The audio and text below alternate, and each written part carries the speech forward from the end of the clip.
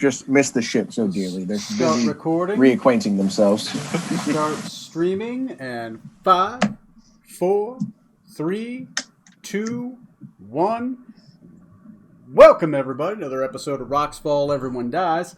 I'm here with the crew of the Nostromo. We are on episode 69. Nice. All right. So, this episode, we're going to see who gets fucked. So, probably not me, but good luck, gentlemen. Speaking of getting fucked, what happened last game? Last game with the crew in the Nostromo, we embarked on a mission to rout out the gang established by Lopan / Xander in the town of Joso. Made some general plans with Egg Shen and his 3 ninja grandsons on how to cause a distraction so that we could sneak in or break in or just fight our way in there. Mm-hmm. Which we kind of started off subterfuges with pretending we were customers, like basically renting every single prostitute they had in the place at first. Mm-hmm. And then causing a ruckus to draw one of the guards that Scarlet managed to charm, I think, and who led us deeper into the inner sanctums of the hideout, because that's what we do best is, just go directly to the last boss room and flip a coin and find out if we were being tricked or not.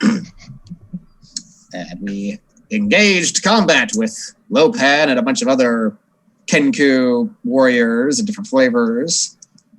Did pretty well for the most part up until Lopan suddenly brought fucking Orcus into this plane for a hot minute, which was very harrowing until the captain used his teleport spell he'd been gifted with to take all of us, including Egg Shen, back onto the Nostromo, heading towards Rokugan. We are finally, at last, back on our ship.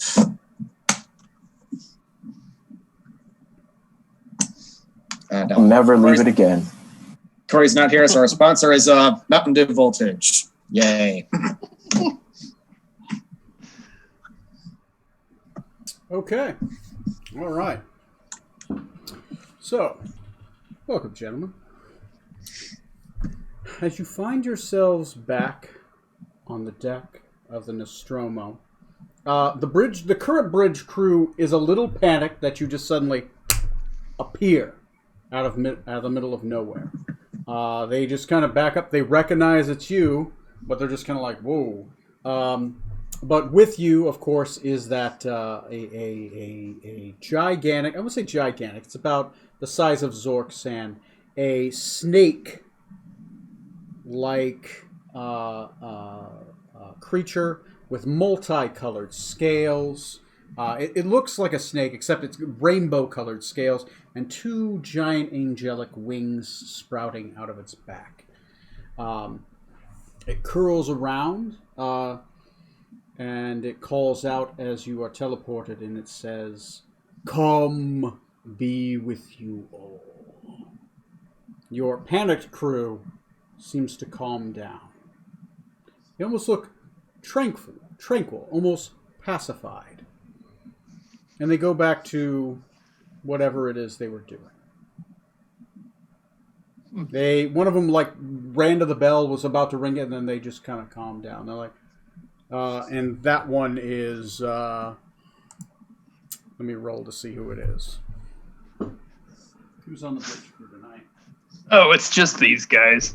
Yes. It's a giant snake. It's just a giant snake. Never mind. Oh wait, our captain's a giant snake. All right, well, you don't want to be racial on it. Yeah. Actually, he's a giant. Wait, it's a different race. Yeah, I'm being racial. It's a third cousin, twice removed on his mother's side. Damn it! My phone won't start up. What the fuck? By the way, he's not like the good equivalent of a spirit naga, is he? No, Or- he's okay. One of you actually made your check on it. Who made the religion check last game? Wasn't me. Wasn't me. Don't think it was me. One of you made the check last game. They didn't say what it was, though. Out of character, he's a coatl. Ah. Oh, that's right. Yeah, I Which is remember a somebody saying that. Form Yes. of celestial. Matt, you're actually semi-familiar with coatl because the game before we talked about coatls. You were asking about the thing? Yeah. And he said they look like coatl feathers. Ah. Oh. And he explained Okay, what yeah. koalas were. Yeah. Anyway, just he seemed to be knowledgeable on that subject. That makes more sense now. Yeah, it always does. It always does. There we go. I'm re-putting in my battery on my phone. There we go. Now my phone's starting up. Must have been a bad connection. Anyway, I'll use the dice roller tonight for a little bit. Roll a d20. Six person. 2, 4, 5, 6. Titania Goldsmith. She turns around. She's like, "Oh, it's good to see you, Captain and Sir Decadic." And Yes. she just, her eyes look glazed over, like she smoked a lot of marijuana. And she just kind of walks away. Back towards the side, just kind of looking out on the shore. There's a beautiful, the sun is setting. It was night where you were, but you are further on the other side of the world, so the sun is beginning to set now. We're so messed up with jet lag at this point. Oh yeah, you guys have crossed 4 time zones, right? Because I have general time zones in the map that I've kind of put together, right, to make it a 24 hours. Basically, every time you guys move this many hexes, I move the time over, right?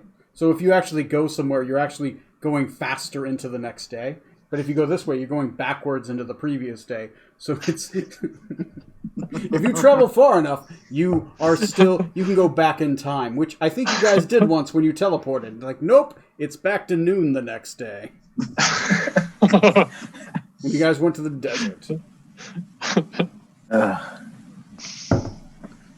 Actually, that makes sense. Time went backwards, so time to go forwards.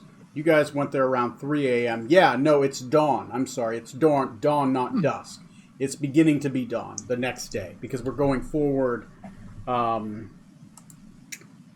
me see. 1, 2, 3, 4, 5. Yeah, you guys are going forward 5 hours. Okay. Because the other side of the world is over here, and that's a full 12-hour cycle. Okay. Cool. Or 24-hour cycle. Anyway. Sorry, I had to do math. All right. So she seems pacified. The rest of them seem pacified as well. I'll say it's Zarbok and who else? I'll just do the one to the left. I'll just keep going left. It's... Oh, nope. He's not there anymore. He stopped existing. It's Alice Stoneskin, Zarbok, and Titania Goldsmith who are on watch right now.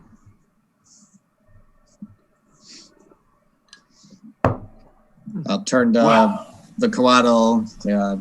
Are you able to resume your previous form so such measures aren't necessary?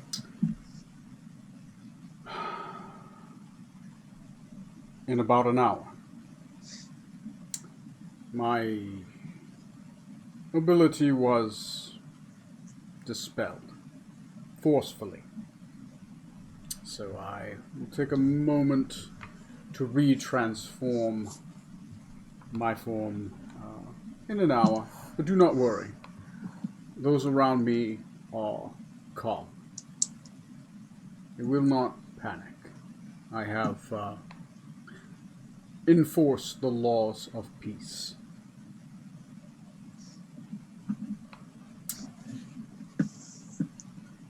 So, Yuck. that was exciting. Welcome to the Nostromo. This may not have been your first choice of places to go, but it's the first place that sprang to mind for us. Beautiful ship. Yes, we've been away from it for far too long. It's nice to be back finally. So you've made your own modifications. I do recognize the Cartholian make. Interesting choice. But you've judged your character, so I trust you. So, we have taken care of Xander and his cult. I suspect he will not be around for at least a 7-day. Possibly before, it takes a while. The magics that he cast were quite potent. I suspect without a sacrifice, a proper sacrifice, he was not able to maintain the Black Sun. Yeah, hopefully it went away before he destroyed too much of Joso. I've been informed that it's gone away. Good. Minimal casualties. Excellent. As Xander, well, old men like me will prattle. No need for that. I don't want to waste your time. Though I suspect I'm going to be sailing back home for a while. Yes, it was the intentions for our ship to meet up with us back in Joso. Some of us have a business to attend there. Of course. Well, each of you have done me a favor. You earn a boon. Zorksan, I can only imagine what it is you want. I don't have an exact answer for you yet. But I'm patient. as long as you'll help me out with Sesebo when the time comes, that's enough. Agreed. So, each of you have a boon. What is it that you want from me? Questions? Items? Power? Each of you seem to have something, and some of you, honestly, very worried about. Each of you seems to be marked in some way by dark forces, some doubly so, like Mr. Decadic. Sorry, double A, so? Oh, yes, those are potent curses. There's more than one on him. Yes. But Spook's the one who got the second yellow. Wait. Besides the yellow brand, what else am I cursed with? Death curse. Oh, Oh, Yes, the Red God has marked you.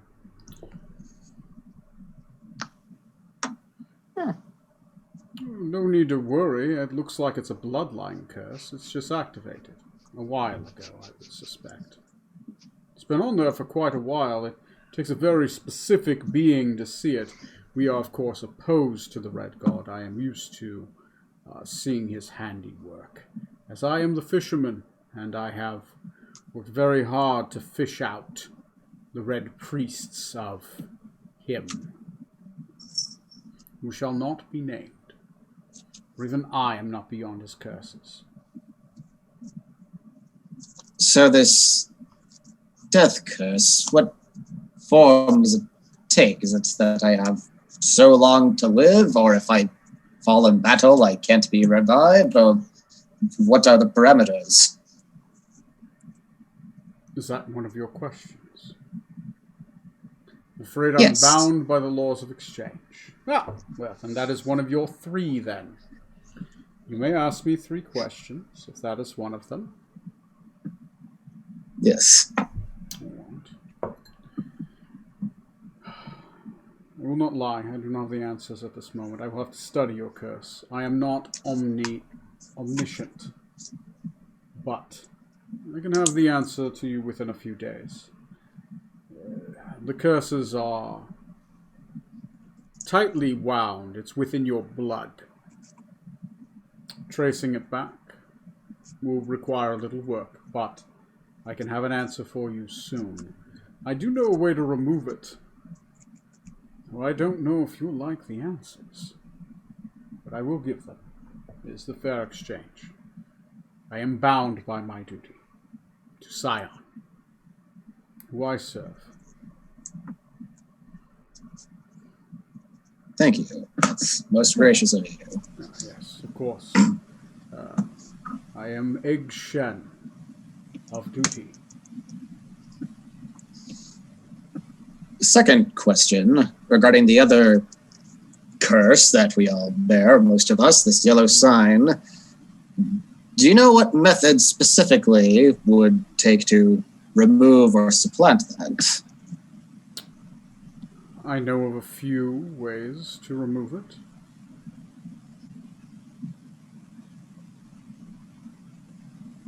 But I know of one that will work. It is potent, but it is deadly. But she would be willing.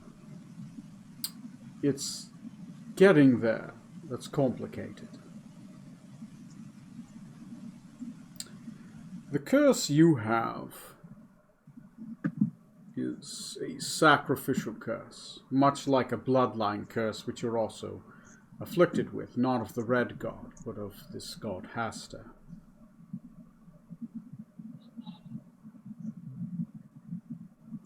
The Banshee Queen possesses an item in the Lonely Mountain.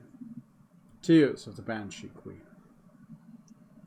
It is a greater stone of negation. It doesn't negate magic as much as it can unwrite an event from your history. One mistake. It can undo any 6 seconds in time. But only your time. She would allow you probably to use this item, for she is a good and benevolent ruler. She's bound by her duty in the Lonely Mountain. It's getting to her that's complicated because she's surrounded by demons who cannot leave. For she has bound them there. She has unwritten their 6 seconds. So, she's in the heart of a mountain full of demons. But if you make it to her, she would undo this curse. And I'm certain at that point, Master would have no more to do with you. Of course,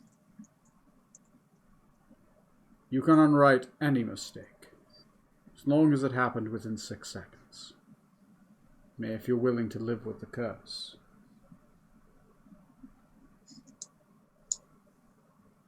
This would bear its own curse in its place if we did this.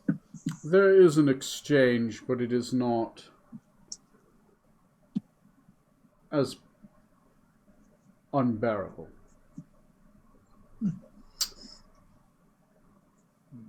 The exchange normally is equivalent to the task. Undoing the curse would take some work. It might take a few years of your life away.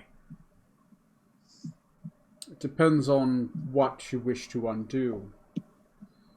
There is not a true equivalent exchange, but the stone does reap a price. The price is normally life energy, commonly upon the casting. To an elf, not such a burden. To a mayfly, it's world.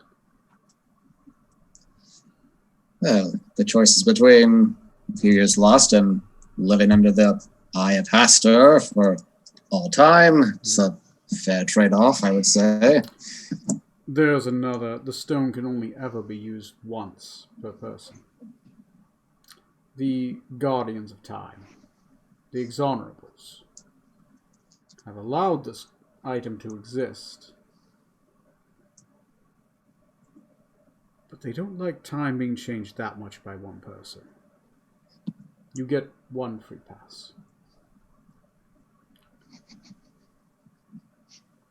But you would enjoy your company.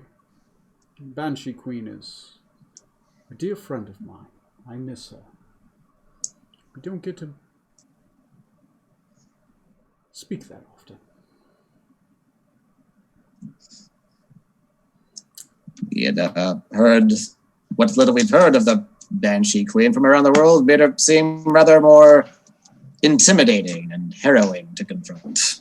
She is intimidating and harrowing, but she is an elven queen. Elven Queen of Bones. I warned her of a mistake many thousands of years ago, but she believed as she kept digging that she would be able to save that which cannot be saved. Valashdana is gone. The worms have seen to that.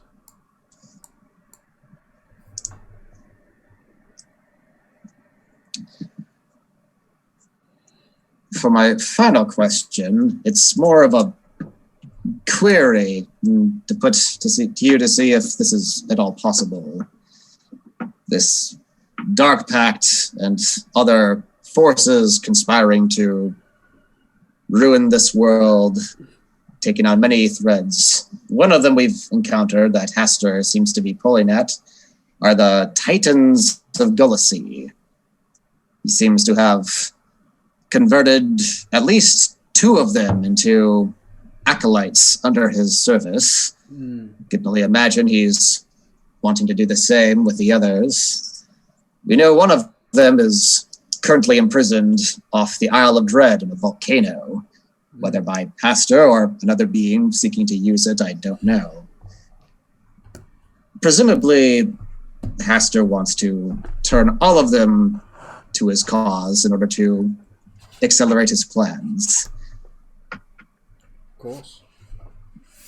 If it were somehow possible to restore this Titan to its state prior to the Blight of Burn, where it wouldn't be a mindless force of nature, but possibly an ally to work with us against Hastur, what would that entail? I can only imagine it would be magic of the highest order. Well, I know of an item that could do it, but it would be difficult to get it from her. But you are heading that way. It would be the tears of the Banshee Queen. Could potentially undo a curse. I think you already have other designs for such a thing. And I would not consider it an answer given if I had already given you an answer. No, there is one other being, I believe, that may be able to help you.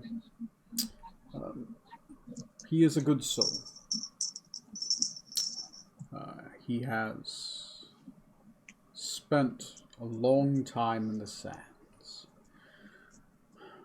But if you are able to reach him, I'm certain that he will be able to help you with potent magics. He is a master at undoing curses, as he has studied to undo the greatest curse for quite some time in binding magics. I am speaking of the Rainbow Lich, Kelathan. The Elven High Magus of Samadhi. Travel the dunes of Samadhi.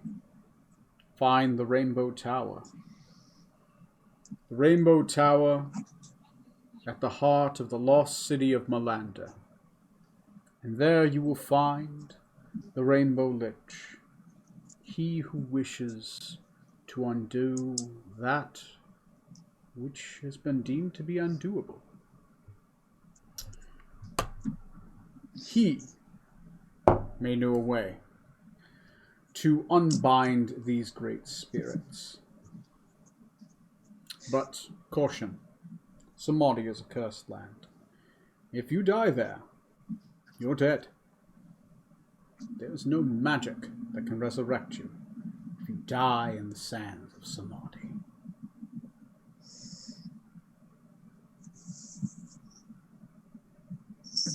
Curious. Seem to be ever drawn towards that place. It's good to know that there may be someone of aid we could find there. Well, the Red God leaves his works on these lands, but at least that fish has been lured, and he is stuck.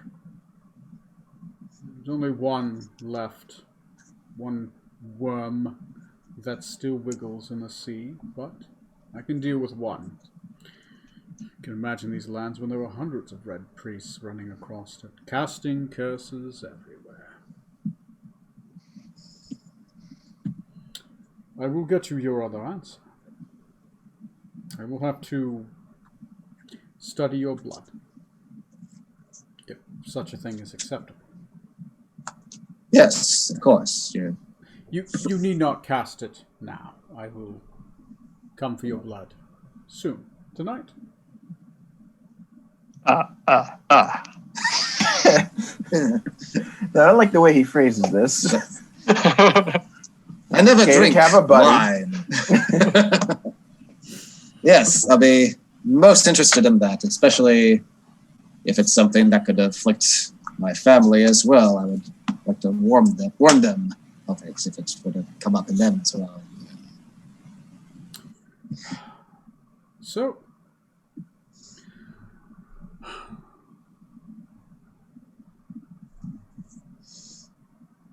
what else can I help you with? So strong.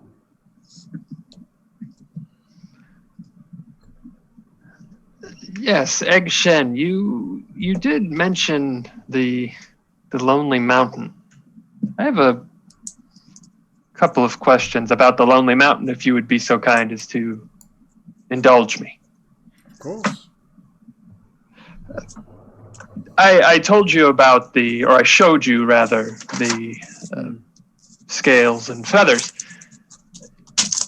It occurred to me after speaking with you that the night that these showed up, I heard a voice beckoning me to the Lonely Mountain.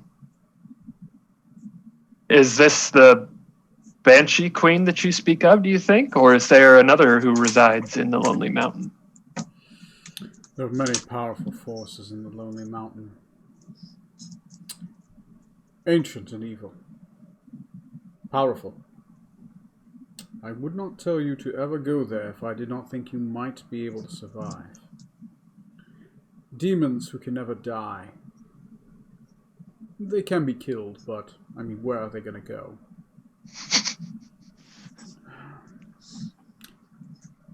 The Lonely Mountain.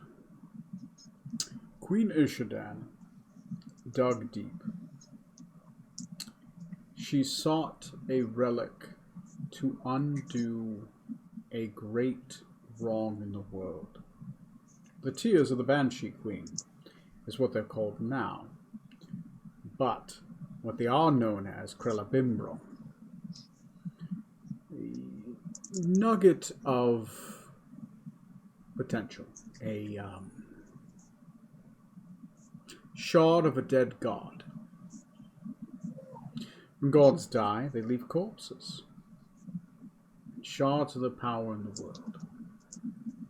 There was such a power under the Lonely Mountain in Ishadan. The Queen of Ishadan took on the call. Many thousands of years ago, there was an ancient and powerful, the most powerful of elven kingdoms existed before the age of man, before the age of dwarves. when it was just the elves in these lands, roaming free. And I was but a small wormling, a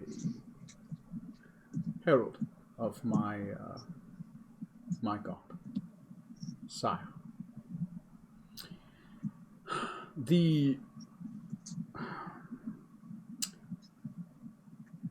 To get to the shard, ripping it free, she did not realize it was a plug into the abyss, and forces fell from the abyss out of this plug soon after it was pulled. And once you've uncorked a bottle of wine, well, there's no corking it again. Well, there was corking it. She could have used the shard to recork the bottle. But instead,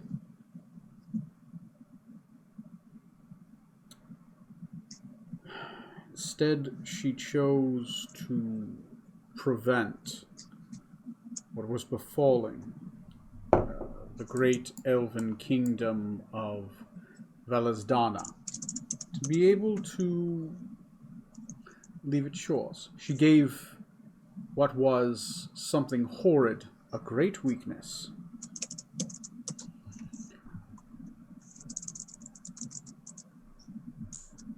And thus they were unable to leave the shores. I'll explain them soon, but I do not want to waver from the point. She used the last of her magics. She used her life force to bind these demon forces. They cannot go further than a day from the Lonely Mountain, and because of this, they are bound there. The lands around them are dead, but they cannot leave the influence of the leak of the blight. You probably heard her call. She probably sensed you, as I sensed you.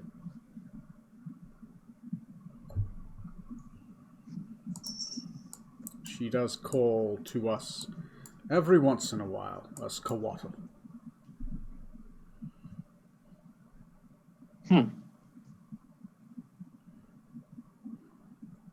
Did you know your mother? I mean, my parents raised me in Medias since I was a boy. You should speak to them. You should speak to them. And I suppose since the feathers are surprised that your mother didn't have any, nor did your father. You might want to ask them who your real parents are. And I suspect, since I sensed you, I may know. Papa? No. You're not my son. But you are descended from my lineage. Far removed, as most are. But there are only 2 of them left, and one of them is dead. The other one seeks my blood. So, not on the best terms with the other? That's a complicated question. Best terms... She killed her mother. And she blamed her son for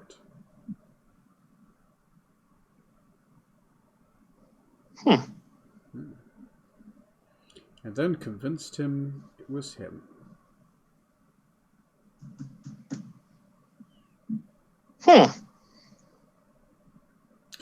So, if I understand you correctly, Eggshen, I have a sister? You have a mother.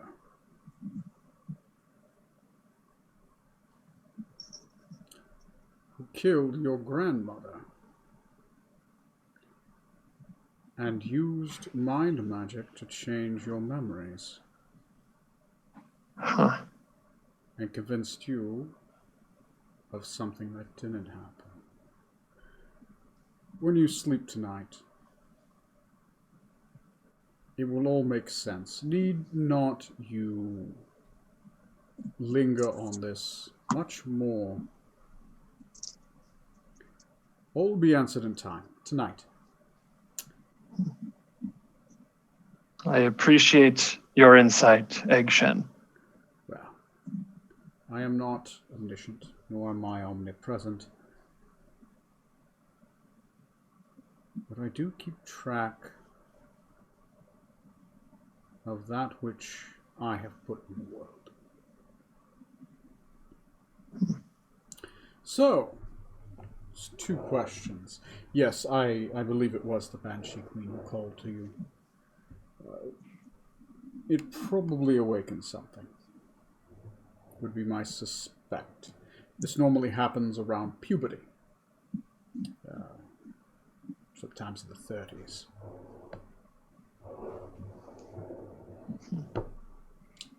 So, questions? You have 2 more, or 2 small demands, or 1 moderate demand. Comes in powers of 3. Always in exchanges of 3, as is the ancient code.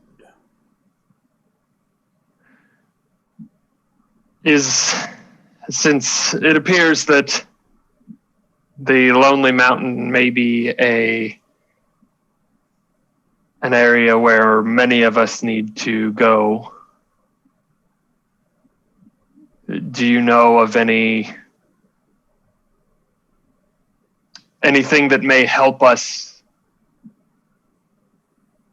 protect ourselves against the demons, or the safest way into the Lonely Mountain?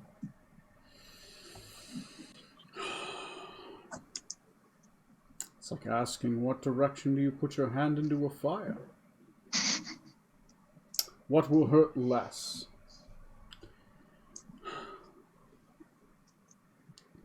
The demons there are potent. Expect a fight. One that you may or may not survive. It is treacherous. I would not go there. If you do go into the Lonely Mountain, the halls of the Banshee Queen are guarded by 3 gates. Each guardian more potent than the last.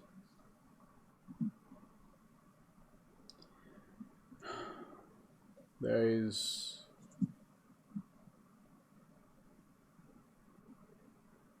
three guardians. If you do head that way, I will provide you a map,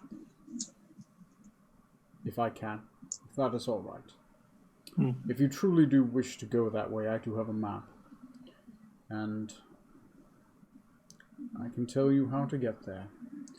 But many people go to the Lonely Mountain seeking fortunes, ancient. Fewer leave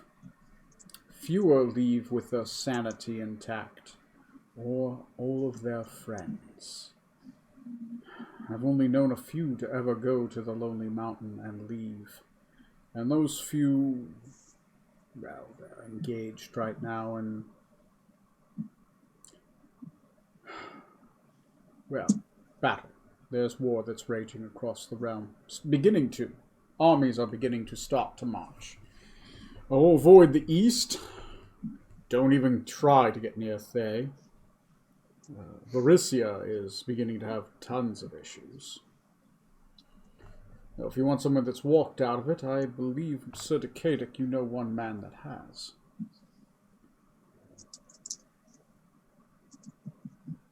Who has even had dinner with the Banshee Queen. Once. Yeah. Yes. But I sent him long ago.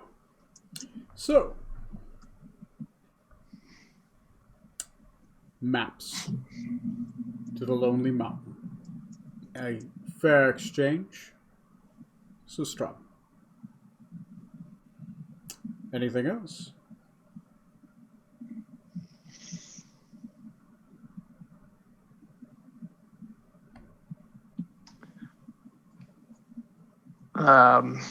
Let me think about that for a moment, Eggshen. Of course. I have time. Zorksan.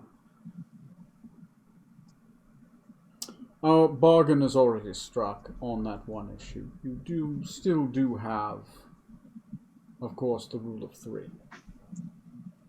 I already agreed with your help on that one caveat. And I benefit from it, so I am not an evil being. I would not make a bargain that benefits me equally. Would not be fair. Be against my duty. Well, I'm glad on that part we can agree. As far as for your exchange then, though, I feel they've gotten quite a lot of useful information from you, so I'm going to take a different approach. And I would like some sort of either magical boon or power thing. You wished power. All right. Yeah, I still don't think I'm powerful enough yet to strike Sessiva down myself. So every little bit helps right now. You want power that I can offer you. Would you? Well, of course you would. All right. Power it is. When you awaken tomorrow, you shall have power. Good power. It is all I can give.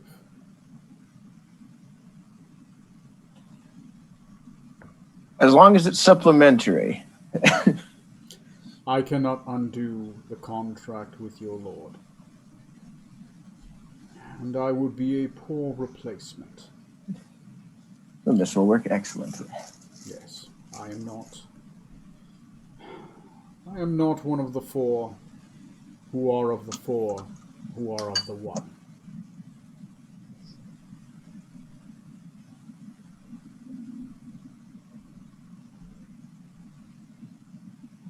Sure. Definitely know who you're talking about. And agree. Mysteries. Mysteries. You seek the 4 of 1 as the 1 of 4. But fire begets ice. But does scare away the roaches. Mysteries, questions unanswered, unsolved. But all will be answered in time. I do not know the future, I do not write it. But I have studied pieces of it. A caution if you go to the Lonely Mountain.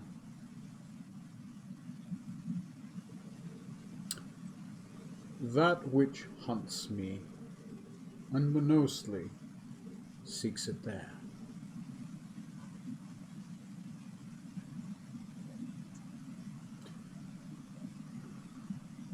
I would not spill her plans in public.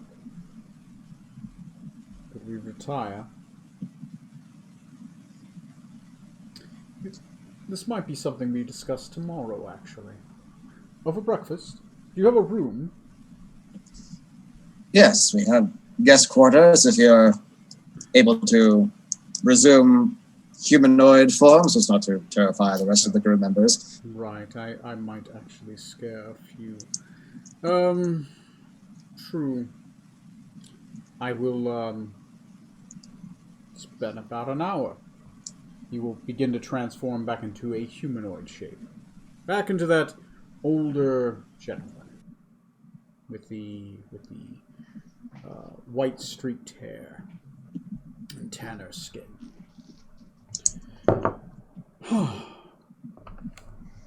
This helps, correct? Yes. Should calm their nerves. Good.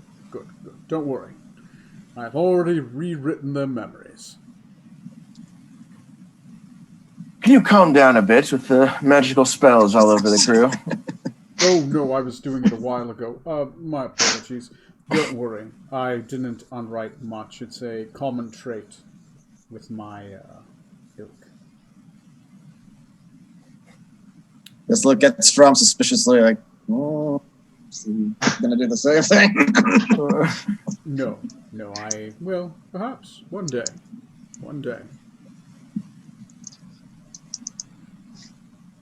So,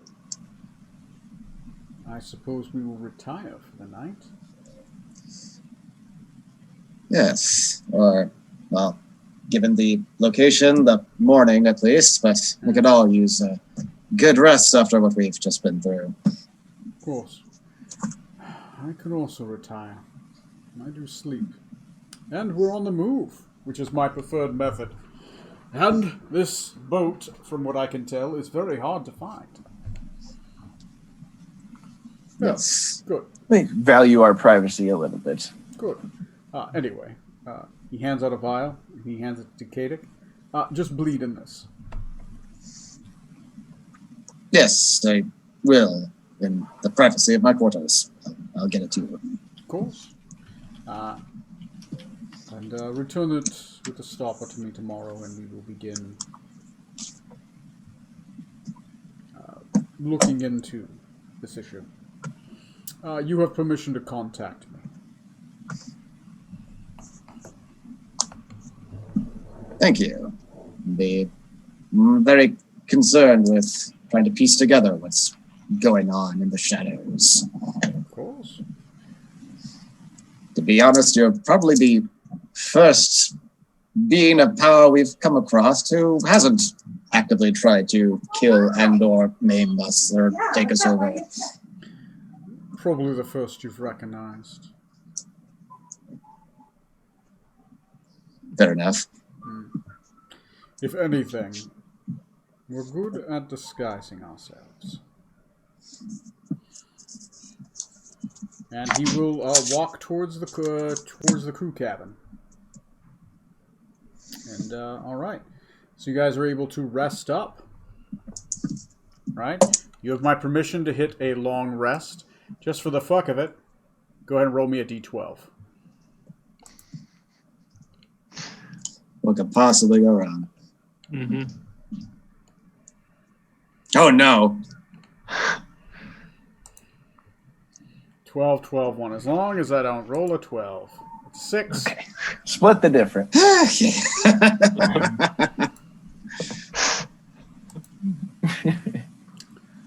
So, Strom, we'll begin with you. You have a vivid dream. You... God. My elbow almost knocked over like 3 books. And my liquor. What the fuck? All right. I don't know which one's worse, the liquor.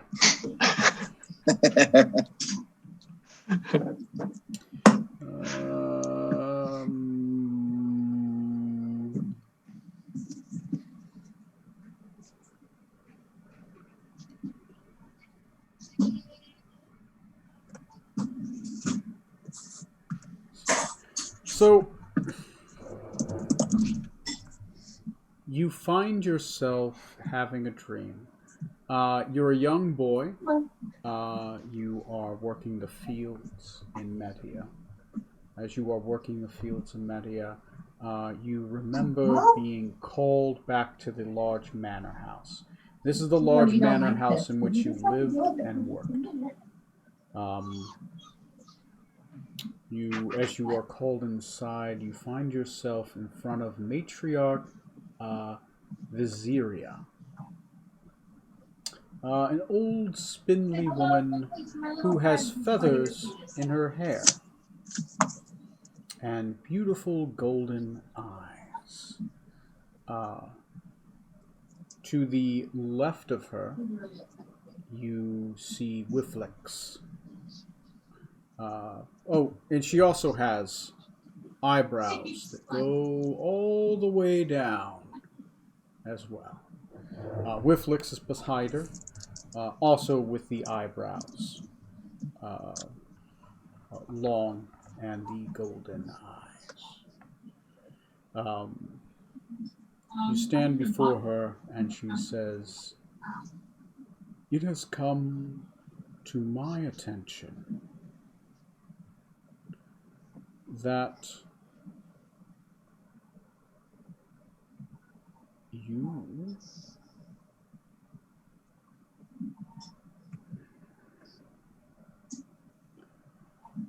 She looks over to her daughter, mid-sentence, and she says, "Whifflex, why did you not tell me?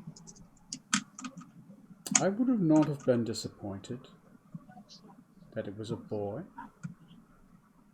Need you hide him in my own house? Need you be so ashamed? Men are our other halves. They are bound by duty. That you have a son should not be shameful." The memory continues. You see an explosion of light. Whifflex appears angry, and she stabs her mother in the throat with a dagger made of onyx black, and she rips it through. The matriarch spills blood onto the ground. As it does, she looks towards you, and her eyes glow golden. You feel power come over you. And much like the boatmen, you become pacified, tranquil, susceptible to suggestion. She puts the dagger in your hand, and she whispers in your ear, giving you details that you have done this horrible task. She walks away.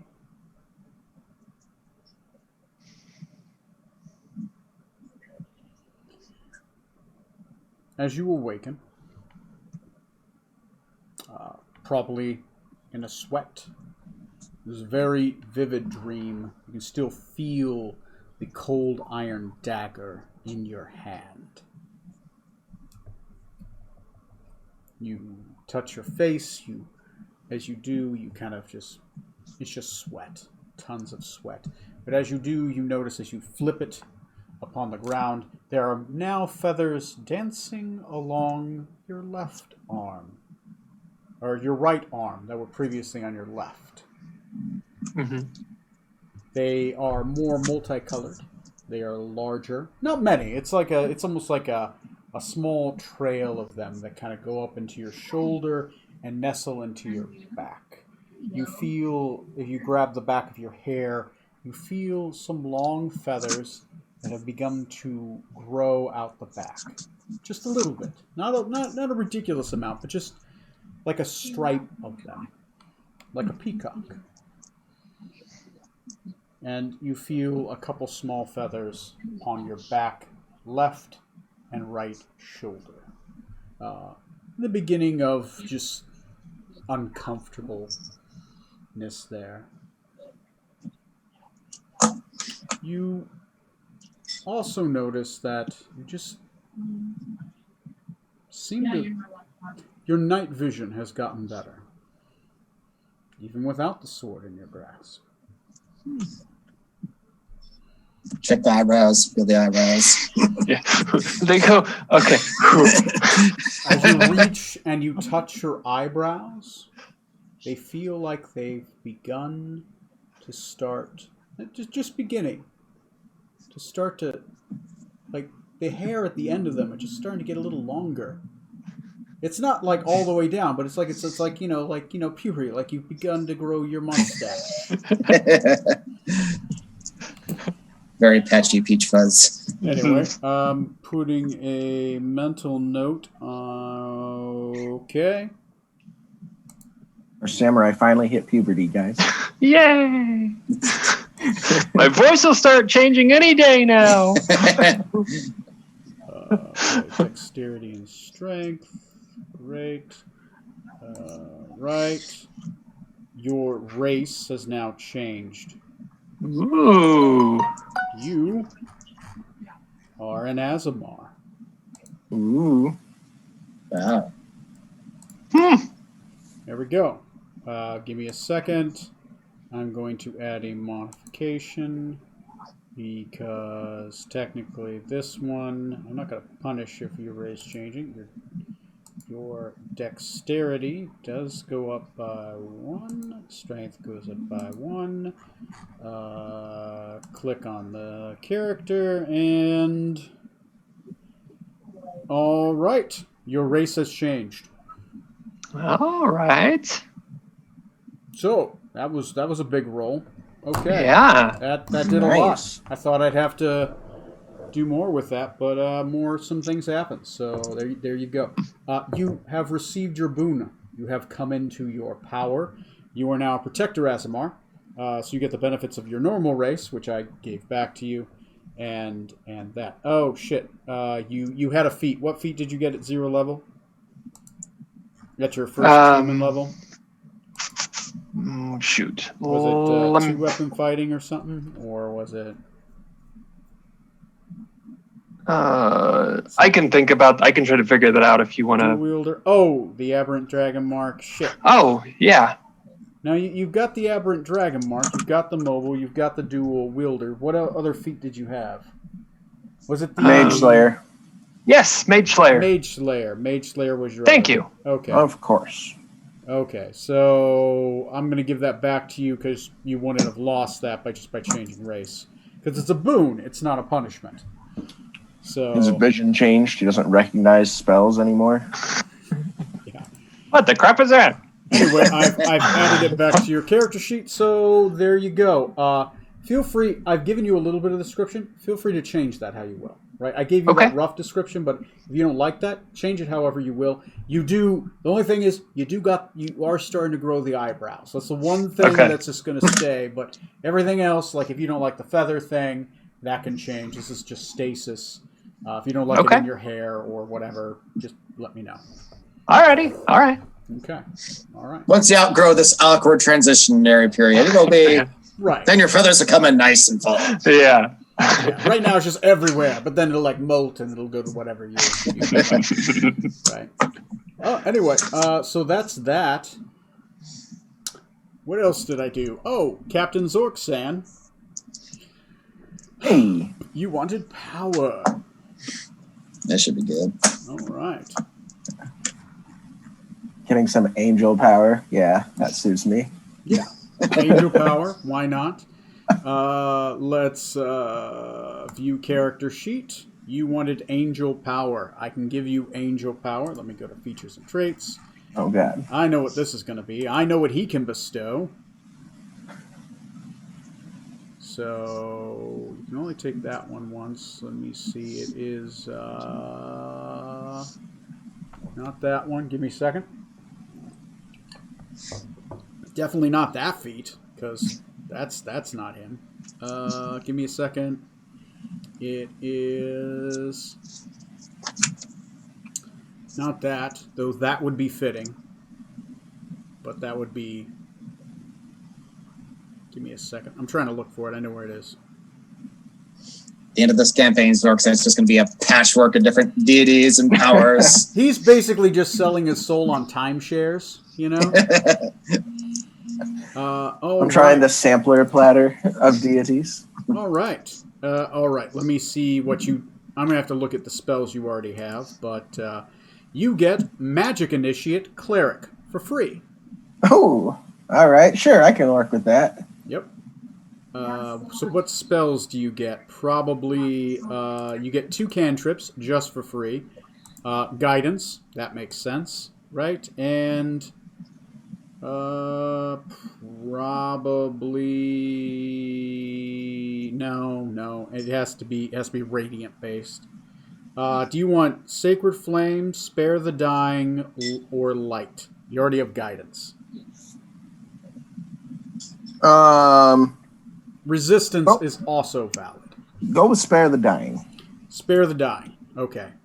First level spell. What first level spell would you want? You got Shield of Faith, Sanctuary, Purify Food and Drink, Protects from Evil and Good, Moment of Truth, not Inflict Wounds. You can't do that one. Healing Word, Guiding Bolt, Detect Poison. By the way, you can cast these as a Warlock spell now as well, because once you get it from this, you can always upcast it. Detect Magic, Detect Evil and Good, Cure Wounds, Create or Destroy Water, Command, Ceremony, Bane, and Bless.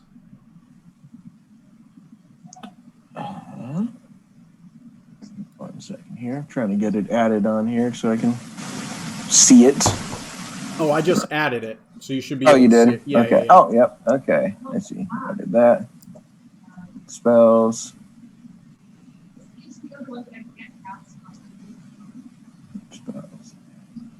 Shield of Faith is concentration. It would buff your AC. Sanctuary is not concentration. It's like that's a don't hit me power. Purify Food and Drink. Purifies Food and Drink. Protection is good. Really good, but you can't upcast it. It's concentration. Moment of Truth. A neat spell if you got to have somebody answer a question honestly. Healing Word. You don't want somebody to die. Guiding Bolt. You want to shoot a Kamehameha Wave of Death. So does it use one of my Warlock slots to use this spell then? Or You have I an have option. one for it and then an option to You have an option. You can either burn it at its lowest level once a day, but you also automatically get any spell you learn from this on your Warlock upcast. Okay. The same would be for like Strom, for like that one thing you get a spell from. Technically, you can upcast it if you gain spell casting levels, right? You know the spell, so you can add it to your repertoire.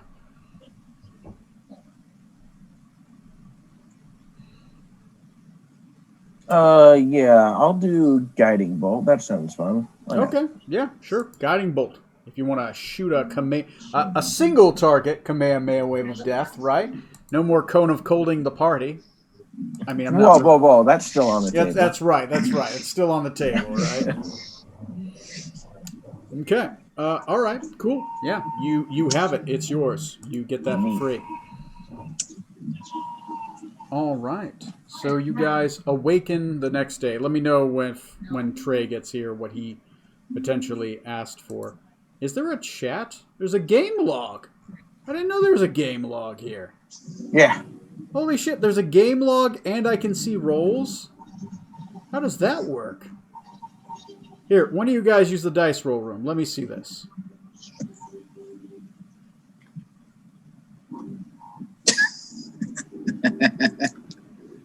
I didn't know they just added this. We don't have to use the dice room anymore, guys, if this works. Did somebody roll a dice? I can't tell. Wait, On where our are you at? character sheets or the dice room? No, in the in just your game sheet. Okay. Here, I'll roll. We didn't register as a call.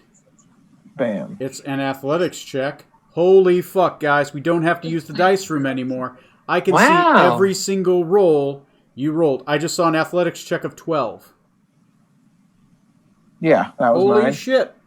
That's useful as fuck. No more punching stuff in. You can just roll a dice and I can see it all. If you're in the game thing, it's in the game room.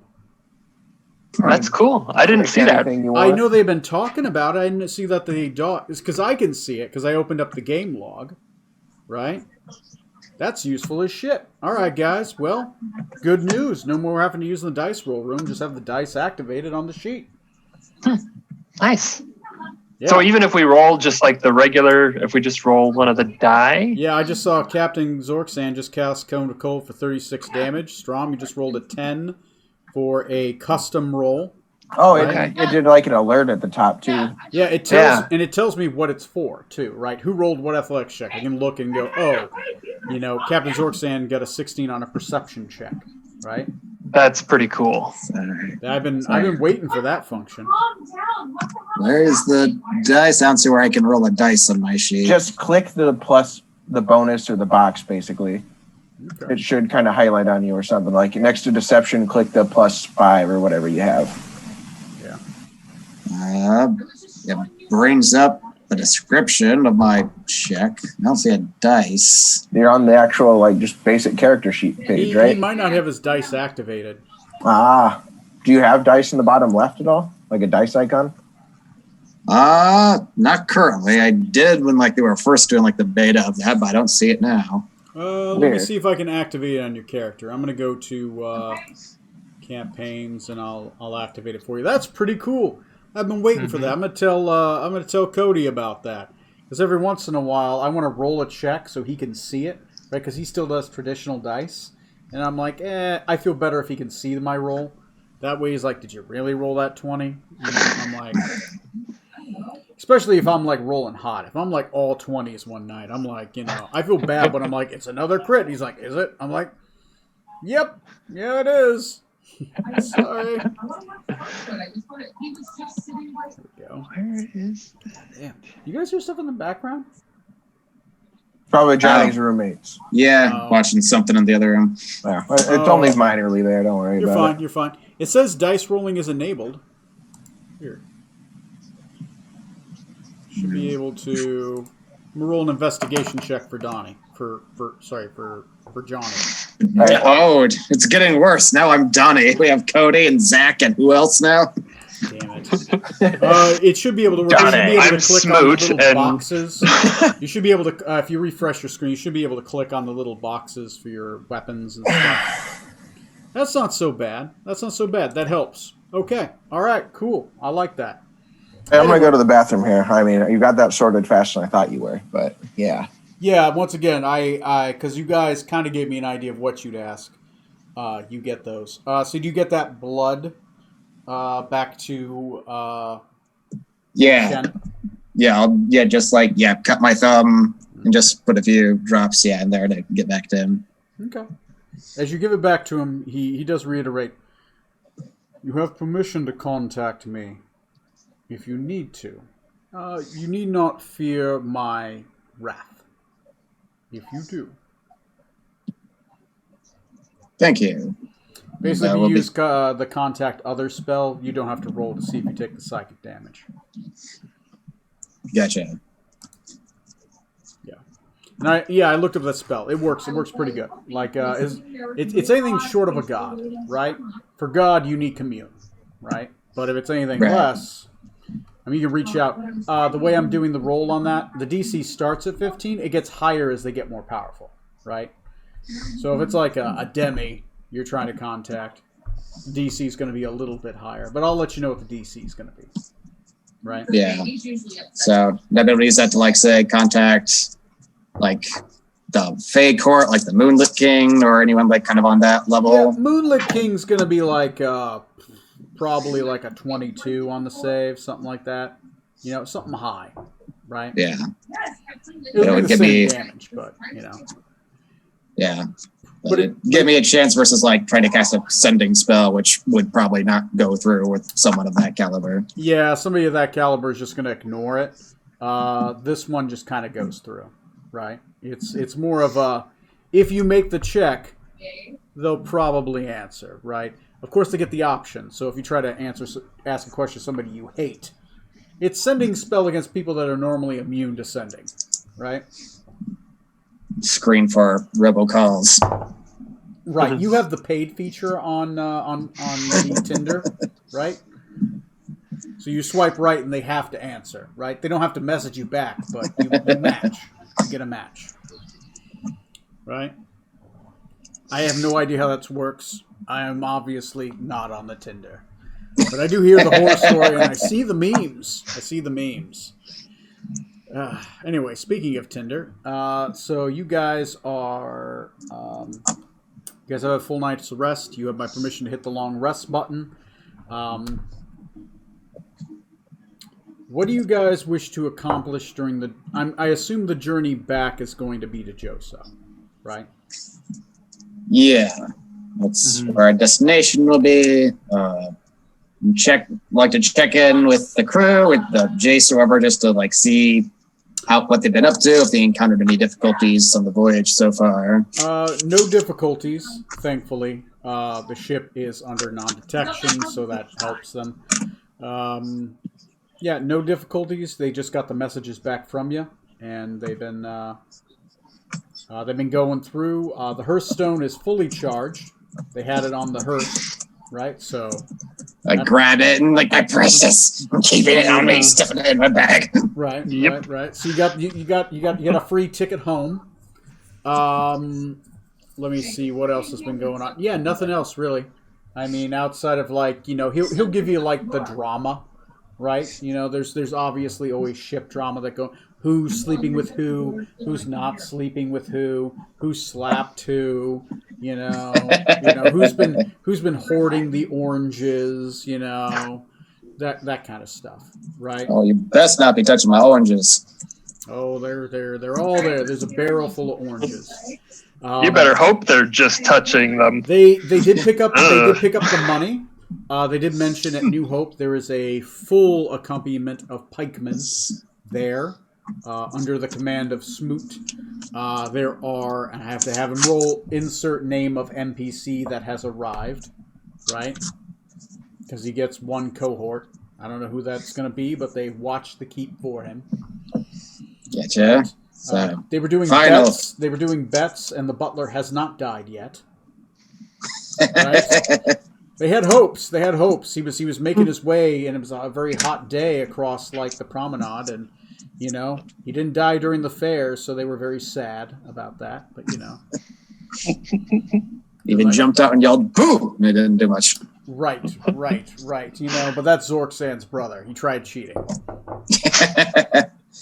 All right, so I can finally share these numbers I've had on me for fucking weeks now of our shares. Get. Oh yeah, you guys get money. Yeah. Yes. Distribute that money. Nice. I'll post Neil's on the Facebook group, and I'll let Corey and Trey know once they get here.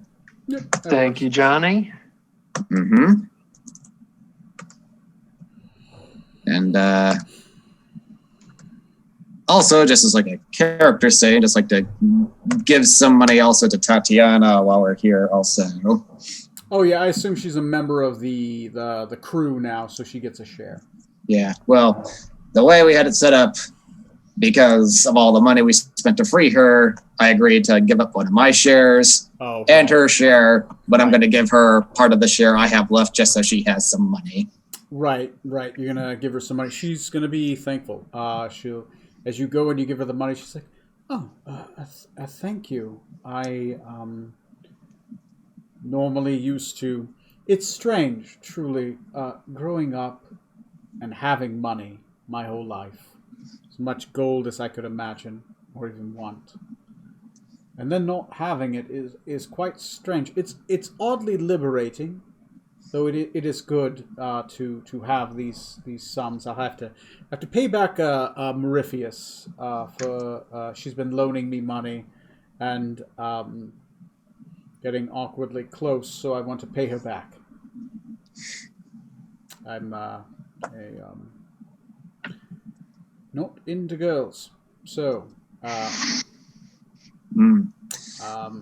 she asked about you often, though.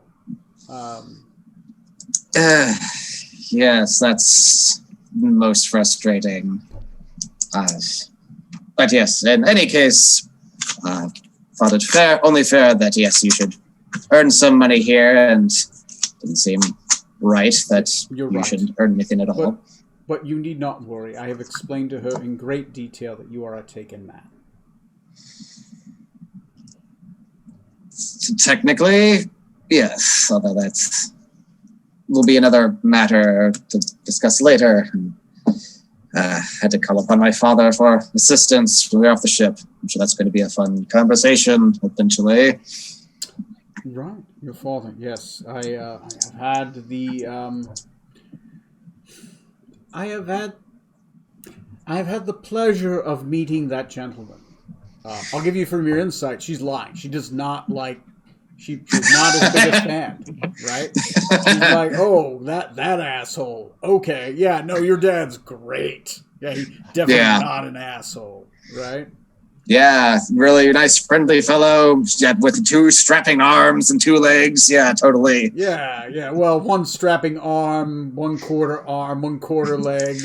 You know, Missing an ear or nose or something like that. Yeah. I'm just not sure all of his eyes are real at this point. That man has seen some days, right?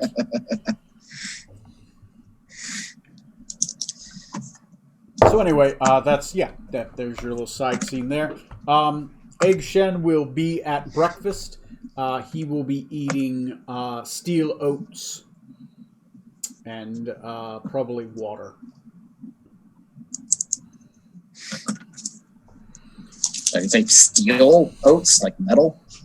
Steel oats. It's basically just dried oats. It's called steel oats. Oh, okay. Dried, just normal plain oats. It's basically monk food, right? It's food so bland and lawful that you figure Jesus would even like put a little sugar on it.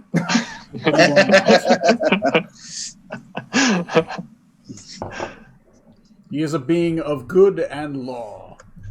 So, yeah, there you go. Welcome to breakfast. The most important meal of the day. You do have to eat 3 times a day. It is the law of 3. Is that why? Okay. Yes. Most things are in 3s. It is the dictate of Mechanus. It's another plane. It's fine. It's okay. Yeah, Don't go there. Don't go there. It's just not a great place. It's not as fun as this realm. Though this realm is not the... Well, it's one of my favorites. It's one of my favorite realms. What is your favorite realm, if I might ask? Oh, my favorite realm? Oh, it's this world... Faerun is interesting, right? Golossi isn't too bad. Zantrial is a fascinating place. Quite the love affair with that world. I do not like the shadow-touched lands or Mak'uk. There are hundreds of worlds, different gods. I only touch the ones in which my lord resides. I am limited to his sphere of influence, though we do try to spread. If anyone's ever interested in jumping on board the train, Mr. Zorksen, just saying. It's, it's never too late. Never too late. I don't think our general ideas align well enough for that. Well, for now. The thing about hearts is they change. They change over time.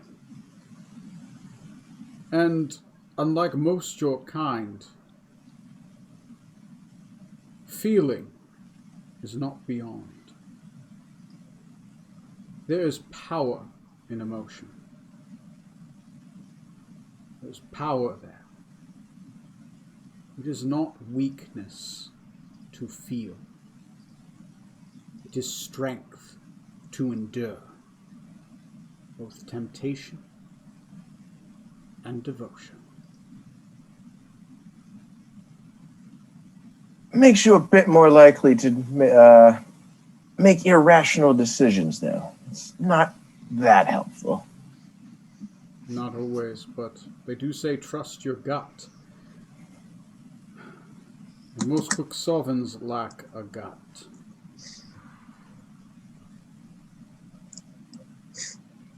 But not all. Look at Zarbak at the far end of the bench, like, yeah. Mm-hmm. Zerbok at the far end is like, have you heard the great lady, the Moonlit King? He's a great guy. He's just so cool, you guys. Yeah, you just like your brother's like that weird religious guy that's always just pumped about to be in some kind of cult or group. Zarbok, I know you're not even fully converted yet. You better keep it down over there. Yeah, tone it down a little bit, you know? You're a little into this religion. You're not doing that on the street corner shit like I found you before. You like cold and Have some darkness? dignity. What about death? The Lord of Winter is for you! Oh God, I got a story to tell later. Anyway, Right. Anyway, Egg Shen's kind of sitting there, kind of studying a couple things, but that's about it. Do you guys have anything you want to do the first day?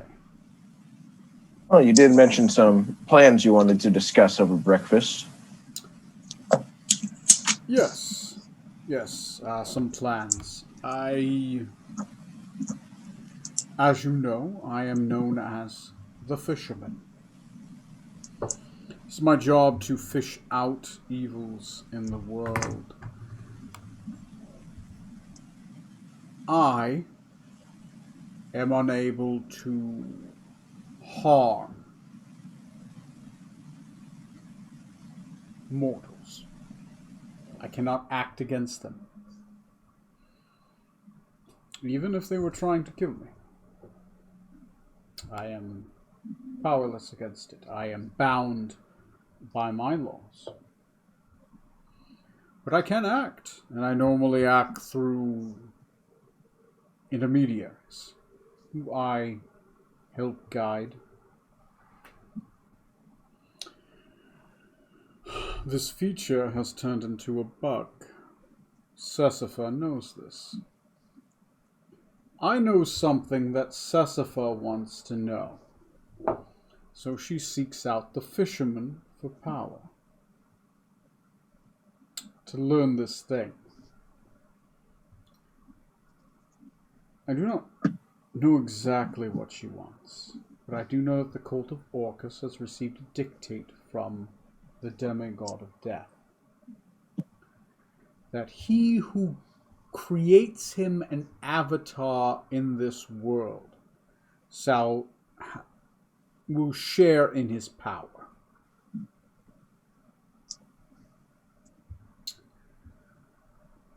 Sessifer wishes to share in this power. Wiflix, which is my influence, gone from Metia.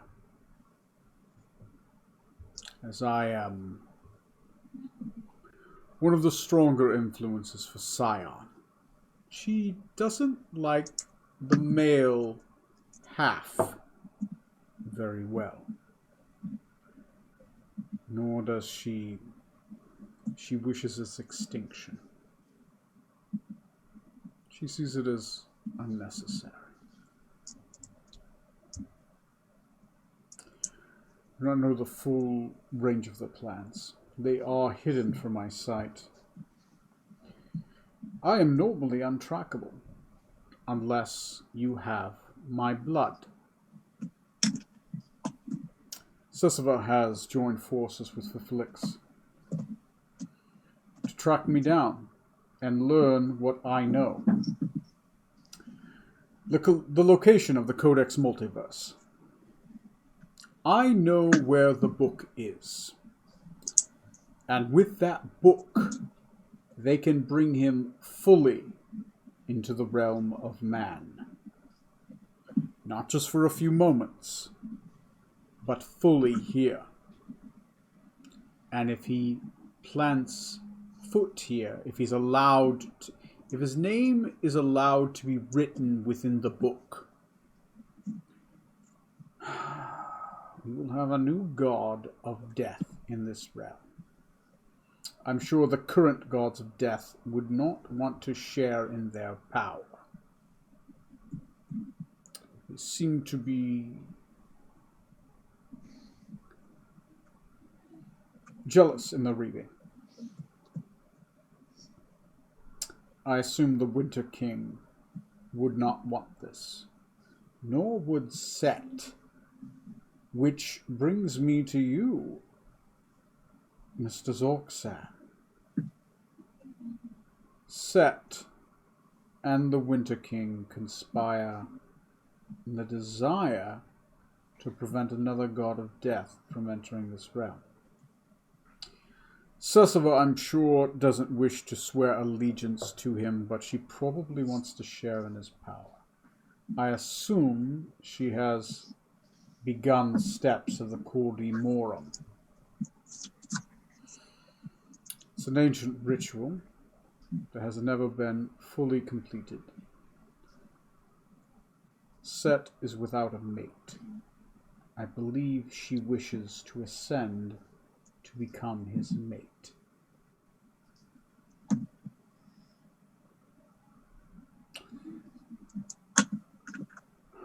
I didn't know that was an option, Most were but not it the does most- sound exactly like something she'd go for. Most who were not the most devout of priests would not know of this path. But the higher reaches of the worshipper of Sets do know of it. There are some that even attempt it. None have succeeded. Set has been disappointed with the bounty that any have been able to bring before him. But if she is able to reap enough souls and share in enough power, he probably would not have a choice. She would steal power from him only to bring it back with the promise that she would be with him. And she would become a goddess of decay. Or something. I'm not sure. That's my thought. What Withlix wants, I do not know. I assume the extinction of all males. Or at least men within Metia. To snub the power of Scion. She's a fanatic. She believes that only the mistress should exist, and that Scion should be scrubbed. That duty should be ignored. Well, fanatics, we are unable to intervene. But I'm sure that a sturdy Ragabash group of adventurers might be able to stop her. So far, my rangers of strength have been unable to stop her. They've been busy with other issues in the realm. Recently, a bunch of evil demigod deities escaped from an ancient evil mountain from an unknown world that has supplanted within our own, much like really a thorn within the side of the lion's paw. If you're interested, I'm always willing to give work. I have many evil forces that need to be locked back up within an ancient mountain at the height of Barovia. When Barovia came, so did its weeds. I wish to contain them. Back in which they came, in which Barovia was released onto this realm. But, who knows? The one that we're for has disappeared. Yes, Sun King. I suppose you have any idea what possibly could have happened to him, where he may have gone. I do not know. He was here, then was gone. The four that became one disappeared. And then that which was one of four is now three. I'm sure without his influence, the seasons will begin to shorten, and summer eventually will be gone from the realm, if he is not found again. Not a problem now. A few hundred years from now, imagine a world where there is only fall and winter and spring, a never a summer. Never will true warmth touch the land. It would make farming more awkward. Yes, crops spoiling before they reach fruition. The seasons will become shorter every year until there is no more summer. If he does not return, and that which is of 4 of the 1 will be 3 of 1.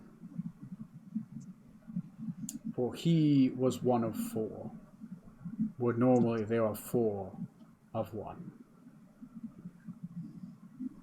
They share in power to become a part of a whole, a season. It's complicated, the Fae, but they are part of this world when they came into it. Before then, it was just chaos. Chaos. I like the law of the rules of change. Sorry to speak of it in such a manner. It's well, complicated. Fayish matters. I've been prattling on. We have common enemies. And you've just about pissed off everyone I've ever heard of. That's what we do, apparently. Mostly the evil ones, really. So, kudos to you, gentlemen. Indeed. We continue to maintain our reputation, it seems, with this latest move. Well, you've pissed off 2 elder evils. You have come face to face with the scions of Gullisy, made pacts with the Winter Court, come face to face with the cult of the Black Goat. Yes. On that topic, it's interesting to learn that America is just a cover for this Shab Niggurath. Is that the name? Yes. Yes. If you knew you were worshipping the Black Goat in the woods, you probably wouldn't worship her. At least until the goat doesn't realize that he is a sacrifice until the dagger is across his throat. That is the way of Shub-Niggurath. So, on the matter of the Fae courts in general, we were initially tasked with seeking out America and the cult masquerading as that by the Prince of the Spring Court, Joy, who seemed to be rather offended at the cult of the name America being co-opted, which makes me most curious as to what his connection to this is exactly. Dangerous whisper, but one in the right company. There have been whispers that the Court of Spring has been corrupted. Not all of them, but one of them. And that he directs for the good of life and birth, for the exchange of power. The power of the 4 who are one is unevenly balanced amongst the 4. The parents, the king and the queen, share in the lion's share of the power. The prince and the princess get less. They seek more power. They always do, even if they are good aligned. The Black Goat in the Woods. She is a goddess of life. That's not always a good thing.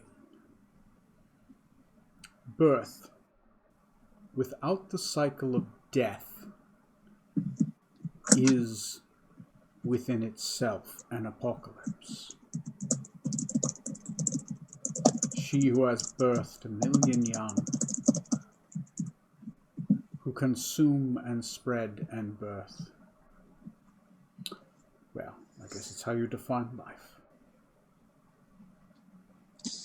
I would be careful with Joy. He is ignorant. All the Fae are, in a way, servants of their emotions. They are opposite of the Quixovans in many ways. There always has to be a balance. That's why you drink water with your oats, else you choke. I wonder, his aspirations. Would it be possible if the Sun King weren't located or restored to his throne, if another member of the Fae Court were to attempt to take his place to try to restore balance? Could that be his motivation? No, but I believe his motivation might be that of the Summer Kings himself, for he is the one that was for.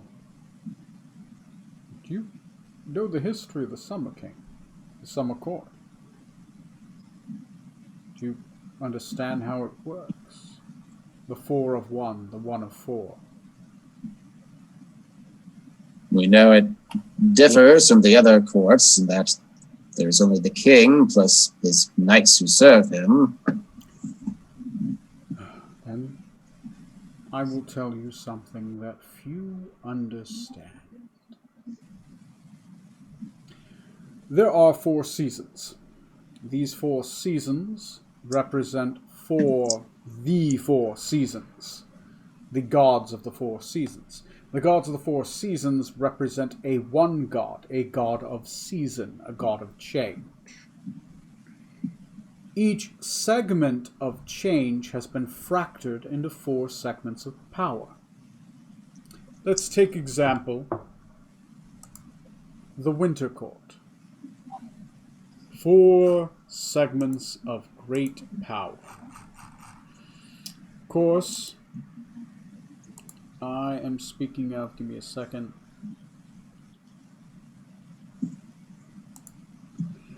Map, the Queen of Winter.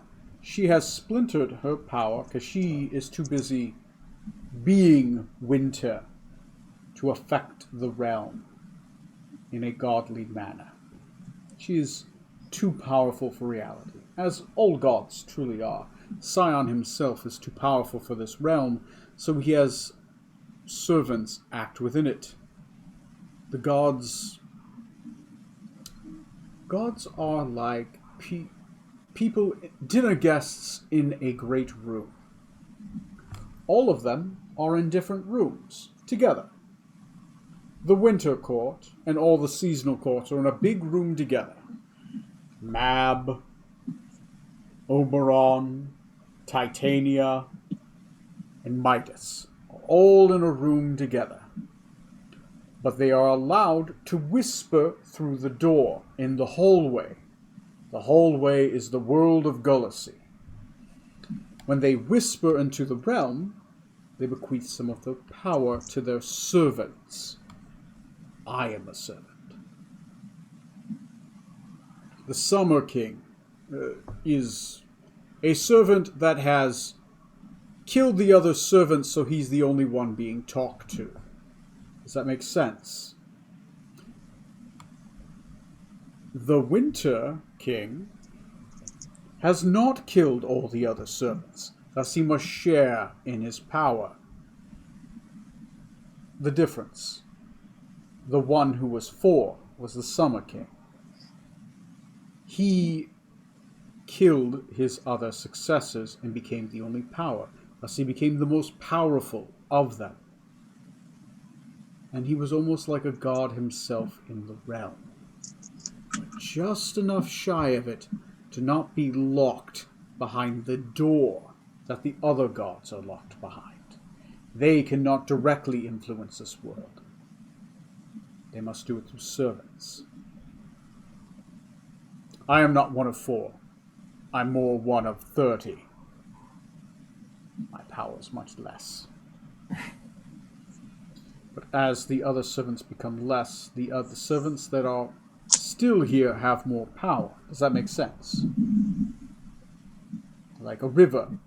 As you divert the streams, those streams that exist become more powerful. My thought is that the Heart of Joy is probably gathering power. More than likely, probably working with another within his own court to usurp the other 2. I would not... The prince is very close to the queen, the matriarch of the harvest, the heartless queen.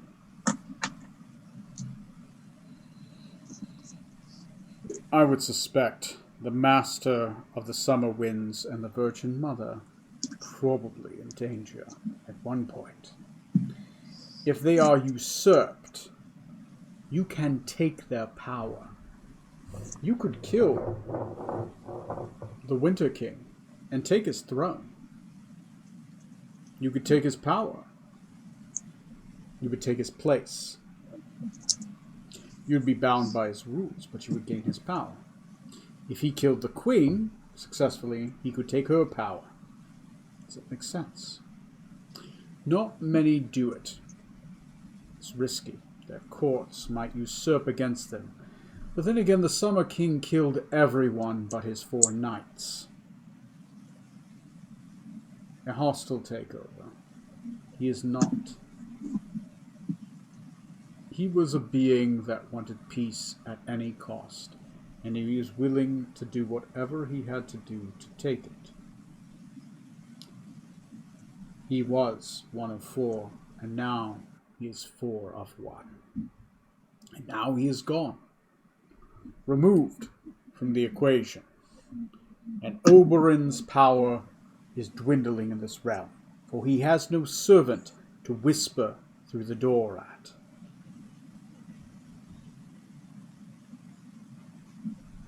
I apologize if that's confusing. It's... So how do we get someone to ascend to take his place? He's not dead, he's just gone. You have to find the Summer King. He disappeared when Barovia disappeared. Okay. I believe that was orchestrated. I do not know how Barovia entered this realm. It's almost as if it was forced here by some unknown power. I feel like we're missing a piece of a puzzle. Might bridge the gaps between our knowledge. I apologize, I do not know much more. I'm not omniscient or omnipresent. My sight is limited by my associates. Well, hopefully we can pry out what you can't see from our modest vessel. So we seem to find trouble no matter which direction we go and uncover all sorts of nasty things. You are not bound by duty. Your eyes are fully open. You may know even more than I. You may not even know it. But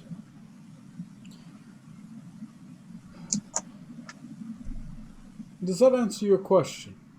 I apologize if that was convoluted. It took a long time to answer. I believe so. I think I got all of that. I would have one thing to caution you. I am not so foolish to not see this as a problem.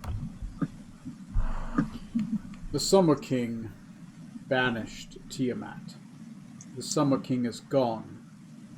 The chains that hold Tiamat in the abyss are weakening. This is a problem for Rokugan. Her mates are at war. I do not see this as an unrelated problem. A symptom. The quakes before a tsunami.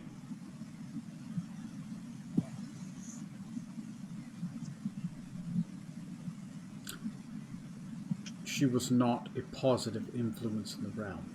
If she returns, the giants will come back. We will have war amongst giant and dragon again. And they will stomp out the smaller races as they come back from their world seeds here. But that's a problem that I am looking into. Bigger problems. Out of character, Tony, just because it's been forever since ago. Is the Codex of the Multiverse? That's not the same one that's in the chest of Zardoz, the dragon lich I freed. Is it? Or is that different he has codex? a different codex. He has the Codex of Death is in his mouth. Okay, I figured. Just wanted to make sure. Yeah. No, the Codex Multiverse is a different codex. Roll an Arcana.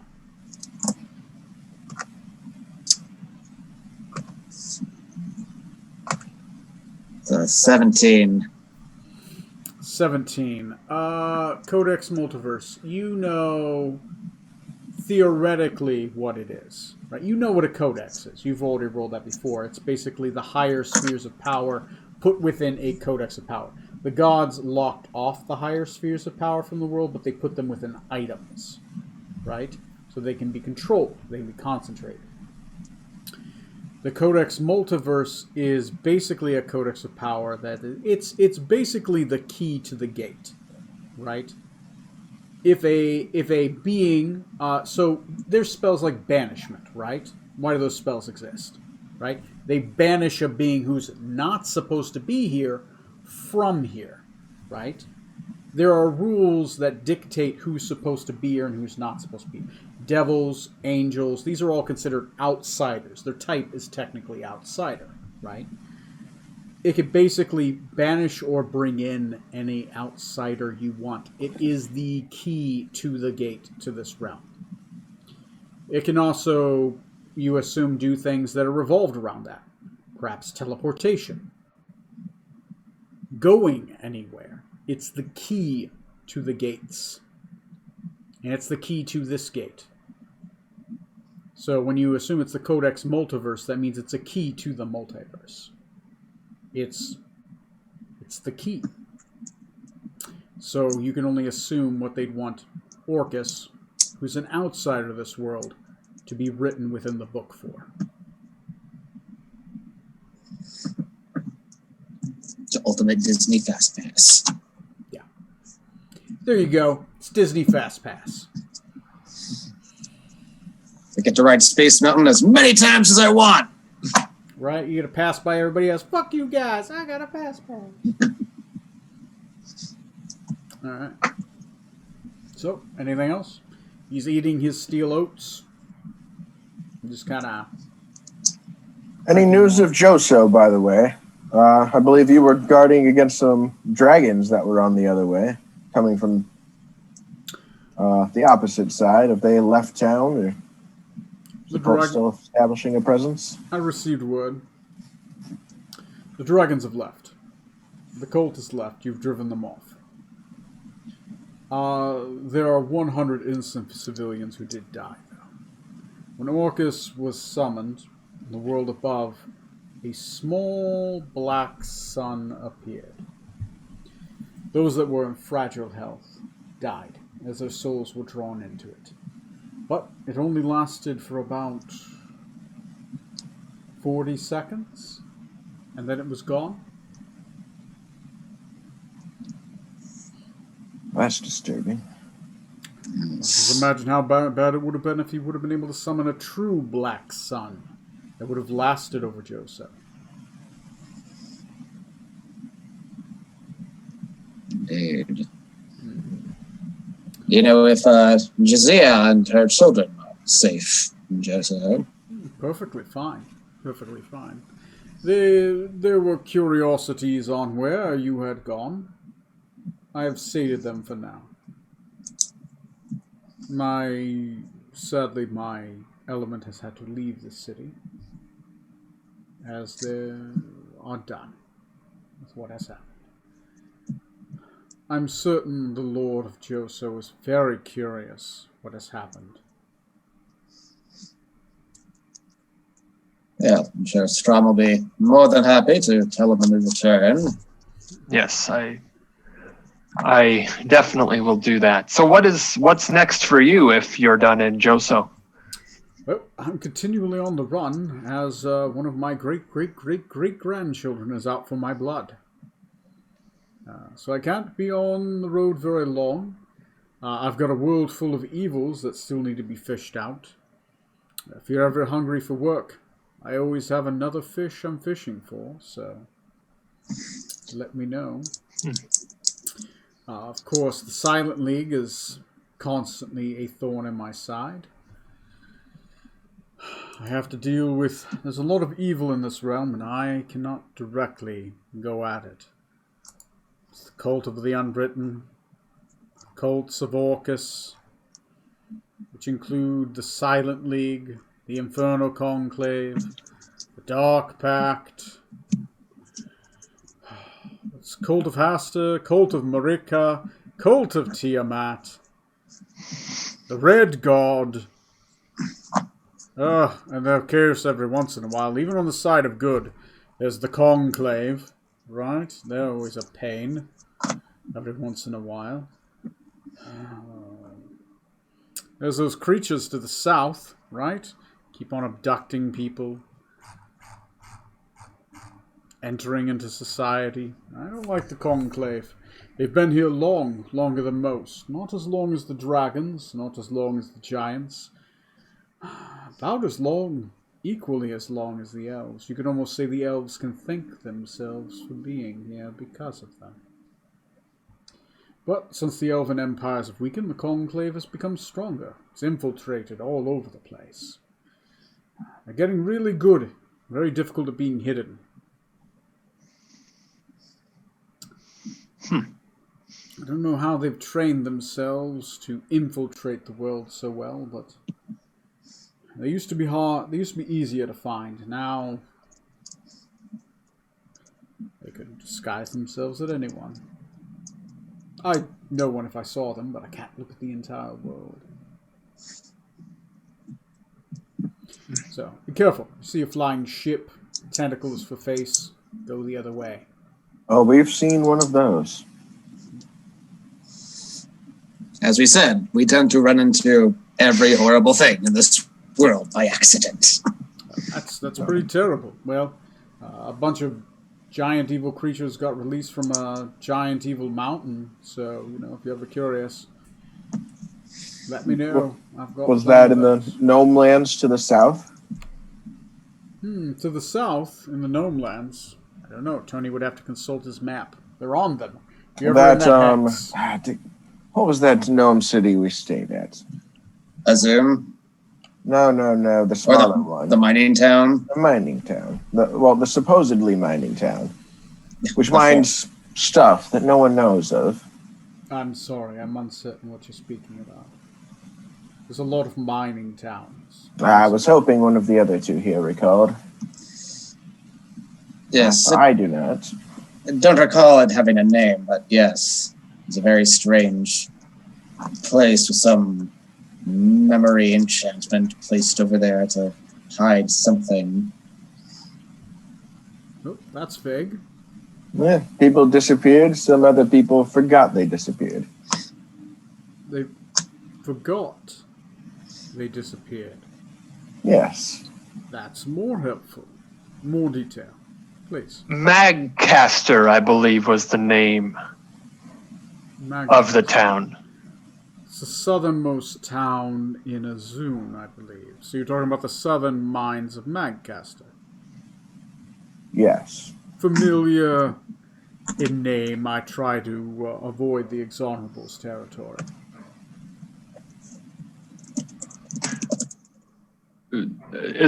Aren't the Exonerables the name of the individuals who would get upset if we messed with time? Yes. Yes. Yes, Mechanists and the Exonerals. The Azunians worship the Exonerals. They worship laws, nature, time, death, change. These are ideas of power. It's how gods are made.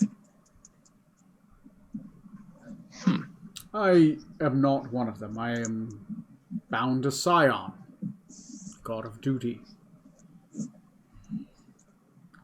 The Exonerables represent the rules that we have to follow. They are not the rules, they represent them. The idea of them.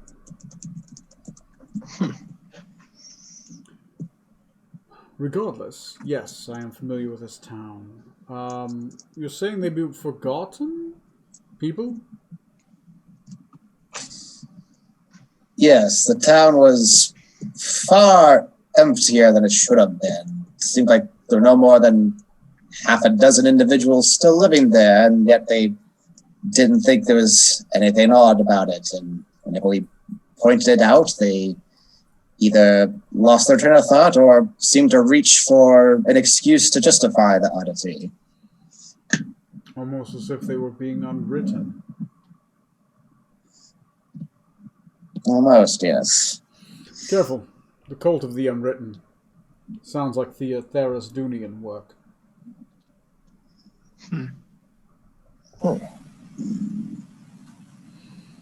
But I'm unable to intervene even there. I have an agreement with the Exonerables.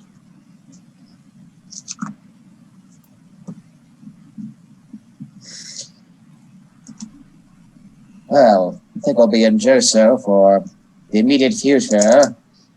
Is there anything else in that area you would like us to investigate or look into while we're there? I wish nothing unless you yourself are ever looking for work. You feel free to contact me.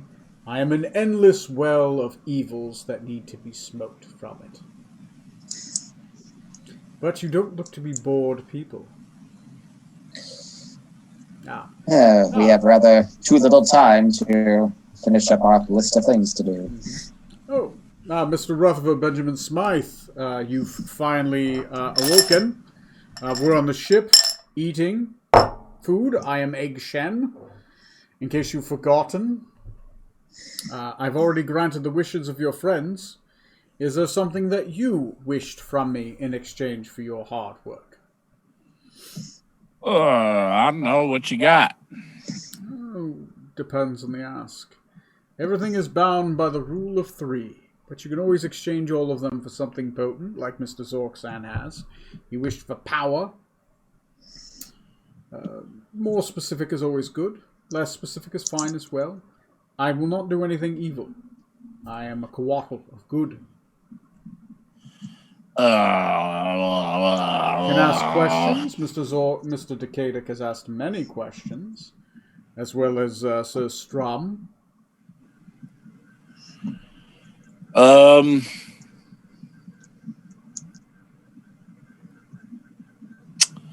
I guess I'll take more. And he puts up his two hands like power and does the quotation bunny ears with his fingers. Yeah, I'm fine with healing word. Yeah. Go ahead, keep going. So whatever that entails. Power. You wouldn't mind if I reach, would you? Do I have your permission to infer? Infer? Yes. To get an idea of what this power is. Sure. Will it hurt? Always hurts the first time. Fuck it. I've been through worse. Come on, do it. Do your worst. Right? You'll see what you think power is. And he looks at you as it is. His eyes glow golden. He's in his humanoid form right now, His eyes glow golden, but as it does, as his eyes glow more and more golden, it's almost hypnotic. You seem drawn in. As you do, his eyebrows seem to grow longer, go down his face. They seem to flip out a little bit and kind of just basically like like little wiry tentacles. As it does, it ends after a minute. This staring contest for everyone else happens for about 10 minutes. For you, Trey, it happened maybe a couple seconds, right? Oh, that's probably an indicator of the depth of Rutherford's character. All right. I think I know what you want for power. I can tell you where it is. It's Yes. You seek ion stones and runes of power. Ancient. But I know of them. I was there when they were crafted. I know where they lie. There's a small hoard of them that I know of.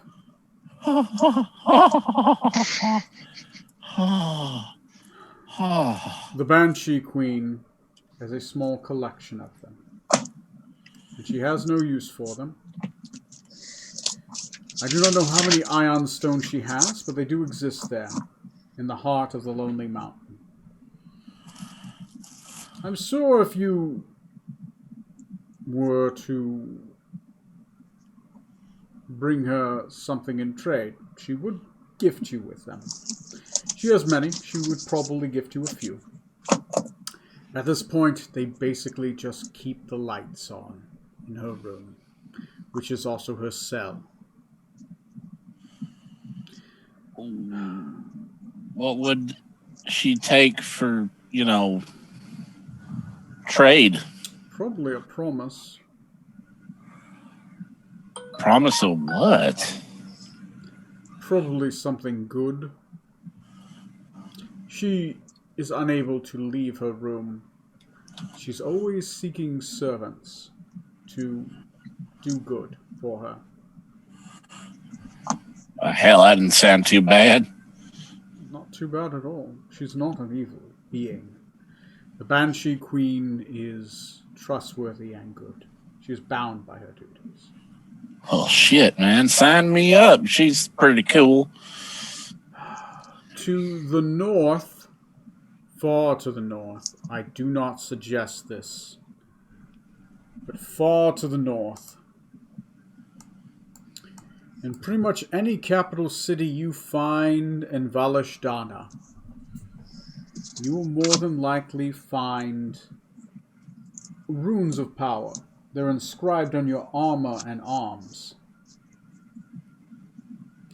Upgrades. Valashdana was full of things that you wear and use. Awesome.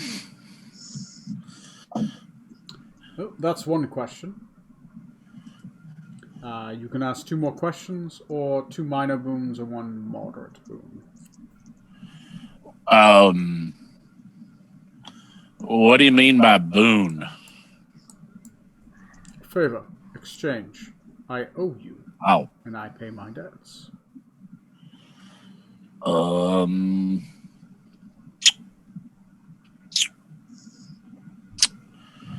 Look, I don't know if you can tell from the kind of character that I am that I'm not exactly the most magically inclined gentleman in this repertoire of people. So I'm not quite sure what all you can do for me or exactly how powerful you are. I have power. You wish magics. I'm hoping I can get maybe a guideline like the an upper limit and a lower limit. Well, okay, an upper limit. Tell me what the upper limit is. What is too much? Well, you've already asked one question, so you can't have something like Zorksign had, which is a direct imbuement of power. I could upper limit of what you have left, loan you a small fragment, a boon of power. And how long would it last? Depends on if you want to last forever, at least as long as I last. It would take 2 favors. If you want something strong, but it's only going to last once, I can do that as well. Very similar to what you had before, till discharged. Or something that lasts forever, which is weaker, or more consistent. Rutherford crosses his arms and kind of chews on his finger. He's like,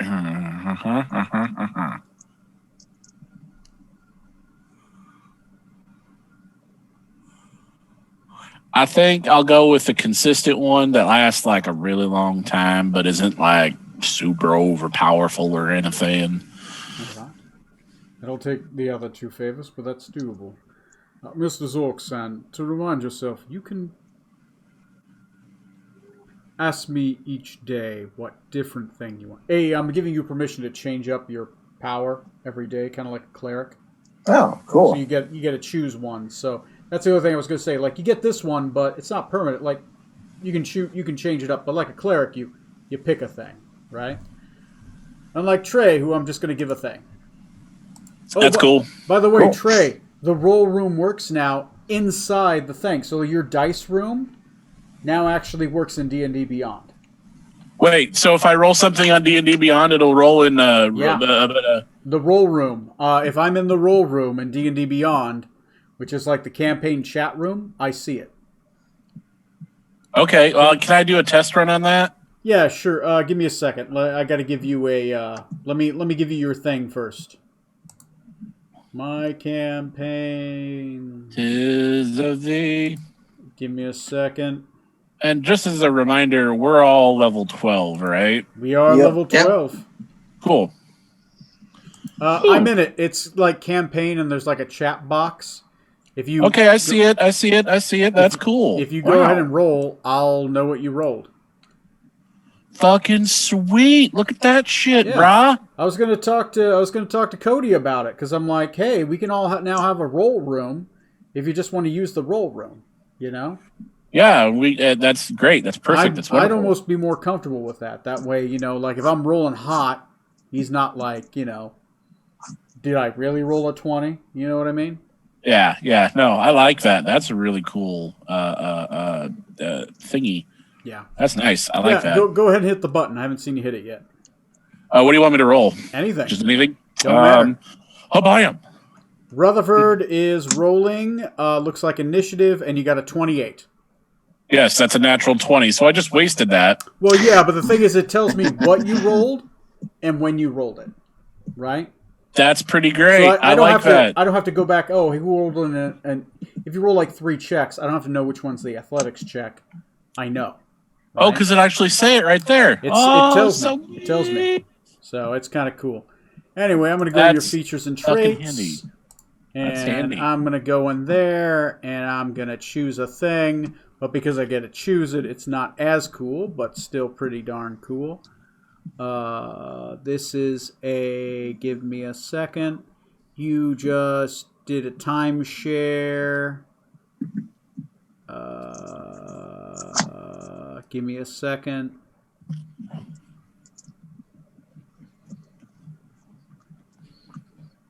Give me a second.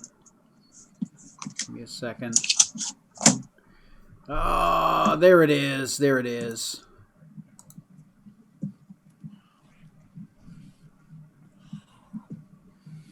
Oh, you gotta have spellcasting or pack magic feature? Eh, fuck it. Could you let me do it? Let me do it.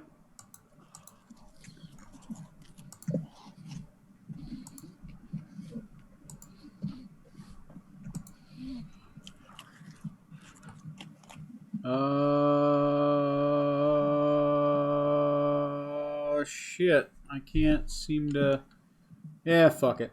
I'll just. It won't let me do the thing.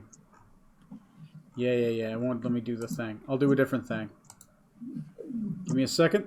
Sorry. Give me a second. I'm gonna hit this button. Customize. Choose option. Resistance. And bam. Okay. Should I reload my character? Reload your character.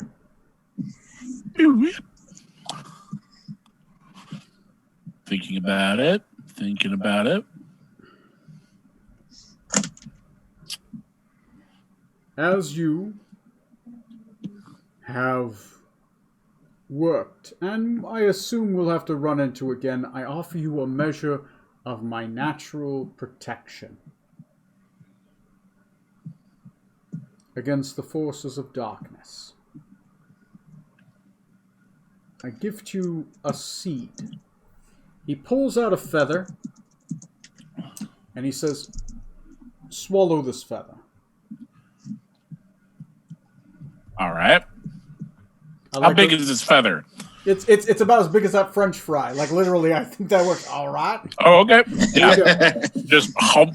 You now have resistance to the forces of death. Oh, cool. All right. Yep. That works for me. It's on your character. You should be able to see it now. And defense is necrotic. Nice. All right. So, almost completely paid up. I have not spoken with the other two yet, but I'm sure they're still thinking on it. Yes, I think the doctor is catching up on her appointments. Right. I keep telling her I can't do all the sex stuff. It's just not. I can't. I'm bound by certain oaths. Yes, it's just how she has casual conversation with others. It's not anything serious. Not insulting. Anyways, if that's it, we're pretty much. Is there any other questions you guys had that beyond? I can't answer anything directly without it being an exchange. Though, Mr. Decadic, I believe I might have some results for you. Oh, yes? That's a private matter, I assume. Yes, for the time being. If no one else has anything? I'm still thinking on my one, but I will let you know, Egg Shen. Of course. Thank you. He will go off the side with Decadic. He will say, your ancestor, I assume not you, has had a run-in with a member of the Red God. When you kill an ancient priest of the Red God, you may be subject to a death curse, especially if your name is written within the Book of Curses, which resides in the Temple of Sacred Tears. Tell me,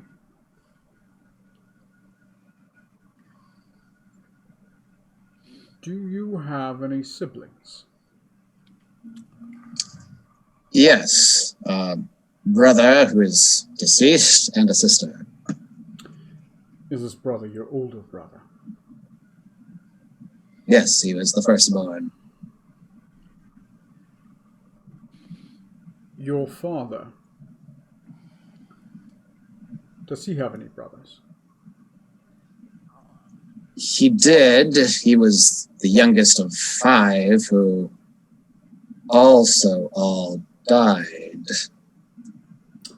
Did his father have any children? Any sons? Was his father the youngest male heir? I hadn't taken note of it before, but now that you pointed out, that does track. How far down the bloodline does this trend go? I would have to look up my family's history, but it I ask you again. Are you the youngest male heir? Yes, I am. Then why does the curse seek your death?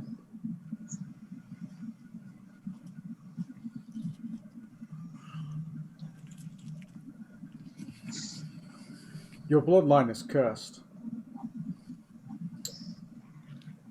From what I can tell, it targets the eldest son and works its way down till there's only one.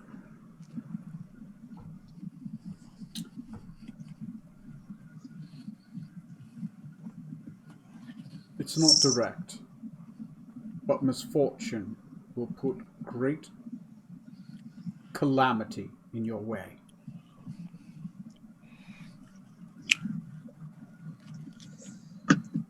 It's a subtle curse. May take years and many hardships. I assume your father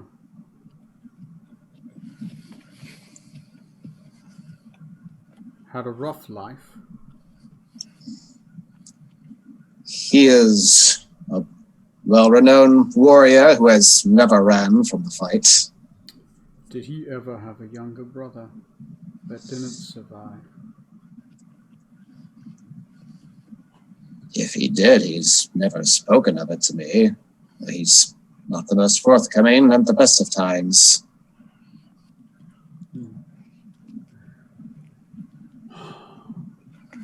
From what I can tell, there's only a few ways to overcome this curse.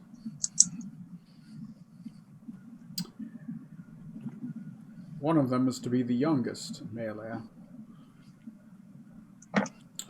The other is to have a male heir. And pray you do not have two.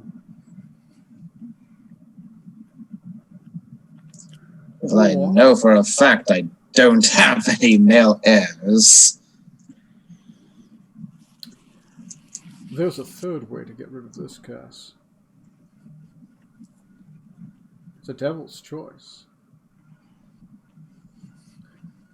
Well, more than one, but wouldn't suggest you go to the Temple of Sacred Tears and erase your family's name from the Book of Curses.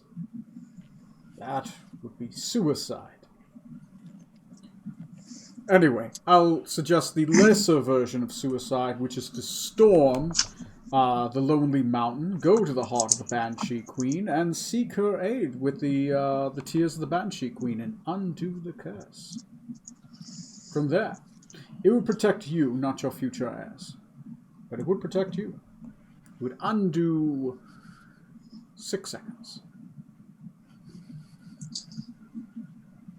It's a choice between shielding myself from Hastur or dispelling this curse. Does your father have any bastards? I would be greatly surprised. He met my mother when he was very young and very fiercely loyal to her. I would be very shocked if I had any half-brothers or sisters anywhere. A mystery. You're not alone, though. You have a brother somewhere. A younger one.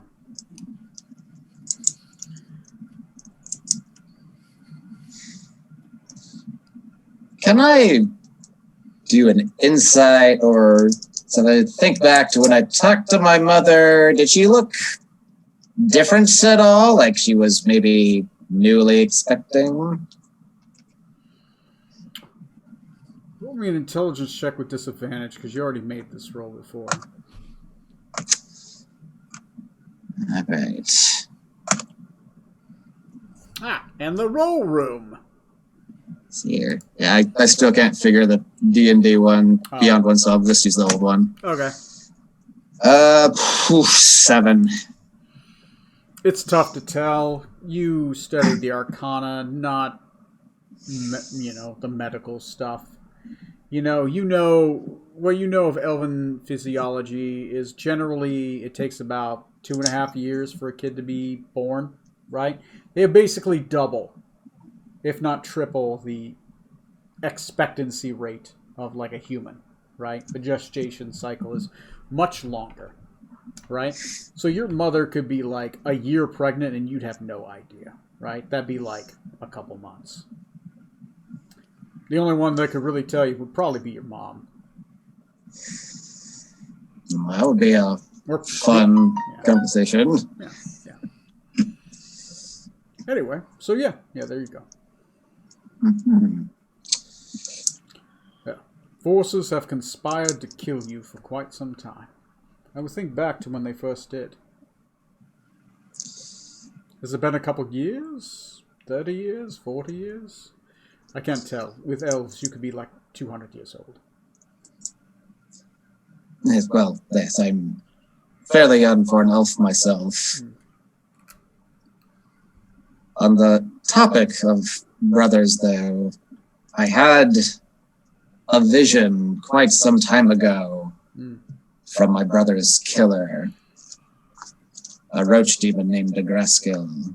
Oh, the Infernal Compact. Yes, Cult of Orcus. I'm familiar. He seemed to insinuate that he had my brother's soul captive somewhere. I would not be surprised. He's a servant of the Demon Lord of Death. He's a bad, bad man. There's a roach. And I would be curious if I were able to retrieve my brother's soul wherever it's imprisoned. Would it at all be possible to restore him to life? Bringing someone back to life.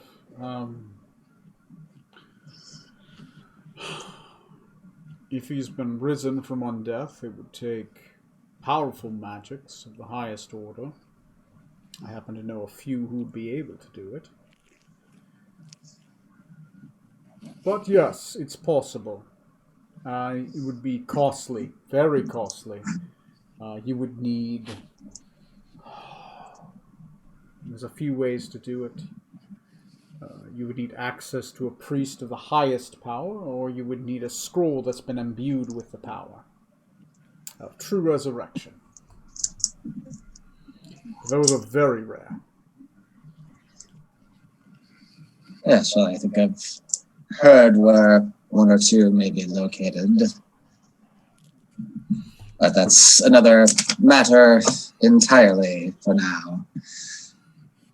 Still, thank you for letting me know about this, and I'll be sure to stay on my toes and keep an extra sharp eye out for any misfortune that comes my way. Be careful. The universe conspires to kill you currently. And if you make it back with all your limbs intact, that would be a surprise. Yes, maybe then my father might actually approve of me a bit more, so it wouldn't be the worst. Okay. So that's pretty much the side scene if you got nothing else. So, all right. Egg Shen will probably hang out on the deck of the ship, enjoying the sunlight. You guys feel free to have a scene, figure out what you want to do. I assume you're sailing back to Joso, right? Just sailing on there. Okay. Yeah, still our first order business. Yeah. If you guys have nothing else, we will do sailing rolls back to Joso after I come back. Feel free to talk and figure out what you're going to do, because Joso may not take as long as you think, right? So give me an idea. I've dropped a lot in the last couple games. What you guys want to do. There's a lot. Okay. Yeah. I'm gonna grab something. I'll be back in like 5 or 6 minutes. Feel free to talk, figure it out, and let me know when I get back. Okay. Alright. So Trey, we got quite a bit of info earlier. Aw. Yeah. We almost all have a reason to go to the Lonely Mountain. So Yeah. you also have a very good reason, so we might head there some point. Yeah, it sounds kind of like that's where Tony wants us to go. Kind of sounds that way.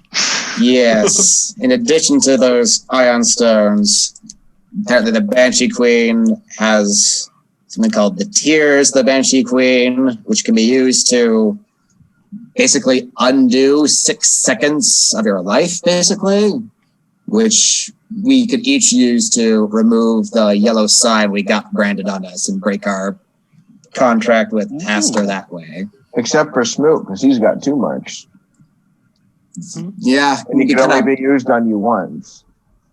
yeah, One can't use 6 it over and second over. span.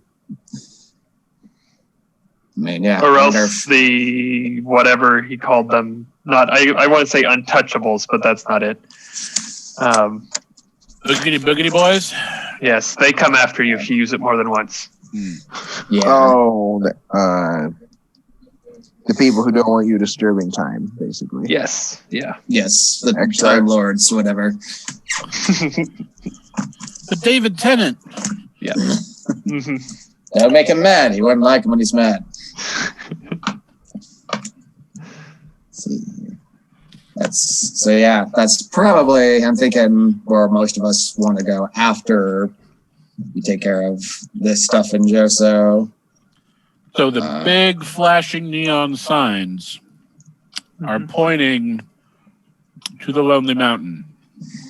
Yes, and wasn't there a side quest from Davy Jones too regarding the Banshee Queen?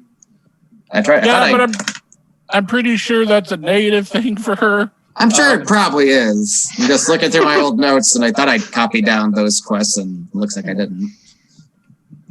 I don't remember. Like maybe he wanted her head or something like that. 'Cause I feel like there was something about that. He wanted Tears of the Banshee Queen at the Lonely Mountain.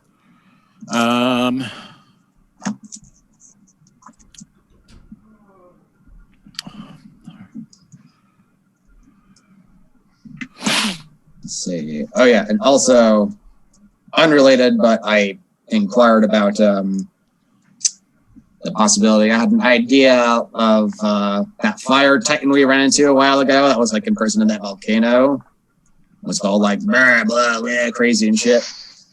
Since Haster seems to be trying to collect all those and turn them into robed, mask-faced figures, I asked about if there's any way of possibly restoring it to sanity so it could possibly help us instead of go crazy.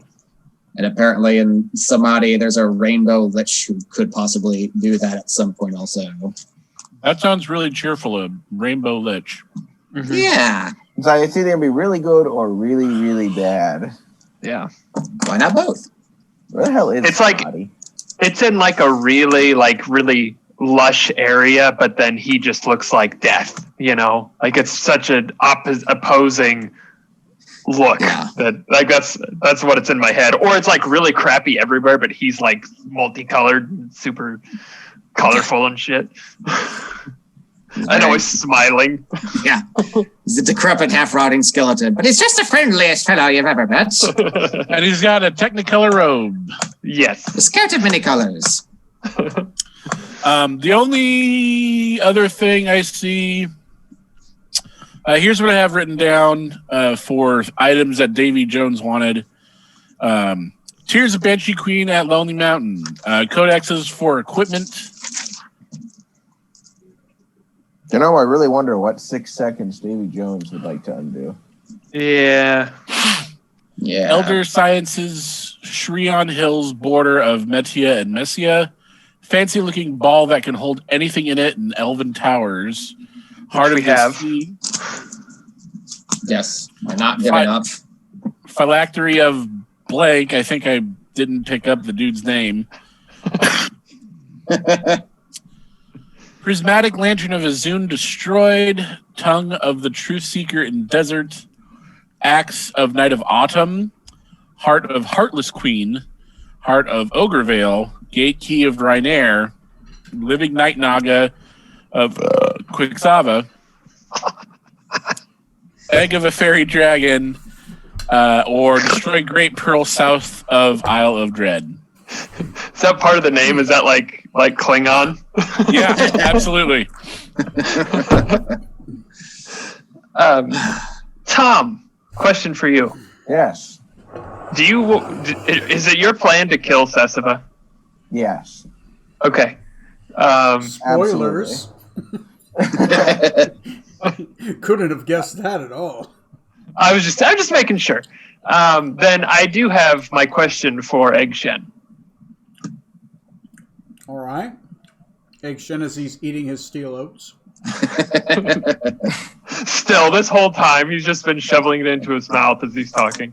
It's That shit's really good. The bowl just keeps refilling. So we've come to understand that both Sessiva and Wulixif have been communicating and have potentially being partners in this endeavor. Mm-hmm. Do you know where we may be able to find some of their lieutenants Oh. that we may be able to track down? And I'm going to look at Zorksan and say, and use crap, what was it called? The potion of transmutation in order to get closer to them. Oh. Yes. I do know where one of them is. He's not as protected from my sights. My Sessifar Wilflix are. There is an idiot named So-So. It's a nice way to put it. So-so. He's... We know So-so. So-So is not so far away. It's actually just to the south of here. In a place called Papillion Isle. Almost directly to the south of you.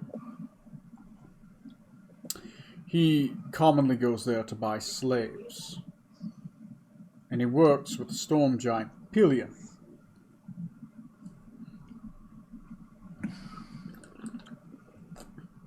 Normally, confronting him there would be difficult. But it just so happens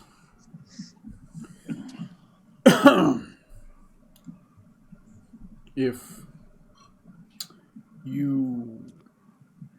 What is your plan? I would not presume your plan. Well, the alliance between these two, I believe, is detrimental to all of us, and we would like to put an end to it. And presumably the only way to put an end to it is going to be through eliminating one or both of them. You wish to go fishing?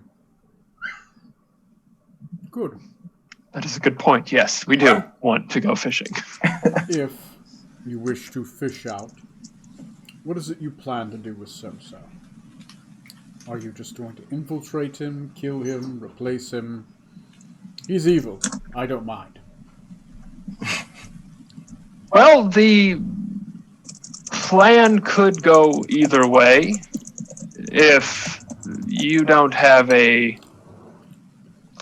preference, and he is a slave trader, most likely it will end in his death.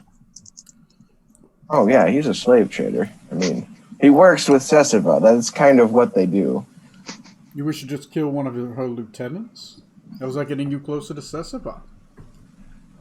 To use a potion to take on his likeness to get closer to her. All right. I don't object to this. He will be in Papillion Isle for the next week. I can see up to a 7th day on that. He's not protected from sights. Papillion would normally kill you if you tried to attack someone under his protection. But, apologies for the dog. It really wants these steel oats. What did that dog get here? But... That's the emergency food supply, remember? All right, you stay away from quackers. Bad dog. Me, Cobb? Is that a noise you're making? Make up, don't eat the man's steel oats. Those are his. Papillion owes me favors. Papillion is not the kindest being, but he is lawful. And he will bark at you endlessly while you eat a meat pie. Shut up. Anyway. I love the puppy, but Jesus Christ, let Daddy eat his dinner. The other one's like laying on my foot right now. It's ridiculous. Like Freya is on my foot. Freya's just like, you can bark and bark all you want. He ain't gonna give it up. Yeah, Daddy doesn't break. That's Mommy's job. So, Mom's the weak-willed one. Go beg her. Oh, speaking of that, they're running up the stairs. All right. So, he will say, Papillion owes me a favor. I can ward off Papillion's protections for a day. In exchange, Papillion won't be happy about it. If you've caused great damage to his island or his personnel, he might take it as a personal affront. But I can ward him off for a day. Yes, ideally we would take him out without alerting anyone else and not leaving any trace of his body. Well, I can make it part of the agreement that Papillion will rescind So-So's protections at a very short time in exchange. And Papillion's people won't say a word of it because they don't really want word coming out that they rescinded the protection. Papillion's Isle is known as a slave trader safe harbor. I've been holding that favor for a while to maybe get back at the Hesturians, but this is also equally all right. And I'll look to the captain and say, is that something that you would like to do, Captain? Oh, I would very much enjoy killing So-So. And here soon is as good a time as any. I will add, when we do kill him, I don't expect him to know much, but I will be able to get a few questions from him afterwards. If he has anything useful. Question is, getting him away from his men, I feel, would be a bit trickier. You may have to kill his men. So long as it's just his men and not anyone else on the island. You Yeah, can without a trace, we'll need to include quite a lot of his crew. anger the storm giant at your own risk. I can pull him off for a day.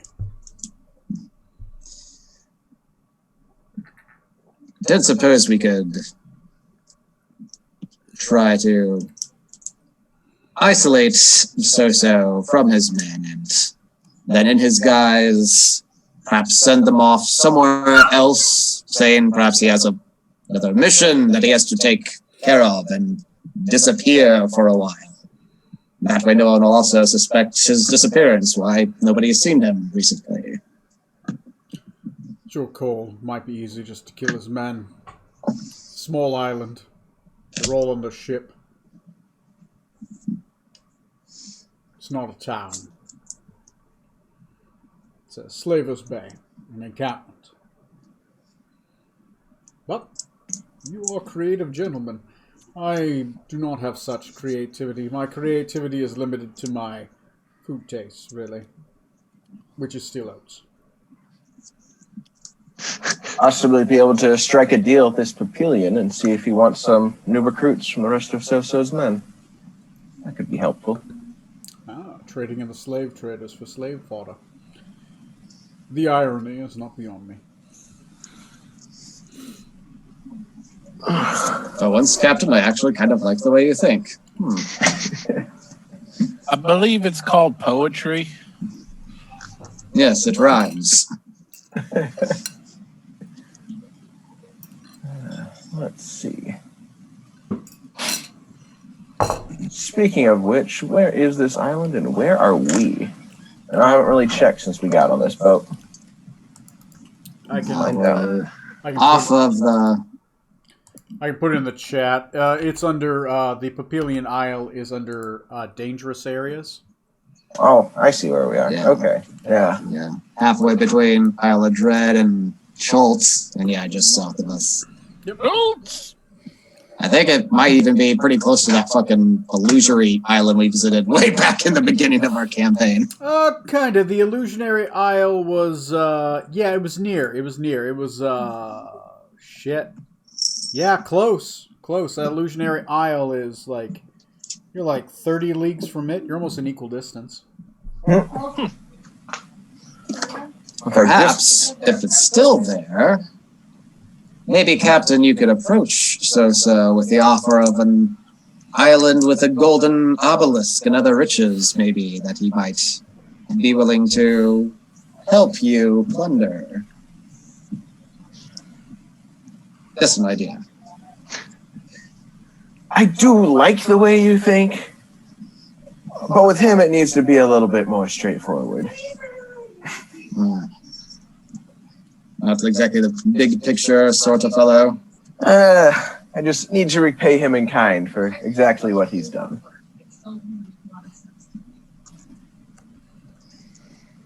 So that's in the next week that or this week he is there. Is that correct? Within the week. I do not know where he will be after 5 days. I do know he will be there for the next 5. Do we have time to go there before your tournament? Yeah, what day is it now, I guess? It's the 34th of a mile now. So we still got plenty of time. Yeah, we could totally, kick it down here and still make it in time for that. Knock on wood. All right. Yeah. Before we get teleported somewhere else, you know. Yeah. God, please don't. It's so much world to generate. We're just helping you. Oh, good. Now I'm in this World. obscure corner. I generated an entirely obscure side of the world, and you guys only visited one part of it. And I'm like, oh, all right, well, there we go. And then teleported again. Yeah, teleported again. It's kind of easy on the map to tell where people have actually traveled, right? Right? It's the one with the most... The places that are a bit more populated and filled in. Right. It's a little bit easier to populate, to see those ones. So. Is Barovia hanging out a lot in Griggledon and Forellis? Barovia, Forellis, Griggledon, that kind of stuff.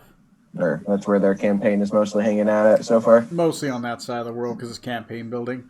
They're in Barovia, so they do have Right. Barovian stuff. So Makes I sense. feel like we need to go to Ravenwood Forest and the Shield River. Get that part of the map discovered a little bit, and then we can go back to the other side. Well, where the fuck is that? God damn it! It is over by Ogrevale and the Free States of Torquistra. Oh Jesus Christ! Yeah, no, I believe that's not how that's pronounced. I believe it is Tostitos. I would have The to generate Scoops. so much stuff. We just want to go visit everything on the way there. One thing I got written up is like in the Great Forest. I got a thing there. And just to be clear, we don't want to do anything. We're just heading through. We're Yeah. You're just gonna sightsee everything. Not window talk, sight, you window may or shopping. may not talk to any NPCs or to write them all up. Thank you.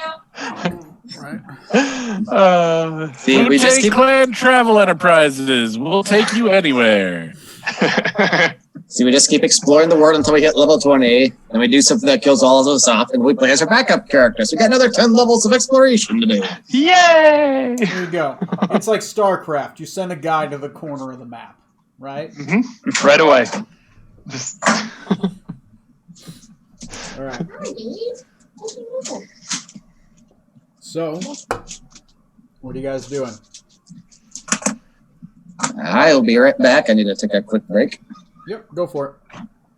I'm just waiting so I can write stuff up or get stuff. For now, prepared. we'll finish breakfast, and then I'll adjust our heading, and we're gonna start heading south toward Papillion Isle. Okay.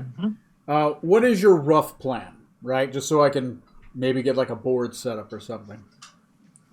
What are you planning on doing? Are we still going back to Joso? We will. Got about 2 weeks before the tournament, so we will be going back there after this. We'll take care of this, and then we'll go to Joso. What is this? I don't know what this is. We're gonna go to the Papillion Isles and go kill some fucker. Yeah.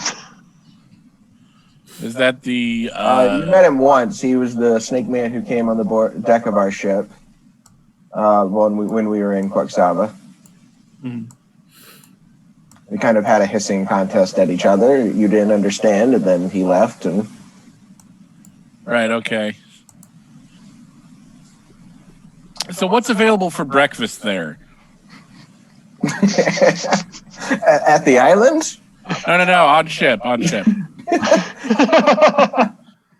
like slave food, I guess. Sumar, you guys pay for good rations. Sumar probably has probably some dried meats that have been cooked at this point. Everyone has their one rationed piece of fruit. There is a glass of grog, which is readied, right? So you have more vitamins. There is probably some dried vegetables, right? Kind of like those dried carrots and stuff like that. And there's probably fish, lots of fish, herring. What kind of fruit is it? Is it like basically an orange? Yeah, probably like a dried orange. Okay. So I'm munching on this orange and I'm like, all right, so we're gonna go kill a snake dude that we ran into once that points to Captain. You don't like because he out hissed you? Is that it? Am I following that correctly? He killed Yeah. He killed an old acquaintance of mine. It was. I see. pleasant Okay, so sight. this is Several of my this is like acquaintances. doing one actually. for homies. Oh, snap! All right, okay, I can get on board with this. I believe I told you So, he was. Well, he's one of Seseva's. He's Seseva's main lieutenant. Last I was aware, and he was rather heavily involved in a raid that basically killed most of the ship I used to be a part of. Wow, what a douche! So, we want to kill him like real bad, right? Oh yes. Just All right, as long and- we have some scale of his, we don't need anything else. Okay. Are And you maybe his wanting- clothes. And Captain, are you wanting to, like get the killing blow, or is that kind of fair game for anyone? Oh, I'm going to take it. Okay, so you want killing blow? Gotcha. Okay, that's good to know. Good to know. Is there anything about this individual we should know about?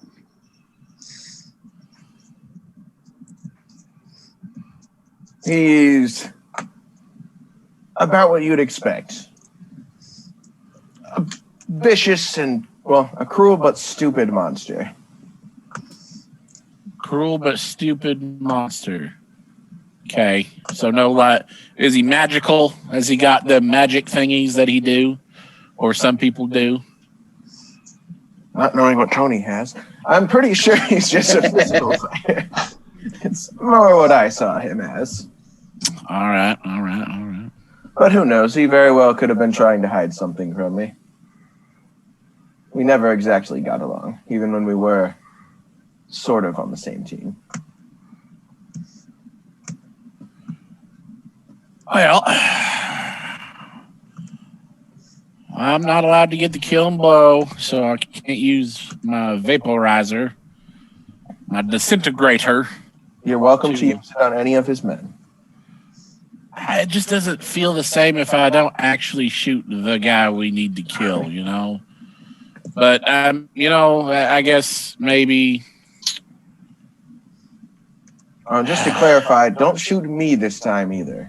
I never try to shoot you, except for that one time I was brainwashed and told to shoot you by that dude with the magic and the crazy shit. It was weird. It was real weird. Like, I knew you were the captain. I knew I wasn't supposed to shoot you, but I really wanted to shoot you. It's the damnedest thing. I'm beginning to think it might be safer if you tried to shoot me. I don't think that's wise. I'm really gonna advise against that. That is a bad idea. Hey, knowing his luck, Captain, he'd probably just accidentally kill So instead if he tried to shoot you.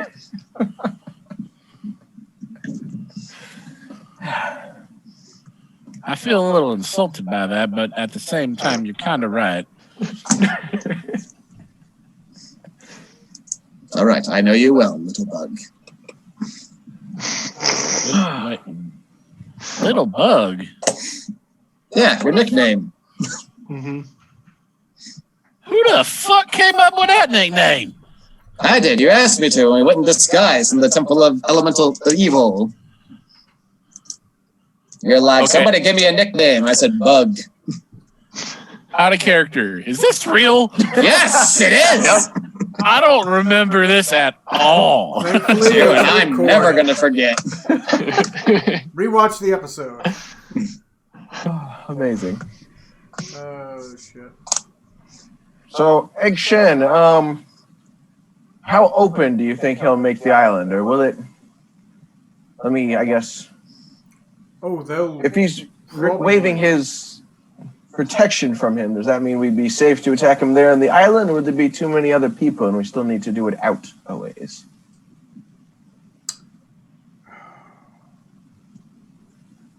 Attacking him at the island might make things complicated. Papilion will not fight you, but his servants might. You could try to attack him in the open water. The issue you'll run into there is the ship. Yours can fly. His can sink. Mm. Yes. I believe he mentioned that. Quixovian vessels in the open ocean are a difficult thing to attack unless you can breathe and swim in water. If you have a way to enter the water, then you merely have to wait for the ship to leave, and I can tell you where you might hide to board it. Others aren't as talented as myself in the swimming department. I can certainly enable everyone to breathe underwater, no problem. It might be the least complicated of the endeavors. That Boarding his ship would be oh so poetic. would be. If I do not have to make peace with Papilion, I could provide you a way into the ship.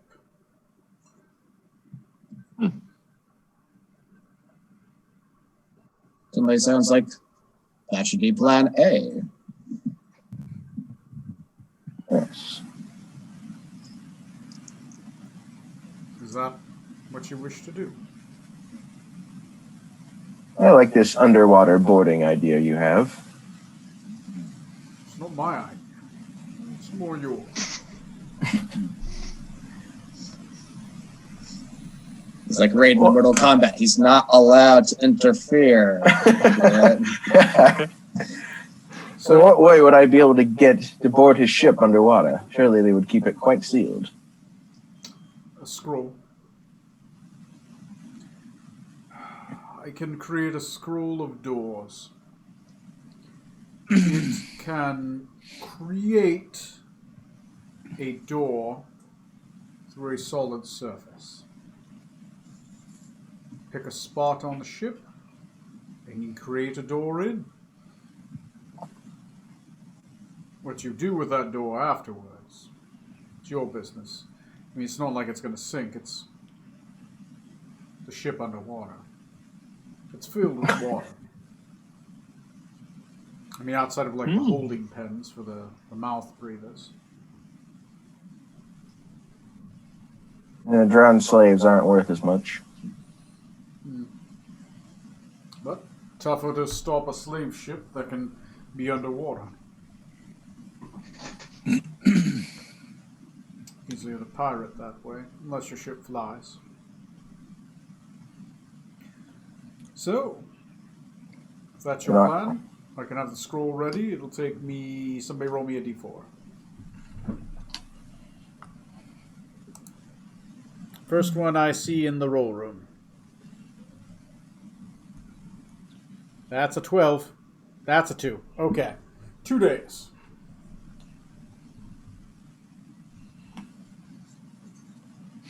Okay. I think that sounds like the best idea. Give us time to get there, and I believe I heard you might know where he was stopping next. I do. The ship, every night, goes to a small hiding pen off the coast. There's a exchange between another ship as he gathers slaves, takes them from Papilion's Isle. It meets up with another ship. I'm not sure what ship it meets up with. That ship is more disguised from my sight. But he is able to transport the cargo that he has on it back in there. So, I can tell you what the halfway mark is. There is a cove. You hide in the cove. There's only one passageway through it. You can wait for him as his ship goes by. As long as you are not seen, be able to put the door on the ship and walk on in.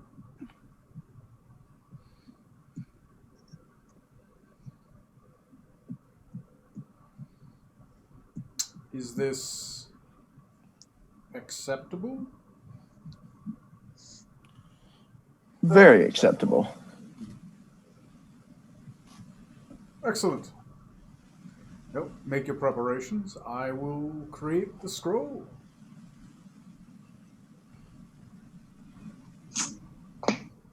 All right. All I right. assume he showed me on a map where that cove is. I'm gonna start heading that way. I can put you there. I will move the marker there. We'll do some travel. Let me see. Yep. I'm going to grab it. It is just to the east of Papilion Isle, so it's going to be about... You guys have plenty of time. It's about right there. There's like a small island just to the right of it. It's like right... There we go. I got it. I got it on there. All right. So is that your guys' plan? Is that what you go with? Yeah. Yep. All right. I'm going to start building a map. What do we got? What time is it? 10:08. Are you guys down? Yes. Okay. Down like a clown, Charlie Brown. All righty. All right. All right. All right. So let's build a ship. After these messages, we'll be Be right right back. back. I guess grab some snacks. Yeah, go ahead and grab some snacks. It might take me a minute. All right. Oh wow. This dog's cleaned that bowl. So with the travel, do we get to do any travel stuff. Yes, you can do one downtime roll. Ooh. So go ahead and think about what you want that downtime to be. It could be snuff powder. It could be learning a feat. It could be more snuff powder. I mean, I'm not going to judge. Not out loud. Yeah. All right. That sounds pretty good to me. There we go. After these messages, be right back. All right. I need some quick solvents. There we go. Ooh, that's a lot. Need those. Need those.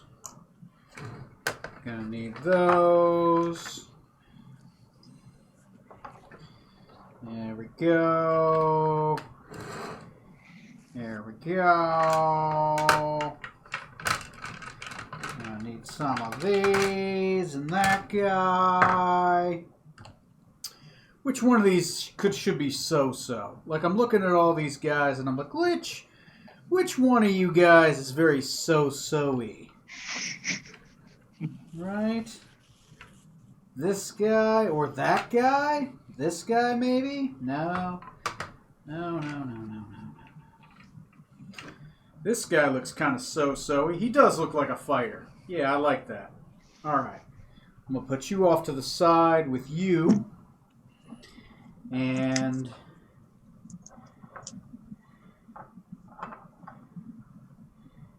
Also, Trey, how did Rutherford first get captured pre-campaign on the slave ship Amistad? Well, Just for backstory purposes. he had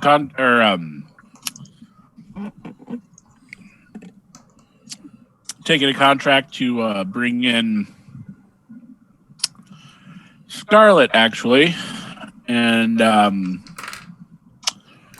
everything kind of hit the fan, and Scarlet and him were both captured. And while in slavery, they kind of made up, became friends.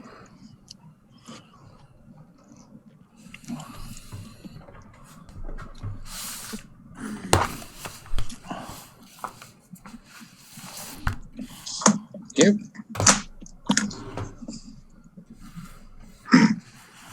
Go. Got this one, and I've got this one. Great. After these messages,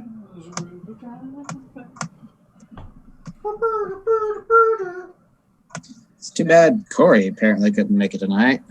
yeah, it happens though. Yeah. Sometimes work is just a bitch. Don't I know? Oh my god. Dealt with the dumbest motherfucker earlier today at work. So frustrating. Like a coworker? Not on my team, but like someone else in the company who I kept trying to... He messed up a work order and I kept trying to ask him to clarify and correct it, and idiot just could not fucking understand what I was talking about.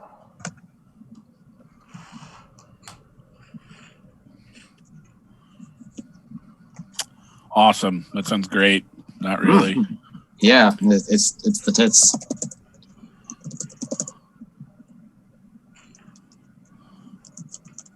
One, 2, 3, 4. Also, I apologize. I was listening back to a couple of past episodes, and apparently when I type on my keyboard, it comes up in the background fairly prominently, so I'm sorry about that. Who cares? I'm working on setting up my new laptop, so hopefully once I switch over to that, hopefully it won't be quite as loud. 1, 2, 3, 4, 5, 6. All right. There we go. All right. I've got all those guys ready. All right, I'm going to go grab a drink. And we're going to jump on into this. Question, do you want to ambush it on the way there or the way back?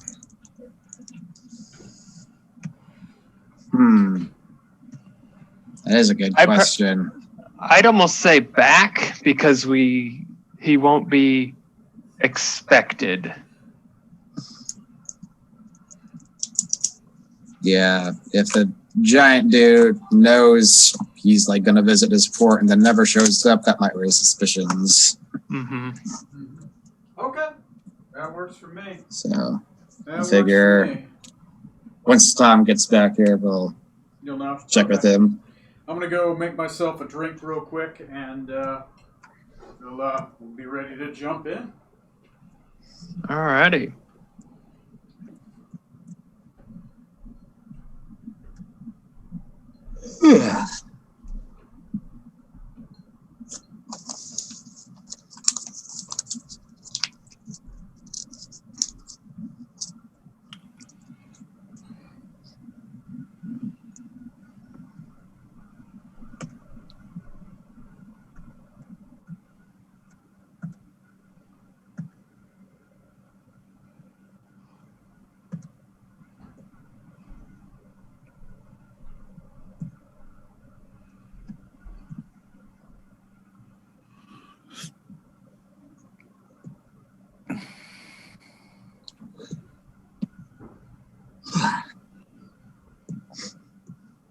Oh yeah, Matt, you want to fill in Trey on what you learned about your fun backstory while he was gone? So I'm a Coatl, apparently, or my parents were. My race has now changed, so I'm now an Asimir. Oh, So I've got a few more feathers now. The individual that's been hunting me is actually my mother. So Willixif is my mother. And is she trying to kill you? I don't honestly know. She is the one. So in my backstory, I think I did kill my grandmother, which I didn't know was my grandmother at the time. Whoops-a-doodle. But it was actually my mother that killed my grandmother, and my mother messed with my brain and said, "Hey, you did this. Go fuck off," kind of thing. And now she's hunting me. And I'm a descendant of Egg Shen, distantly. Well, at least you didn't kiss Wilflix at the celebration. That would have been awkward. I was actually wondering about that, if she had any indication that I wasn't who I was pretending to be. Your disguise was really good, and I rolled really shitty for her, and she hasn't seen you for like years, right? You were like young when you got chased off, so like, and she did see you a bit but it was like from the distance, and like you weren't disguised. You rolled really good on that disguise check. I'm like, he's gonna have to roll really good, and she's gonna have to be shit, and she was shit. So you think you didn't get one on her, but it's basically kind of one of those, like, you know, wearing the mustache, and or like Clark Kent has like the glasses on, and like the audience knows it's him, but like the person for some reason just hasn't put it together. Yeah, I remember being very pissed that me changing up my wardrobe didn't fool Nickel Cloud at all, but Strom just puts on some glasses and nobody knows who he is. Yeah, no. Well, I have Nickel Cloud sheet. He's got like a passive of like 30. He's just like yeah. very much. Also, just to clarify, because you're insinuating earlier, I don't know if this was Nicoclea. Did he say he'd met with the Banshee Queen before? Or is it somebody else that Eggshen said I knew? Eggshen said it was someone you knew.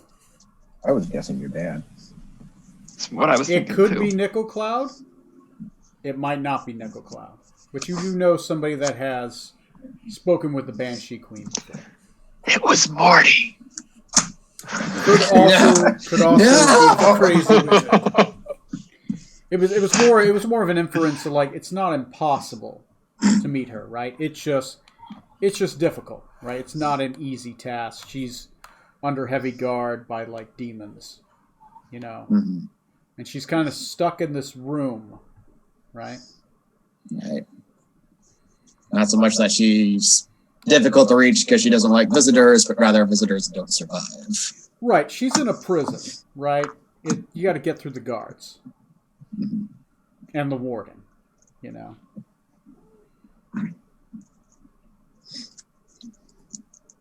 Okay. Anybody else got any questions? I think at this point, everyone's been leaked what their portion of what their personal plots are. Right? I've got stuff out there for everybody.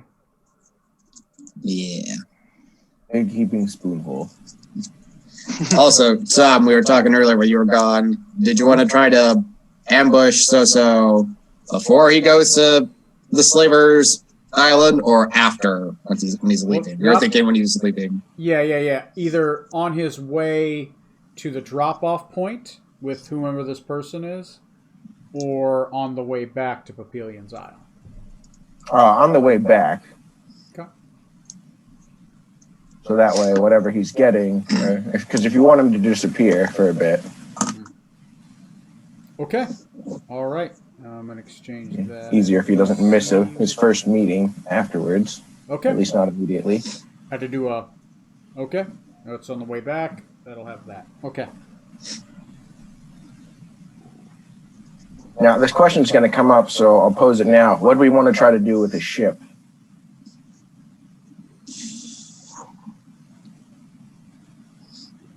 I mean, having an underwater ship and a flying ship would be pretty sweet. It's true. We also still need to make that dinghy that we got blueprints for. That's true. We also never decided if we were going to do the dinghy or if we were going to, I think it was soup up the Nostromo.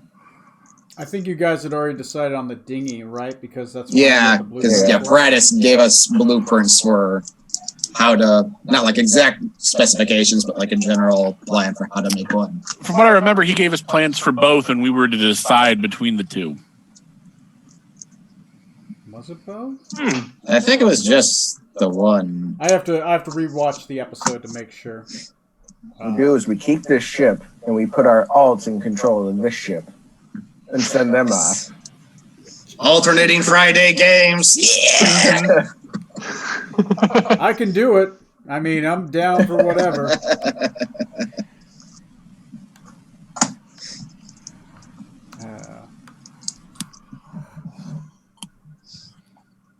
Oh, think about it, I guess. We got choices. Yeah, I guess depending on how the fight goes, that might settle the ship for us. That also. Okay. So you guys are hiding in the cove. You guys get 1 day of prep time, right? Sorry, not one. Well, you pretty much get one roll worth of downtime action. What do you guys want to do during your downtime? I will start with Decadic, and I will work my way around. Decadic. I would like to copy one of the scrolls I bought into my spell book. Okay. The scroll of the Shadow Blade. Okay. Go ahead and throw it on. No cost because you used the downtime action, so it's on. All right. Rutherford Benjamin Smythe, the third. Or as they say in Tortistra, Trace. Because your name's Trey. It's funny. Yep. Yep. What are you doing during downtime?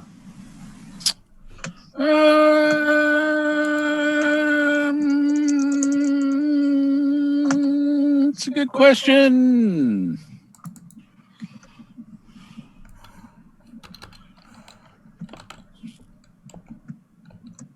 Um, You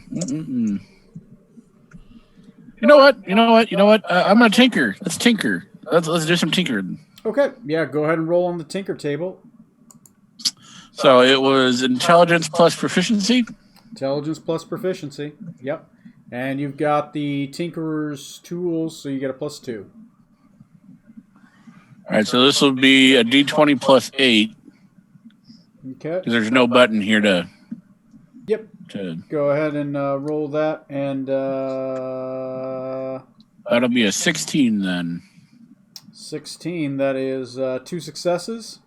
Towards crafting tech, you only need 10 successes to create a piece of tech. So however many more you've accumulated, go ahead and throw that in your notes section. I have your 9 successes for schematics, 2 for mage cannon, and 7 successes for ship understanding. Mm-hmm. Were you making a piece of tech, or were you furthering your schematics?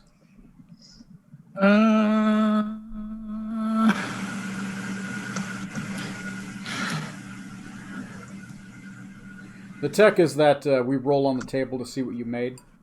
Right.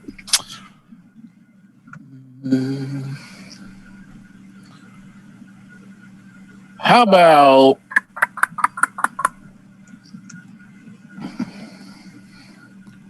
spend some time looking at the ship? Let's do that.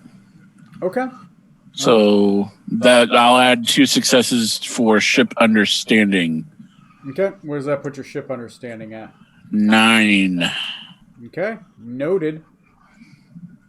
You're getting a better understanding of the ship and kind of the way that's made, put together, that kind of stuff. Yep. Basically, what's happening is if you continue to get those successes, eventually I unlock enhancements to the ship. Nice. Okay. Alrighty. What do we... next is Zorksan, Mr. Venom Tongue. It's been a little while since me and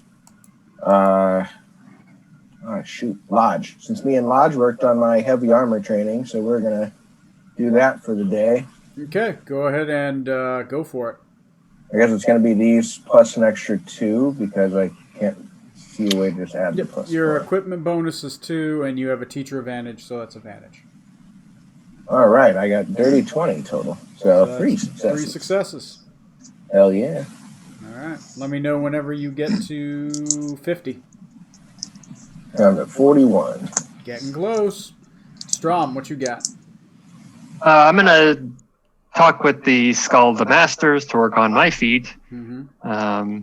So roll. That's a natural 1. Oh, no, it's a natural 20. I didn't know that the V was... Yeah, because you have advantage. Okay. Okay. I'm not even going to roll again because it... Yeah, you... So I got a 22 total, so 3. Yeah, that'd be 3 successes. All right.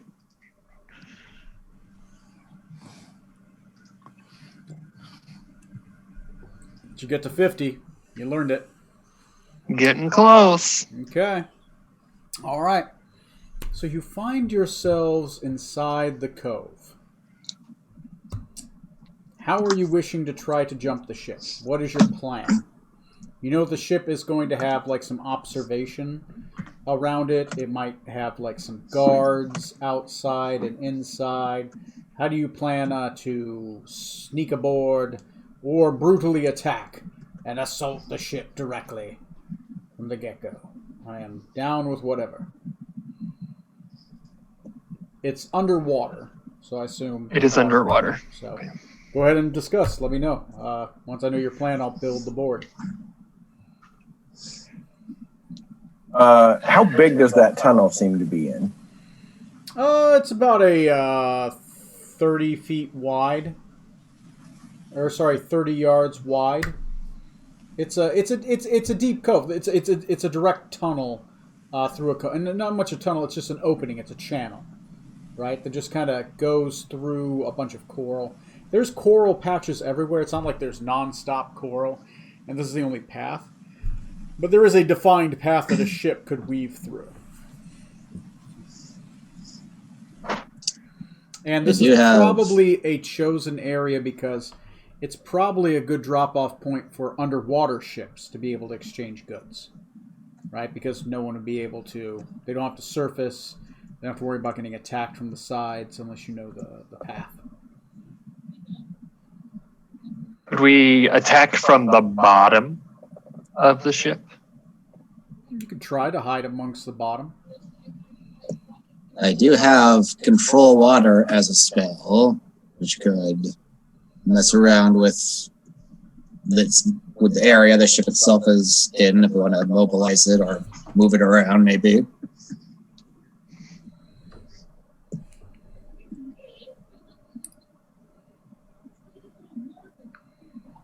Whatever you guys want to do, just let me know what that plan is. I'm gonna wait until you got it.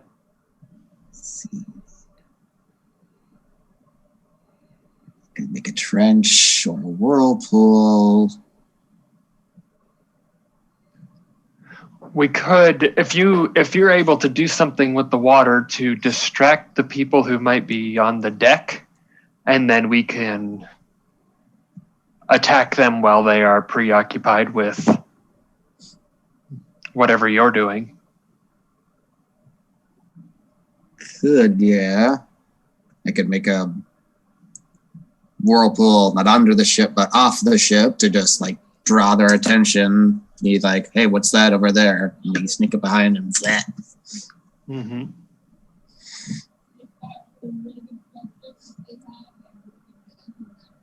I also have lightning bolts, so I could just zap the water up above them and just whatever good that would do.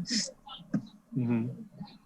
That depending on how much we can sort of use Scarlet, she's got Wall of Force. That could certainly slow it down for a moment if needed. Mm-hmm. Yeah. At least if it looks like they're going to get away instead of a more subtle approach working.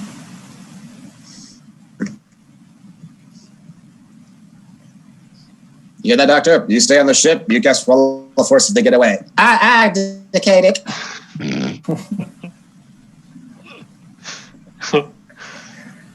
She's going to be busy for the night. All right. With some important task. Whatever that is. God damn it, Scarlet. It's basically the you're not there, so, you know, your Yeah. character's doing something important.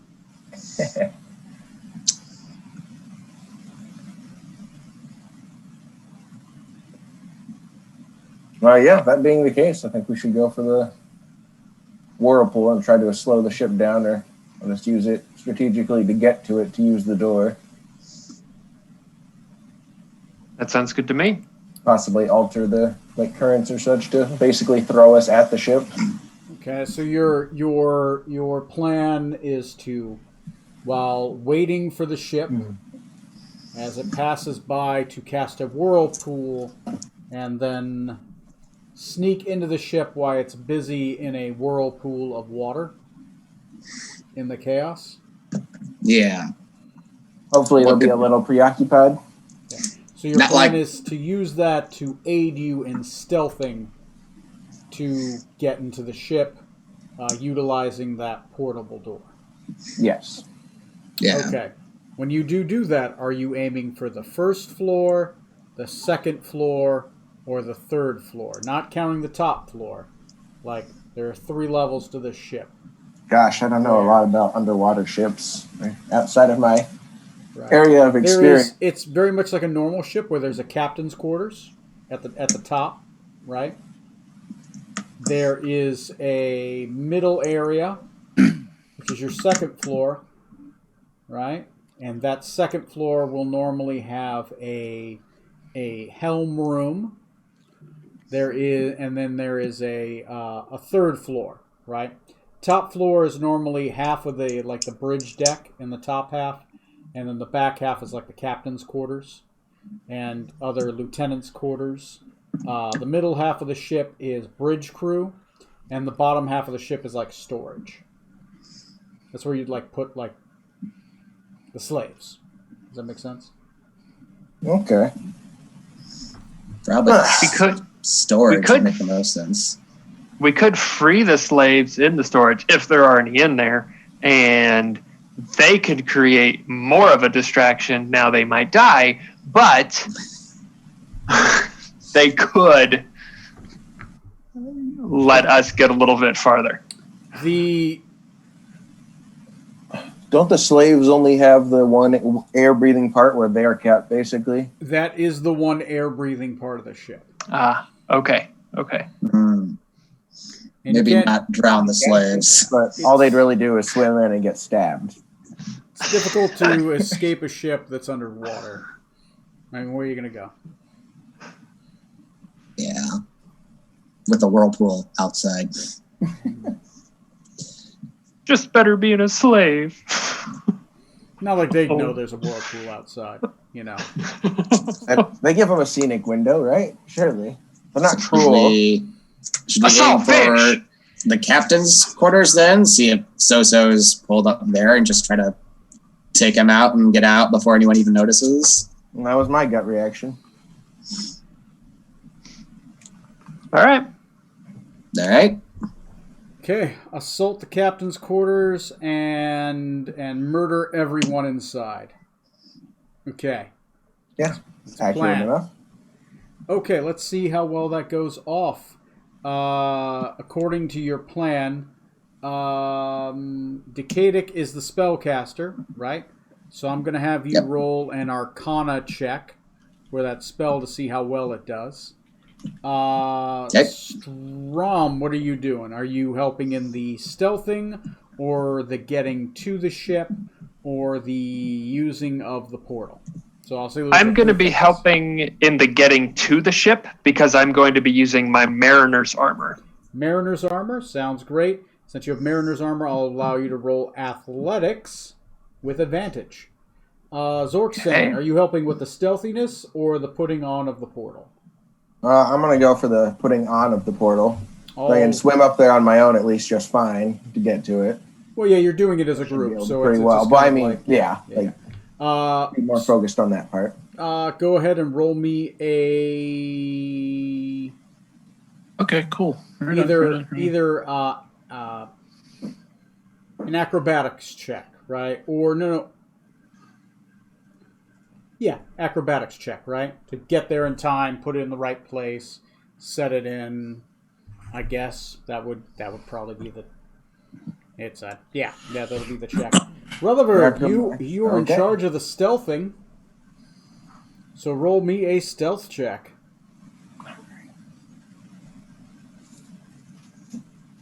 Hang on, I've got disadvantage here. Wait. It might even out. Decadic, what'd you get? Rolled in the other room. I got 16 total. 16. Okay, you can roll that with advantage, Rutherford, by the way. Okay, well then that takes away my armor's disadvantage. So just what's rolled. Yeah, roll just what's rolled. Okay. So That'd be a 21. 18, 11, and a 21. Woo! I got a 19 because it was with advantage. Oh, yeah. 19. Okay. So, yeah, 19, 11, and 20. Okay. That's 1, 2, 3, 4. Okay. I only required 6 successes. Okay. You guys. Decadic casts a giant whirlpool of water in front of the ship as it's heading through this channel within the Forgotten Cove. It seems to pull the ship towards it violently. All the storm hatches close, so no one's observing you, right? Allowing you to be able to sneak up from behind. And since it's being pulled forward, you know the direction it would have been pulled. It helps you guide towards the ship. The wind behind you being pulled in from the whirlpool helps propel you forward. Strom, you help with your mariner's armor, grabbing people and kind of pushing them back towards a central point so that people aren't pulled off. Zorksen, Rutherford, you're able to keep your eyes open with your helm, and you're able to help kind of keep people stealthy, kind of like advise people how to kind of like hang low, avoid shadow, that kind of thing. And Zorksen, with everyone's help, you're able to get into just the right place and pop it on the back of the ship, and you have the door open. Do you want to be on the back of the ship? The left side of the ship? The right side of the ship? And if so, on the sides, do you want to be on the forward or back part of left or right? Captain, that is your call. Let's go for the back. Okay, just the back. Okay. Let me grab things. Going through the butt. Run up the bum, no harm done. Up the bum, no harm done. We've actually opened the door directly to the slave pens. Yes. Ah! I mean, You all right. guys rolled well enough. If you would have rolled poorly, you would open up on the wrong floor, but you guys are actually on a good hook.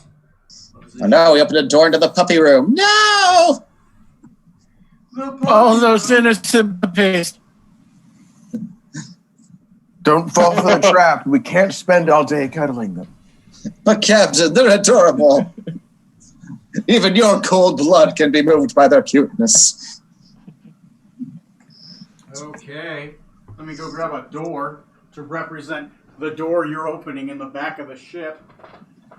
There you guys go. Episode 69, going through the back door. Yep. Totally planned. Okay, I'll put a door representing the back door. What's my marching order? I'm heading right on in. Yeah. Okay, so you're first. Who's second? Strom. Strom. Who's third? I'll be third. Third. That means it saves you for fourth, Rutherford. Okay, someone roll me a D.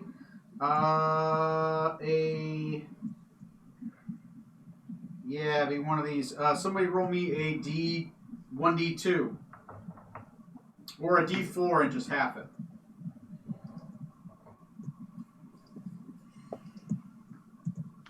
A half. One. Shall we have, damn it.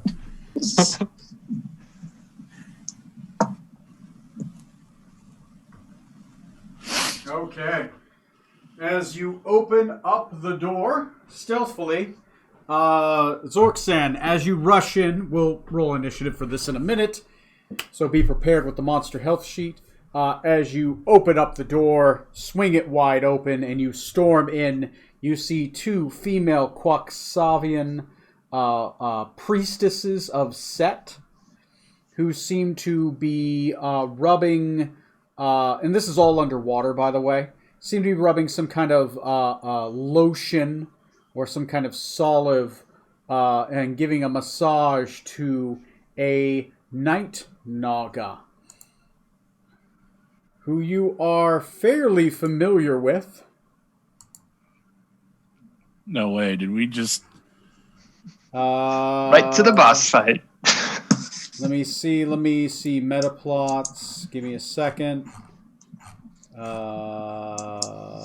of Orcus, Silent League, Infernal Dark Pact. You recognize...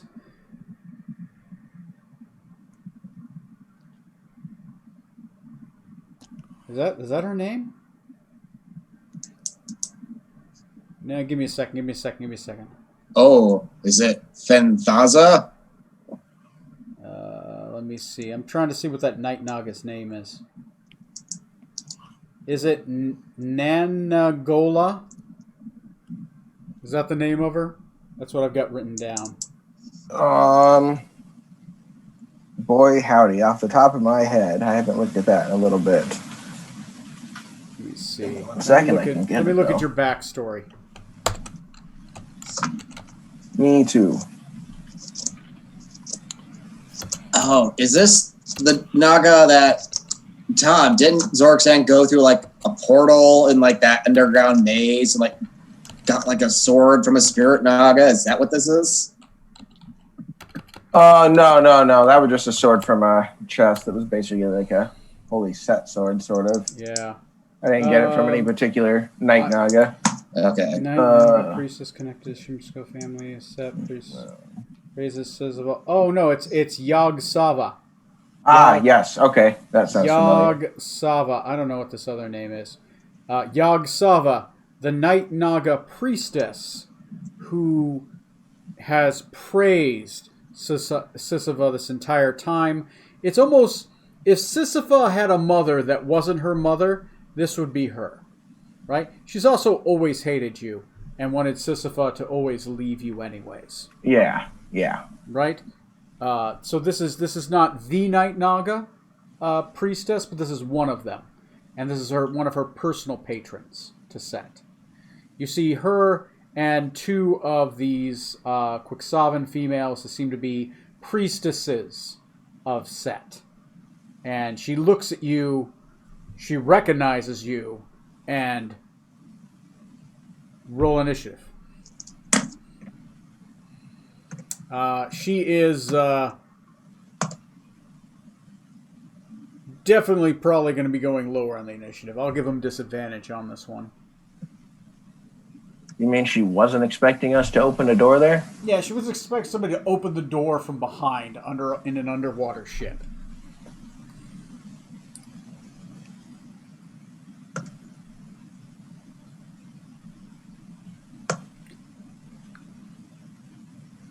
Priestesses. Oh, nice. Okay. Night Naga. Okay. Okay. Alrighty then. Let me go to Monster Health Sheet. The Nostromo. Alright. Can you go ahead and add Yog Sava and Night Priestess 1 and Night Priestess 2. Or Set Priestess 1, Interesting. Set Priestess 2 would probably be more appropriate.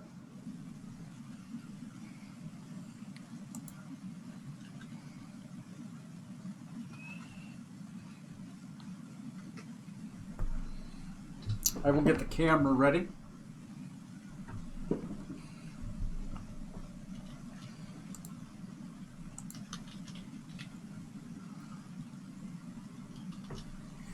There we go.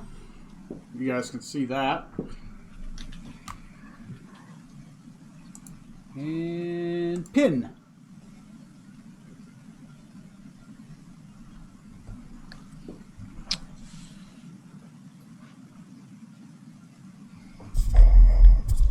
Sorry, Yark Saga and then Night Priestess 1 and Night Priestess 2? Yeah, you can put Set Priestess 1, Set Priestess 2. I mean, they're priestesses of night, but it's pretty much the same thing. All right, well, Night Priestess 1 and Set Priestess 1. Sure. That's fine. Okay. And what are those initiatives? 1 second. The first one got initiative of 11. The second one got initiative of 8. And then the Night Naga got an initiative of 16. That's with disadvantage. So Wow. rolled pretty good, pretty hot.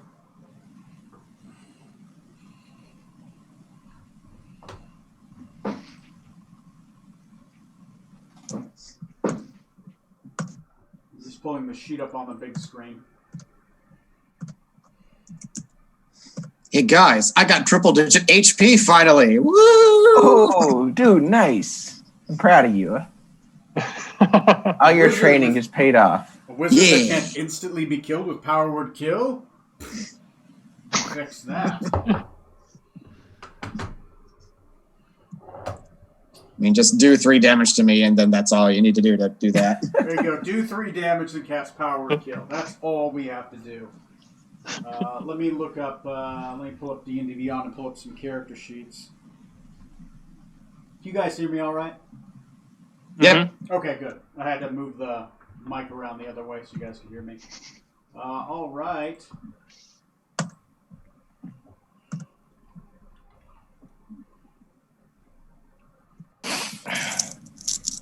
Well, shoot. No, I don't know if I want her more than So-So. Would She you might know pick more one? information. So was not in the captain's quarters, but she was here. So, All right, but as far as someone with answers, I don't know if I should grab him or her or So-So. I know, right? Let's grab both. Yeah. Anyway, top of the initiative, since we've rolled it. Remember, guys, who's mastering the monster sheet? Who's mastering the I can do health. You got the health, great. Who's going to be my Nazi? My I will do the timer. Okay, 2 minutes 30 seconds. Only pause it when I'm having to do something that takes up their time. All right, brother of Benjamin Smite. Jesus Christ, 27. You monster. Yeah, I know. I was pretty surprised by it myself. I mean, He's you're in been the waiting back. for this all day. I know. I'm in the back, so I'm kind of like, You can kind of see they are going to get a bonus to AC if you want to shoot somebody. Because, there's people that are in the way. It's never stopped him before. I can't move through my comrades, right? You can move through your comrades. It's just, since you're not a halfling, it takes you 2 spaces of movement for every 1. And unless you have a swim speed, your speed is already halved. Okay, fuck. You know what? I'll go full defensive, and I will wait until the other members of my team enter the room, and give me some room to work with. Okay, so you're going to burn your reaction to be able to move forward. You're holding your movement. Yes, I'll hold my move, or I'll use my action to do a full defensive in case they cast something. Okay, so you're going to do a full defensive, and you're going to hold your movement to move if your party moves, but that will take your reaction. Okay. Right, yeah. Okay. All right. What's your swim speed, by the way? Probably not great. You guys have had like rings of swimming before, so I don't know what you guys got. You guys got? Yeah, I got arena swimming. Oh, okay. Well, that helps. I don't. So I would imagine swim speed is half your movement speed, right? Yep. So it would be Okay. 15. 15. Okay, that makes sense. All right. Next is going to be Decadic Thornbrook. From where I'm at, I'm going to cast 3rd level Cause Fear, targeting all 3 of them. Ooh. I'll have to make a wisdom save. Good, baby. Very good. All right. Cause fear. Oh, all right. That's oddly enough not something she's immune to. So what's your save DC? 17 wisdom. 17 wisdom. So this is going to be the first one. Woo! That's a failure. So what's her name? It's concentration, by the way. Yep. Just letting you know. So that's going to be Knight Priestess 1, who I will put I'm going to grab the colored markers. Knight Priestess 1 will be pink, and she is afraid. Knight Priestess, she's fine. Mm-hmm. What color is she? Set Priestess 1 is going to be yellow, so you can tell them apart for targeting purposes. And then Yog Saga. That might be, what's your DC? 17. 17. It's wisdom. Man, I don't know if you believe she got exactly 17. I rolled a natural 12. So. It's all good. Yeah. Well, also it's magic. I guess you would have had advantage. It's even better. Sorry. All right. Next on the initiative is going to be that's your action. You still have a bonus action and a move. Yeah, for my bonus action, I'll start a blade song, and I'll just stay where I'm at for now and let the sword fighters, the proper sword fighters ahead of me, go first. Okay. Next on the initiative is going to be Strom. I am going to go ahead and go into the door. Okay, going in. Mm-hmm. 10. Okay.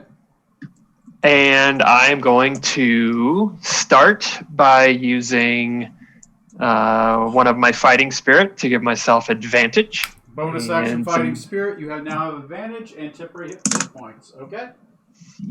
And then I'm going to take a couple swings. So Okay. we've got Okay. first swing, 28 for the first one. 28 for the Oh. first one. I'm going to attack Pinky there right in front of me. Yeah. Okay, go for it. Go for it. 28 will definitely hit. Okay. And second one is a dirty 20. Dirty 20 will also hit. Third one is a 22. It will also My hit. God. Their AC as clerics is 16. They currently do not have shields equipped. So 16. Okay. Their shields And I'm survive, gonna but they're probably not going to live that long. So 14 damage. Add another 10, 24 damage. Woo. And another 9, so 34 damage. 30. Did I say 24? Yes, so 33 damage. Sorry. 33 damage. They are not bloodied yet, but damned if they're not close. And I believe I just want to look at one thing here real quick. Okay. Because I think if I hit someone, oh, it's a critical hit. Never mind. Yep. So my turn is done. Okay. Next on the initiative, let me flip over to the other tab. It's nice having the roll room here. That helps. Is going to be Zorkzam Venom Tongue. All right. I'm going to. Cold of Code the room and your own ally. I know how this ends. As fun as that sounds, not right now. It's more fun if, everyone else is in the room too. All right. So get me in, and if possible, I want to squeeze into that corner. Well, I don't know if I can get between those two. Wait a minute. Right Hey, hold here? up. What? Doesn't it go me, Decadic, Strom, Zerxan? Did Decadic already go? You held your Yeah. action and your reaction. So Decadic went, right? Yeah. Man, I totally blanked that out somehow. Okay, yeah, no, fine, go ahead. Am I able to squeeze past him to get on the other side of yellow there? Other side of yellow, yeah, that'd be 5. Do you have a swim speed? Yeah. Oh, yeah, fuck, yeah. You're 5, 10, 15, 20, 25. Like right Put here? me right in between the two, yeah. Okay, there's a wall right here if that helps. Okay, Let perfect. me, if it helps, I'll even take a physical wall and I'll just put it right there, just to kind of represent that there is And my sword's fine underwater, right? Like the fire damage is still full? Yeah, it's still full. It's magical fire. There we go. Cool. There's a door right here if that helps. They have not opened it yet. You're still. It hasn't even been their turn. All right. I'm going to ask her and Cook-Salvin, could you tell me where we could find Soso at? Bonus action, ignite my sword. And then lastly, I'm going to strike down yellow. Well, attempt to strike down. Okay. Be more realistic here. Attempt to strike down yellow. All right. First one is a 28 to hit. 28 to hit. That will hit. And the Raise second is one 16. is only an 11. Oh, 11 actually misses. What'd you do? Roll a 1? 2. Oh, well, there you go. All right. And for my one hit, then, I will do 22 damage. 22 damage. All right. Which roll room are you using? I'm in the other one because it Oh. doesn't add the damage to my sword. It only does a 2d6 plus 5, not the other 2d6. Okay. Yeah, that's fine. That's fine. That's cool. That's cool. All right. All right, cool. And if I still have enough time for any talking, tell Trey, or tell Rutherford. You're free to do whatever you like with this one. This one meaning the lady herself. Whatever you infer. Whatever you infer from that. Any of them. Any of them. All right. So, I guess next on the initiative, if you're done, what I'll Yes. do for thematic's sake is I'll add a door right here, just to show where the door is. Okay. Next on the initiative is going to be Yog Saga. Yog Saga. Bob Saget. Saget. She's going to turn to you and she's going to say, "You'll find so-so very so soon." And she's going to God. attempt to cast a spell. She's gonna get vaporized just Yes, to and that that bad spell's pun. going off. Is the spell going off? No, we're not going to let her. I don't trust her right now. So you burn a counter spell? Yeah, do it. All right, you burn a counter spell. Her spell does not go off. Do her eyes bug out? Because I'm pretty sure Zorksan wasn't able to do that before. It was not. Though snakes are hard to read, though Zorksan, you very much get a "you motherfucker." Like a look from her, like "you son of a bitch." And I figure gonna- she's probably heard a little bit about me from some people by now, so... she's going to attempt to bite you. Inky. Wow. That's classy. But we were more civilized than that. Ooh, 16 plus 10, that's 26. That'll hit. Okay, 16 plus 1 would have hit. all right.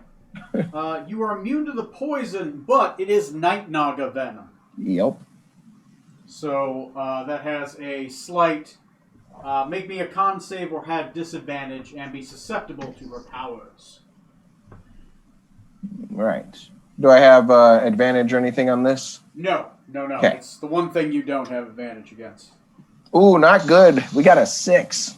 6.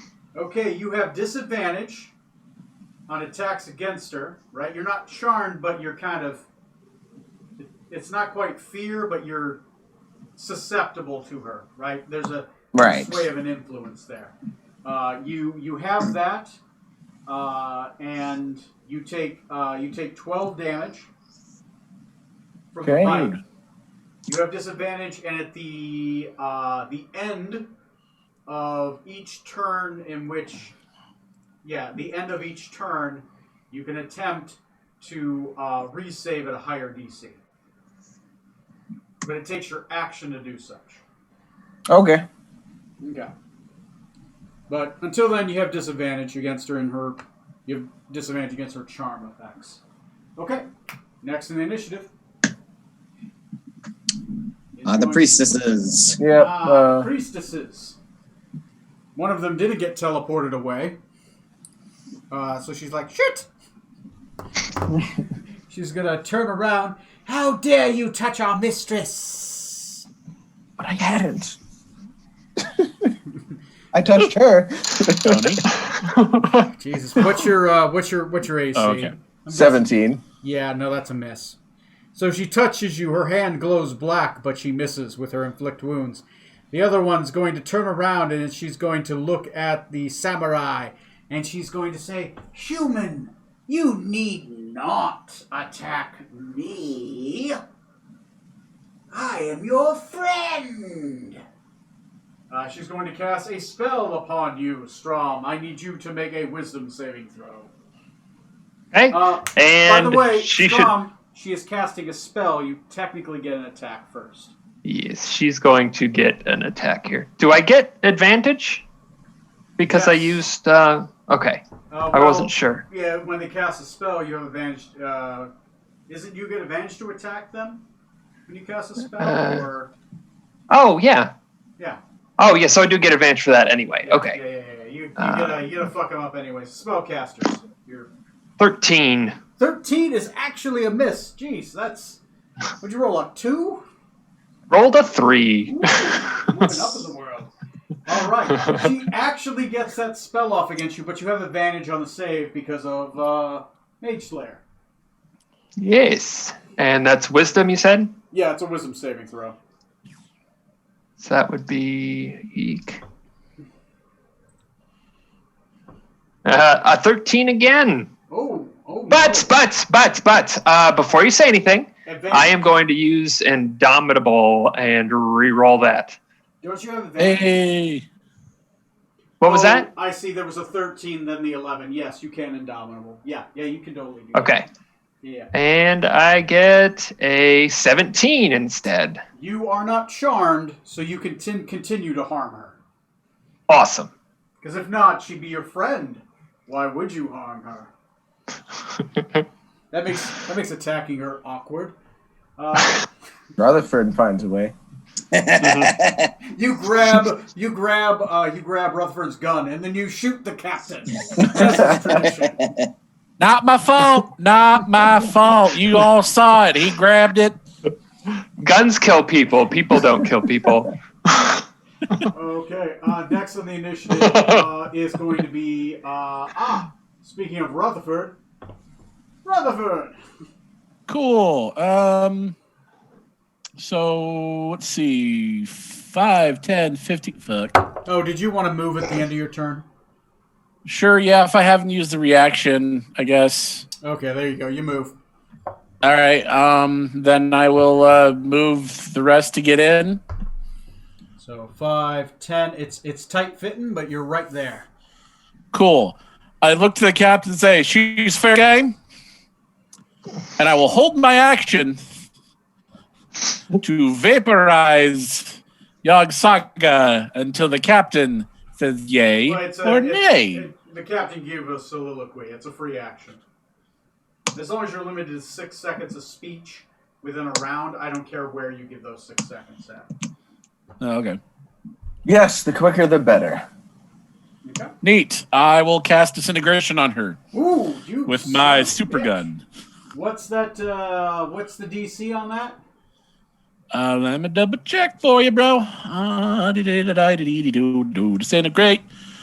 Great. Deck 16. Woo! All right. This is not considered magic. It's considered technology, so I don't get advantage. Haha. So Dex of 16. I'm going to roll this so you can see it. She has a, let me see, what's her bonus to dexterity is, oddly enough, snakes are quick. I got a 50-50 shot. If I roll a 10, I make it. All right, let's see this. Oh, I'm God sorry. damn it. I'm sorry, man. Brutal. And that's one of those all or nothing ones. Is it? Oh, man. Sorry, man. As you shoot, she dodges out of the way, and the door gets disintegrated. How about the rest of the wall with it, too? You know, fuck it. The wall's gone. Thank you for Thank you. giving me that much. Someone roll me a D6. Oh, that would have been awesome. 75 points of force damage. Motherfucker. Oh, well, it doesn't happen. But roll still. me a D6, somebody. Ah, that would have been awesome. 5. I This also got 5. Exposes Wow. a guard over here who is surprised. A guard over here who's also surprised. A sorceress over here who is surprised. And So himself, who's right there. Hey, I found So-So. You know what? We made an entrance. Tell Good you job, what, guys. Rutherford. That door was about to attack. It's coming Eat up shit, close. Decadic. Okay, let me know. Is this well? Let me see. I should probably bring it up a little bit, or just bring it. I'm so glad I wasn't behind her. Bring it over a little bit. Yeah, that's good. I'll be moving on my turn anyway, so I'll be closer to the figs. Okay. How about that? Is that better? Yeah, that's good. Okay. Cool. All right. Next on the initiative is gonna be. We'll try to keep these rounds quick. Decadic Thornbrook.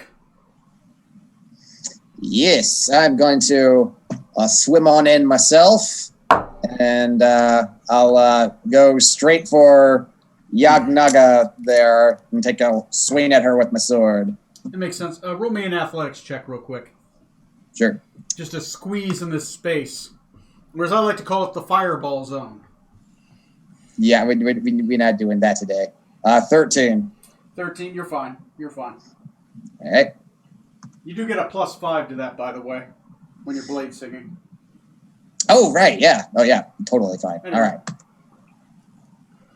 Going to attack Okay. 1.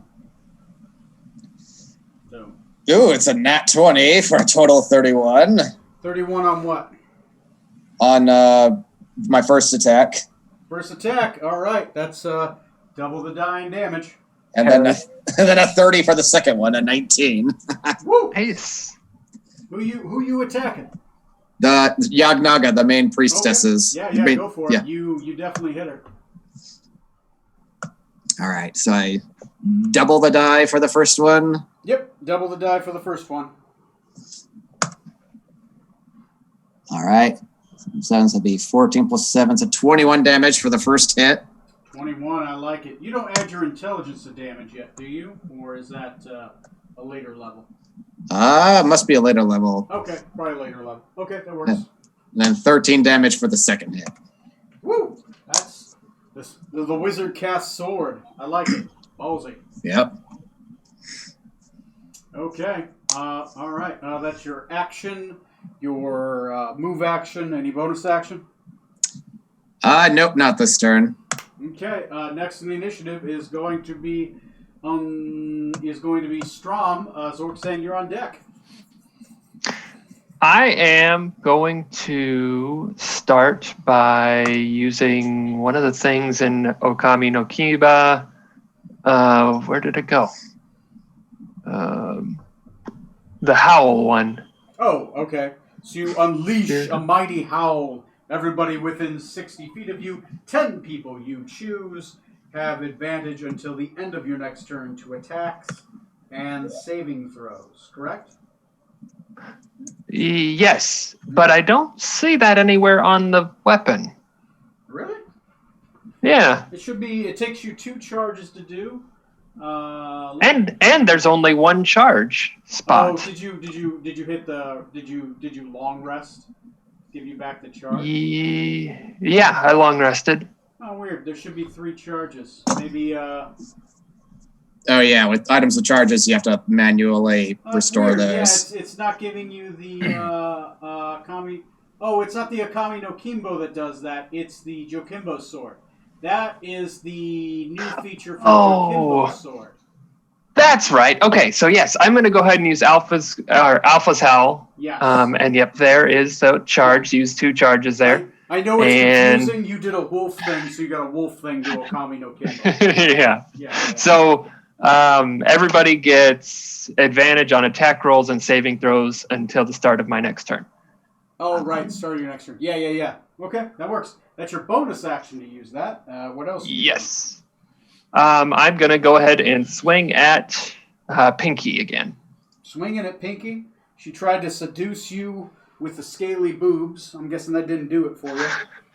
Not enough feathers. So 16 for my first one. Okay. I'm just saying. Would just you saying. like to suck on my supple, scaly nipples? AC is still 16. She didn't pick up her shield yet. All right, then 26 for the second. That's a hit. And just double check here. 21 for the third. Nice. Yep. The scale. You're not snaky enough yet. All right. Your grandpa would be ashamed. Yep. Shame Yep. on you. She's a fine-looking snake woman. And that is another 33 damage on her. Jesus. So she has only 70 hit points. Is she dead? Nope, she has 4 health. Woo! 4 health. She's gonna need a cleric with a She's healing spell. It's the wrong kind of cleric. And that'll do it for my turn. Okay. All right. Next is gonna be Zorksan Venom Tongue. You could have called the entire party. I'm just saying. This wall, by the way, is gone. There's no wall. All right. How do we want to do this now? I should probably straighten this thing out. There we go. I guess I'm going to turn around, look at So-So, and taunt him. Taunting So-So, huh? So-So, I've been waiting so long for you to come find me that couldn't wait any longer, so I've come to find you now. Okay. There's So-So right there. Okay. So you look at him, you taunt him. What else are you doing? I'm going to use my bonus action to put my Hexblade's Curse on him. Hexblade's Curse. All right. I will. Where the fuck is that miniature? Okay, you Hexblade's Curse him. That's fine. There's no save against that. And then as... Check what one thing is. Potion. Okay, actually, no, that'll be it for that. So step on up to him. I'll take the attack if the priestess wants it on me there. But I should be right between Yogg-Saga and So-So. Okay, you step up. And I attack So-So. Ooh. Hopefully I do it well.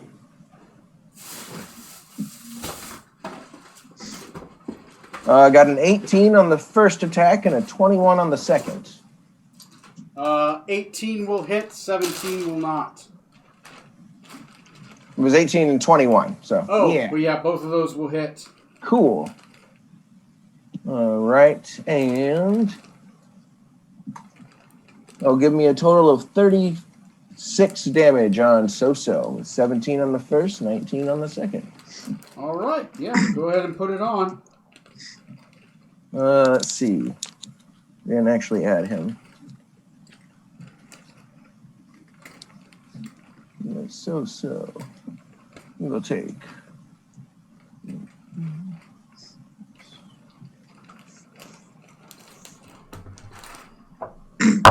Okay. It was a sorcerer, and who are the other two again? There's a sorcerer, and then there's two more guards. So put guard 1, guard 2. If you want, call them guard orange and guard blue.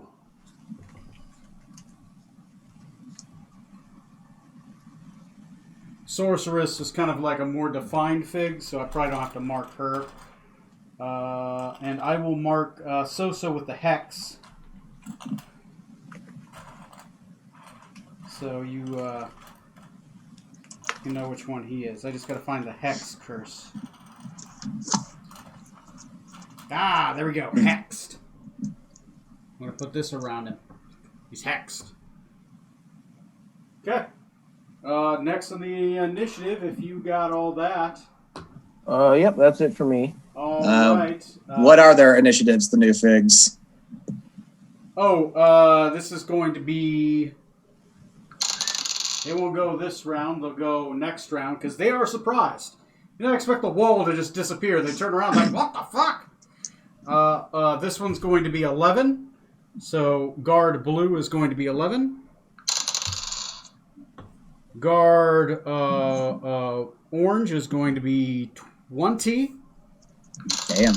The sorceress is going to be 8. And So-So is going to be 17. Oof. So he goes after Strom, but before Zorksan.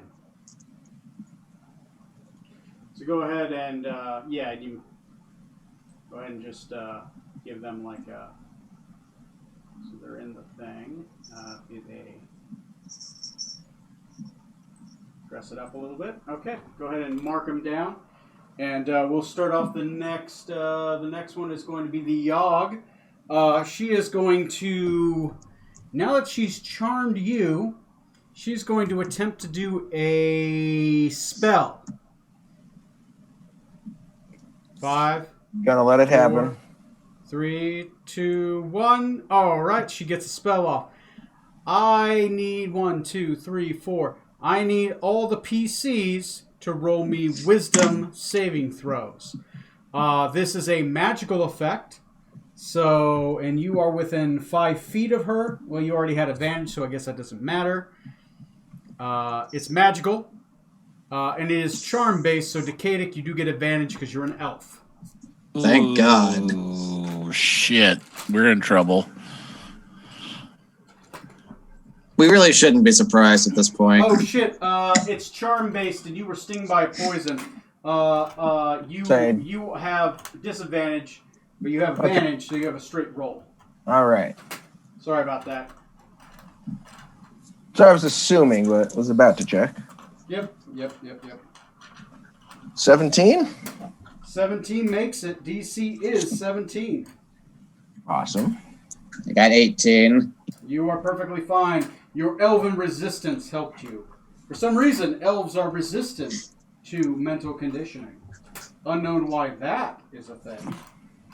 I can imagine why. Yeah, there's a story. I don't know if anyone's ever going to get that lore, but there's a story. Yeah, I got a pretty idea if Decadic doesn't. Yeah. Don't they just like a slave race to the Pretty much, yeah. somebody at some point? Yeah. My people too. Maybe. Okay. Did anybody else fail? Who failed? Just you? Rutherford's gonna shoot us again. Yep. Rutherford, I'm gonna put a band over you for Charmed, but basically, why are you attacking her again? She seems so great. I mean, she's surrounded by these mean people, but I mean, realistically, like, this girl's like, she's actually looks kind of sexy. Why would you want to great. attack her? Wait, if I fuck her, then my soon-to-be mistress, wife, whatever, will find her and Hey, kill her ass. You find you people imagine? sexy all the time and you don't sleep with them. I'm just saying. She's just hypnotically Wait, sexy. what? Weaponizing your wife or Are you- whatever she is, your mistress. Trey, are you trying to My strategize woman. to actually fuck her in the middle of combat in the hopes that I mean, that goes would up be and kills awesome. her? Like, That would you be hold on your in an pants. instant. Awesome. That would be awesome if that actually happened. She Like gets an alert. mid-bone session, like just all of a sudden, poof! What the fuck are you doing? It was like, it was all her fault. She charmed me. You pull down, you got a boner, and she's like, nope. Anyway, okay. Next is going to be, that's her for that. She does get a legendary attack. She is going to attempt a bite against Decadic. That's a miss. It's not even close. Not even half your AC. Okay. Yeah. So next is going to be Night Priestess 1. I promise she's going to be quick. Night Priestess 1 doesn't want to die. So she is going to attempt to cast a heal on herself. No fuck. She doesn't have heal. They're set priestesses. They never get heal. They only get harm. She's going to regretfully try to strike at you, Strom. She's going to miss. Alrighty. She cast a spell. So. Oh. If she casts a spell, I'm going to attack her. Okay, go ahead and do that one. I'm going to roll for the other one. Set priestess, yellow. Dude, with their health, you can just boop her on the nose and she'll go down. She also misses terribly. Actually, no. She casts a spell on herself, and she begins to glow with a black, shadowy light. Guard Blue is going to run up. 5, 10, 15. He's going to turn around, and he's going to attack Captain Zorksan, the Venom Tongue. What's your AC? 17. That's one hit. And a miss. Take 4 damage. Ow. From a sword. Okay, that's their turn. Next is Sorceress. She is going to... Shit. Her pants? Cool. She doesn't have much of a view, She's going to also try to. She's going to cast a. She's going to cast a spell and concentrate on it. Soso's blades light up with black fire. Dr. Hey. Scarlet Maladendo's not here. Rutherford, Hey, it is Strom, back did you to actually your hit turn. the spellcaster earlier? Oh yeah, she's totally dead. I got 14. I got a 28 to hit and 14 damage. Yeah, Okay. she's gone. She's gone. Cool. You've killed the sexy snake lady. Ooh la la. The dating pool has gone down lower. Just saying. I've had better. Park Kawaddle, your dating options have opened up. It's a whole new world open to me. When are you gonna settle down with a nice snake girl? And not was murder my tasty. children. My children keep murdering themselves. Why does this keep happening? Your cousin married a nice snake girl over in New York. Why can't you settle down? Jeez. Strom, this is against my nature, but you don't seem to know what's going on. Do I need to give you the snake equivalent to the birds and the bees? I mean, you might need to. You mean Because it's I have more like no the- idea how this works. It's more like the lizard and the snake. I don't know. Just picturing Strom and Zorksen not at the Roxbury. Dun, dun, dun, dun, dun, dun, dun, dun. Rutherford, it's your turn. You are charmed by her. That only means you can't attack her. Cool. Well, I'm right there in the face of what is that? Yellow? Yellow. Yellow. So Yellow is about to feel the wrath of the long sword of wounding. Long sword of wounding. All right, throw it out. I there. get 3 attacks per action, so here comes the pain. Bam! 15. No, this is a It's- sword. It doesn't go bam. The AC is actually 16. Sorry. Fuck! Here's another stab. Well, that definitely hits. That's a 25. 25. That will hit, and then some. And then here comes the third attack. Is a 26. So 2 hits. 2 hits, and she has 1 level of wounding. All right. Go ahead and And roll we're that gonna go- damage. At the beginning of her turn, I'll roll a d4 and then the con save at the end of her turn. All right. So 4 slashing damage. Or 8 slashing damage, excuse me. And another 8. Okay. So that'd be a total of 16 slashing damage. 16 slashing damage. Are you done, or are you action surging? That's me. We'll go ahead and do that. You said you're gonna roll the 1d4? Yeah, at the start of her turn, it does the 1d4. And at the end of the turn, she makes a con save to see if she can take the d4 off. Okay. It's kind of basically a dot. You're putting a dot on her. And you can put a dot every time you attack her during a turn. So if you hit her during a surprise action or, like a reaction, you could put another dot on her. You can just keep Gotcha. stacking them. Okay. All right. Well, then that's me. Go onward, All right. Christian soldiers. Onward, Christian soldier! Speaking of Christian soldiers, Decadic Thornbrook. I'm gonna keep swinging and hacking away at Yagnaga. Okay, you cast stab at the evil snake naga woman. So many stabs. Okay. First roll.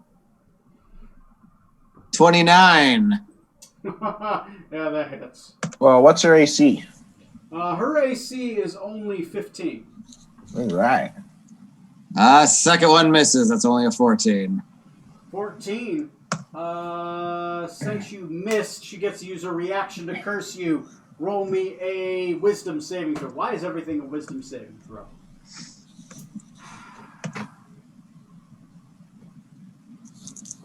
Oh, that's a natural one. Okay, until the start of your next turn, you are blind. As shadows cloud themselves over your eyes, there's like this black fog over your face. All right, well, fuck you, bitch. She's still going to take 15 damage from the one hit. She takes it.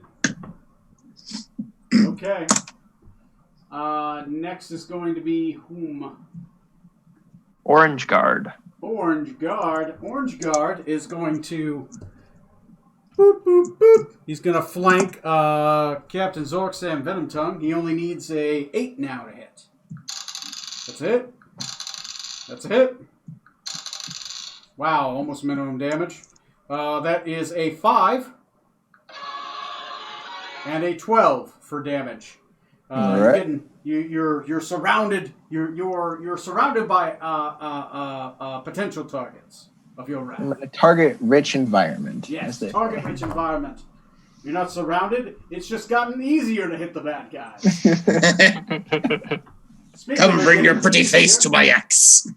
Speaking of it getting easier, Strom. Yep, I am going to move in on Yog Saga. Yogg Saga. Okay, you want to be And- right here, or did you want to be closer up? I want to go right there. Right there. All right. From here, do I have flanking? You do. I'll give you flanking. I'll give you the +2. That works. Yeah. Okay. You're flanking. It's +2 And that's a +2 to to your hit, correct? to your attacks. Yes. Okay. So first one is a 29. 29 will hit. Second one is a 16. 16 will hit. And the third one is a 17. 17. In response to your third attack, before you roll damage, roll me a wisdom saving throw at advantage, because, well, yes, it's technically magic. Roll me a wisdom saving Okay. throw at advantage. So that would be a 19. You are not charmed, so your attack goes through. Alrighty. So then we've got 7, 16. That would be 24 damage total. 24 On Yogg Saga. On Yogg. Mm-hmm. Cool. Woo! She's Then I'm going to go ahead and use action surge and Jesus Christ. attack her again. You attack her again. All right. Ooh! Ow! So we got 15, That'll hit. 28, That'll hit. and 29. That'll hit. And for damage, we've got 40 damage. 40 damage. Jesus Christ! Put it on the board. She's Nice. bloodied at this point now. She has 150 hit points. All right. And then that will end my turn. End your turn. All right. So is going to go. This is So-So's first turn. He's seeing her get assed up. He's going to... he has both swords pulled out. He looks at you and he's like, come to watch your friends die again. And he says that Rude. he's sobbing, by the way. And he is going to... he'll send his first 3 attacks at you, Captain Zorksan. All right. What's your AC? 17? 17. Okay. Well, that one might... no, that one does hit. Yeah, that one hits. Okay. You're immune to poison, so I'm not going to worry about that. So it's just going to be a D8 of weapon die and a D8 of shadow. You're not immune to psychic damage or resistant to it, are you? I am not. Is he hitting me once or twice? Or He's hitting you 3 times okay. On the first hit, I'm going to use my reaction to attempt to to make hex this. armor it. Okay, yeah, go for it. Roll a d6 and. Oop, hold on. I'm adding dice. No, remove them. Got a 6, which means I negated the first attack. First attack is negated. You do not Excellent. take 15 damage. So I'll roll the damage on the second hit. Oddly enough, 15 damage. Wait, 16 damage. He has a +5. So 16. And then 16 again. I rolled 11 3 times for damage. Dang. Plus God damn. 5. So you took 16, then 16. He is at least an 11th level fighter. He will... yeah, that's about it. Boom, boom, boom. He doesn't use his action surge yet. Next on the initiative is going to be Zorksan Venomtongue. Your reprisal. This turn, I will be using my action to cast Shadow of Moil on myself. Ooh. Shadow of Moil, you say. What does that do? Basically, it's my own personal bit of darkness that doesn't block vision. It makes it dim around me, but nothing bad for anyone else. And if they hit me, it lashes out and does damage to them, and they have disadvantage on attacks against me. Okay, disadvantage to attacks. Like, I'm considered fully obscured, so I get advantage on attacks and disadvantage on attacks on me. Okay, so there's a personal area of darkness around you. Okay. Yeah. Cool for me. Flame-like shadows obscure your body. Flame-like shadows. I like it. I like it. All right. It's considered a darkness-based effect? Kind of? Not really? Okay. I mean, It I don't know. doesn't- It's it not like doesn't it's matter for physical so-so, shadow but- flames. Shadow flame. Okay, so it's kind of like, okay, it only matters for like one person here who's probably going to die next round, so that's Don't talk about Rutherford like that. next is going to be, if Well, that's... I said I might have one thing checking. Okay, you know what? I do not, because I don't want to use that bonus action. Never mind, I'm good. Okay. Next is going to be Yog Saga. She's getting fucked up. What is she going to do? She may die, but she also wants to murder. Fuck it. She might as well try to kill the elf. She has advantage on the attack.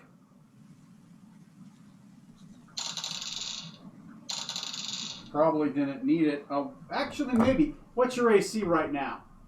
Currently 21. Okay. You can't see this coming because you're blinded. That's true, yeah. Let me look up something on D&D Beyond because I have no idea how much damage this does. That's nice. Are you resistant to necrotic damage?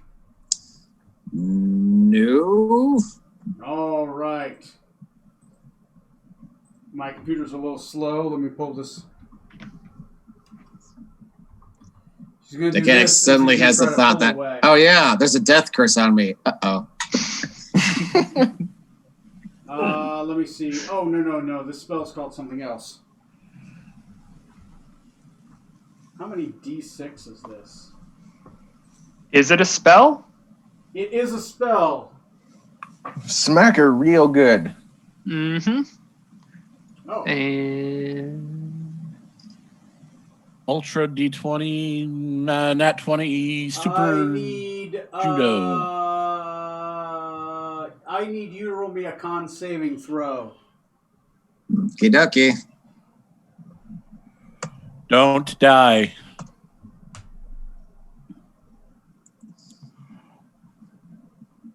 That's a 16.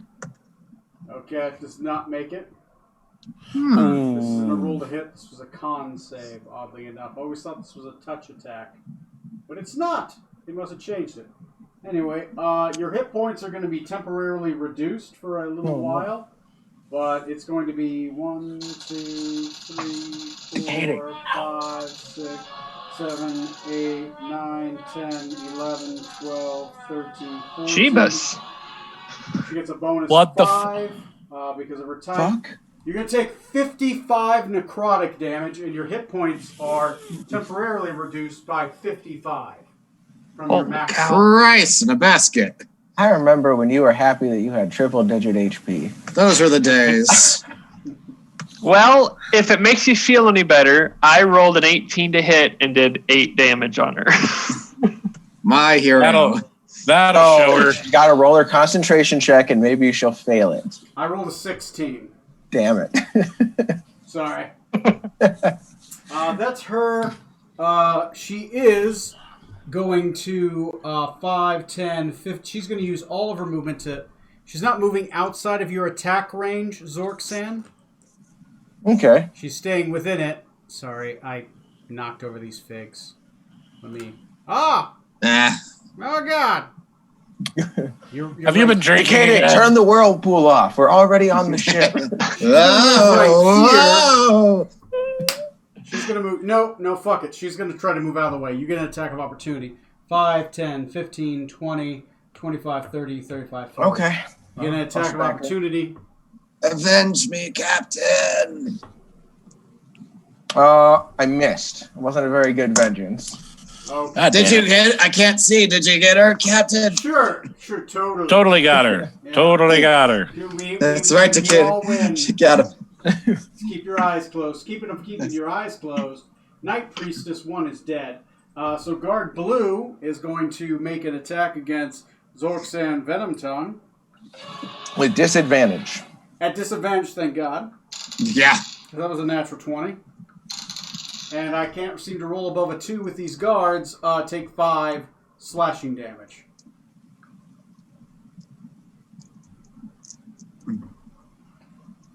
Hit me on his second attack.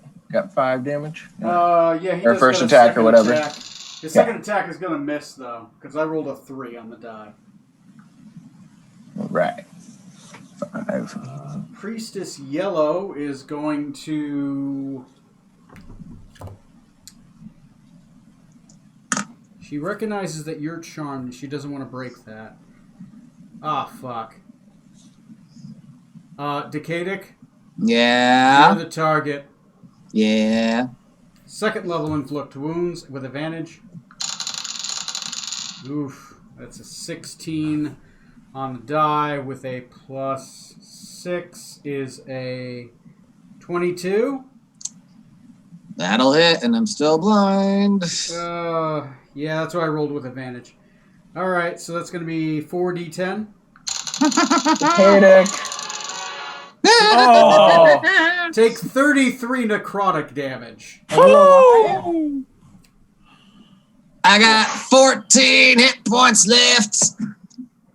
Sorry. Okay. Let's keep going fighting.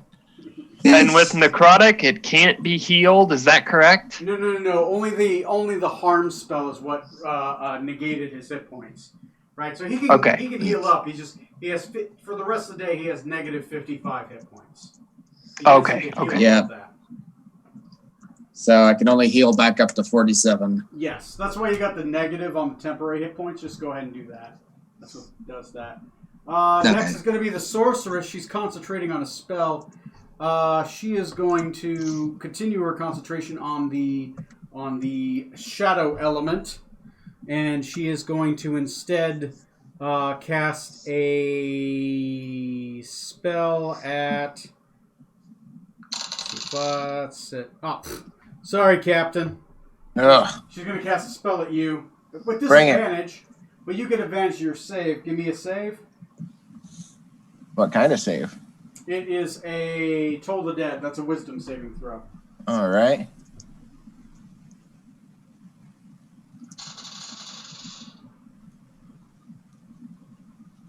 $19. 19. All right, you make it. You take nothing because it's a cantrip. Downside to cantrips, it's all or nothing. That's all of my bad guys. Next is Rutherford Benjamin Smythe III. You can roll Do I see- get to make a... Yes, a saving throw at the start of your turn. All right, then you said it was wisdom? It is wisdom based.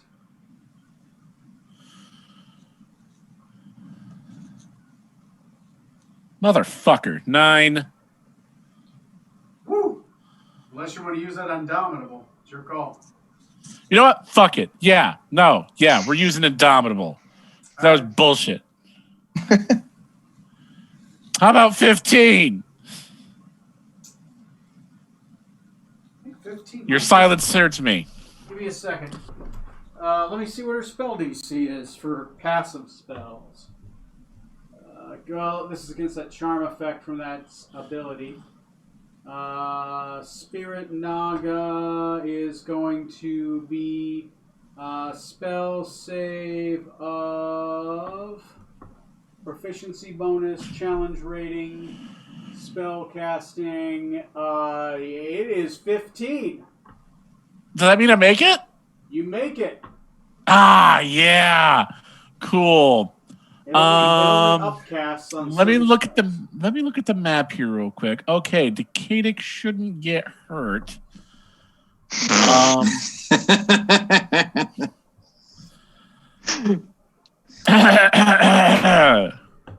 Duck and cover, because Oh. here comes the Thunder Cannon. Thunder Cannon's good. Oh, by the way, I forgot that lady takes a D4. She takes 1 damage. She does make her con save, so the dot goes. And I'm away. going to fire a straight line through yellow, blue to Yogg Saga, and maybe even Redhead in the back. You can do that one. You're not going to be able. You can either get her or Yogg Saga. I can't aim between the two, basically. No, no, you can only. Okay. You can't aim at 2 squares at once to get 2 5-foot squares. Okay, Yes. I'll do that straight line you're doing right now to Okay. Yogg Saga. Yogg yeah. Saga it is. So, just so you know, All the right. DC on that is 15. They need to make a says DC 15. I don't know. I'm pretty DC sure 15 it's saving throw, and it's not magic. It is technology. so would They this be a don't get- reflex save then, or a It's a dexterity reflex save? save. Normally they get advantage, but they don't because it's technology, not magic. Because they're Quixavans. This one fails. Neat. She's gonna Uh, take. Blue makes it. Fuck, the Spirit Naga fails. She has 1 legendary action. She's going to burn it to take half. So full, half, half. All right. So the full damage is 24. She That did a means lot. the half damage is 12. Okay, so 24 against Set Priestess. I think she's dead. Yes, she's exactly dead. You fry Ba-bam. her like an egg. Okay, then put the 12 on the other 2. This guy's got how much damage have you done? That's blue, right? Guard blue. Guard blue. That's the first time he's been hit. Okay, so they're not Okay. bloodied yet. And that takes my whole action, right, to fire that? Yeah, it takes your action unless you use action surge to use it again.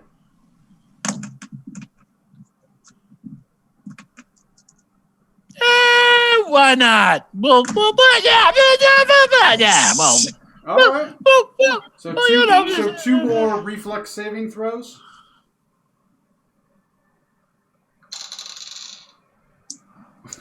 This guy failed by 1. Oh, I think she made it. She rolled a 13, and I think she's got like a 5 to her dex. She's got +6 to her dex. Sorry. So full Wait a and minute. half.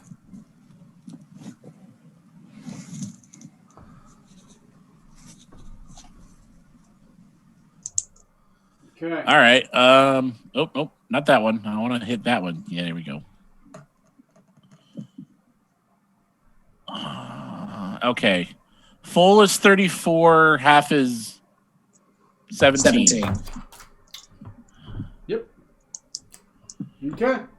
They both It's on over your for sketch. action and your action surge. We gotta You're figure going that to do your out. Bonus action. I'm going to keep going.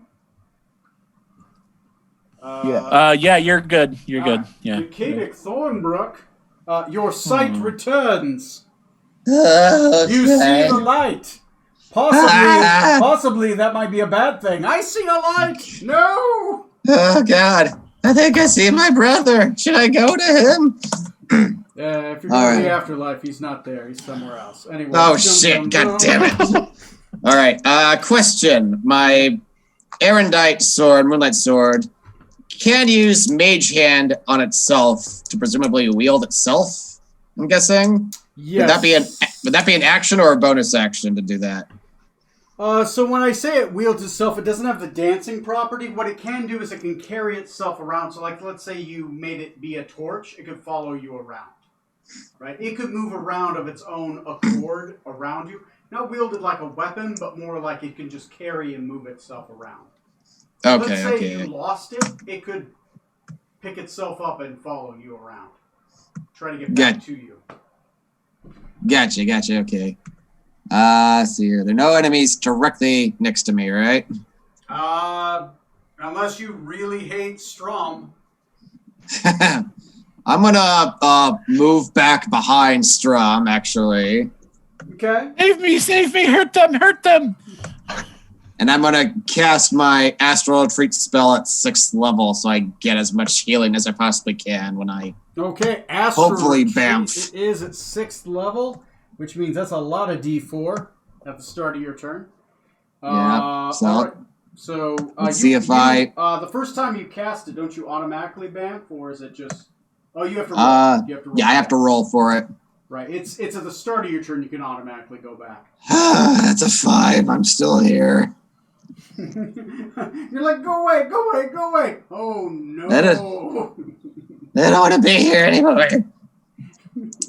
All right. Well, all right. Well, that's next is going to be guard 1. Guard orange. Guard orange. He's going to try to swing at you twice. He has not figured this out yet. That's a miss. Disadvantage. That's a miss. Oh, right. They have disadvantage. So that's a roll again. Okay, that's still a miss. I rolled a 4, a 5, a 20, and a 3. Okay, they missed terribly. You are definitely the most popular girl on the dance floor. Next is going to be Strum. All right. I am going to notice that Decadic is kind of assed up, and I am going to use Healing Hands for the first time. Ooh. So you get 12 hit points. Yay! Restored. Then, I'm assuming because that's an action I can't attack, I am going to then use another thing that I haven't used before, and I'm going to start raging. Ooh, a rage. Ooh. A righteous rage. You are filled with hate. I love it. I will find the rage tag in a minute. Go ahead and keep going. And that's it. Because Okay. that was an action and bonus action. Action, bonus action, and movement.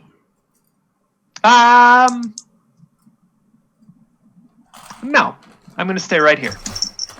Okay. Thanks, Jim, bro. Workout buddies. I don't have anything for raging. So, but I do have this red thing that looks angry that says magic effect. You are raging. That works. All right. Magically raging. And by the way, I do have everyone's fig that's they sent to me. I do have to reprint one of Decadic's, but eventually I'll get those painted. So. Ooh. Cool. All right. Next in the initiative. It's So-So. So is going to, seeing that the captain is surrounded. It's like, you're surrounded, and your friends are dying. Bring back memories. He has disadvantage to attack you, by the way. He's not the one that has the sight. I'm glad to hear that. Thank God for disadvantage. I think that's a miss. That's a 15. Miss, yeah. Yeah, the 22 I assume hits. That will hit, definitely. And the 8, 7, 8, 9, so 19 will hit. So 2 hits. Yeah. If you want to use a reaction. I'm gonna reaction on the second hit. After that Okay, first reaction on one. the second hit. First hit, 17 damage. 17 is right, and then roll a d6. Oh, it hits me. Ooh, okay. Take 13 damage. 13. All right, and then as a result, for him hitting me twice, Oh. I don't know if he has any necrotic resistance. He does not. He does not. Oh, all There's right. somebody He's here gonna that take. does, but they have not been hit with necrotic yet. Gonna take 4d8 because he hit me twice. Oh, damn. What is 4d8? So he's gonna take 23 necrotic damage. Damn, 6, 5, 6, 6. Woo! All right, put it on the board. He takes it all. He hits you, and he's like, ah, ah, ah, ah. As he hits How much you was with that second black hit again? blades. On me? Okay. Hey, Tony, how much was that second hit on me again? Shit. I might have cleared it from the history. Let me see. I cleared it. I think it was like 13. Okay, 13 is what I was thinking, so Okay. that Yeah, because sounds I right. rolled an Okay. 8, so that's 13. Yeah. All right, cool. Okay. It's looking rough, but there you go. All right. Next is going to be the reprisal, Zorks and Venom Tongue. Unfortunately, right now, I don't have the health to return fire. So I'm going to reach into my handy haversack here and grab the best healing potion I've got, which I think is superior. Okay. Oh, no, I have a supreme. We're going to use that one. Okay. How many? How much is the supreme? Base potion is 10d4 plus 20. That'd be 10d8 plus 20. Okay. Because the d4s are changed out with d8s. That's a lot. So that's 66 of my health back. Okay, you drink Nice. a potion, you get 66 health back. And just to be clear, when does a reaction, when does it refresh? Start of your turn. At the start of your turn. Okay. Okay. And I'm going to use my reaction to use my captain's orders to command Rutherford. Didn't you use it at the start of your turn to avoid an attack? That was from last turn, wasn't it? No. That was... Oh, he attacked you and you got it back. Yes, you're right. I'm sorry. You are correct. You are correct, sir. I'm in the wrong. So I'm going to command Rutherford here to shoot Yogg-Saga in the back one more time. Finish her off. As long as you Cool, don't and I just roll get to a one, act? You don't shoot the captain. Cool, I get to act though, right? Yes, you do. You got to use an action to make you an attack. It is your Cool. reaction to attack her. You just get one shot, not like a full attack action. All right, I need to ask for some clarification on something. Right. Tony, are you at your computer? Yes, I am. All right, so looking at the Thunder Cannon, I have 2 damage profiles. One is 68 plus 4, Okay. but then there's the other one that's actually Lightning Bolt. Which of these do I use? Or are both of these applicable? Yeah, the thunder cannon is lightning bolt, right? You use the thunder cannon to cast lightning bolt. You just burn a charge off it every single time. So that's 68 plus 4 is... Yeah, because it's technically... Ignore that. No. You add the +4 because it's technically a gun. It's the advantage of the thunder cannon over a wand of lightning bolts. Right, but the it's 8d6 for lightning bolt Right. instead of 68. Which is the same thing. You move the multiplier. It's the same. 68 and 8d6 are the same thing.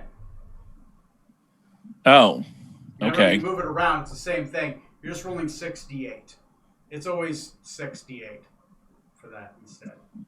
Okay, because I was doing Mathematically 8d6, better but because the least you could do is 8, right? Instead of the least you doing would be 6.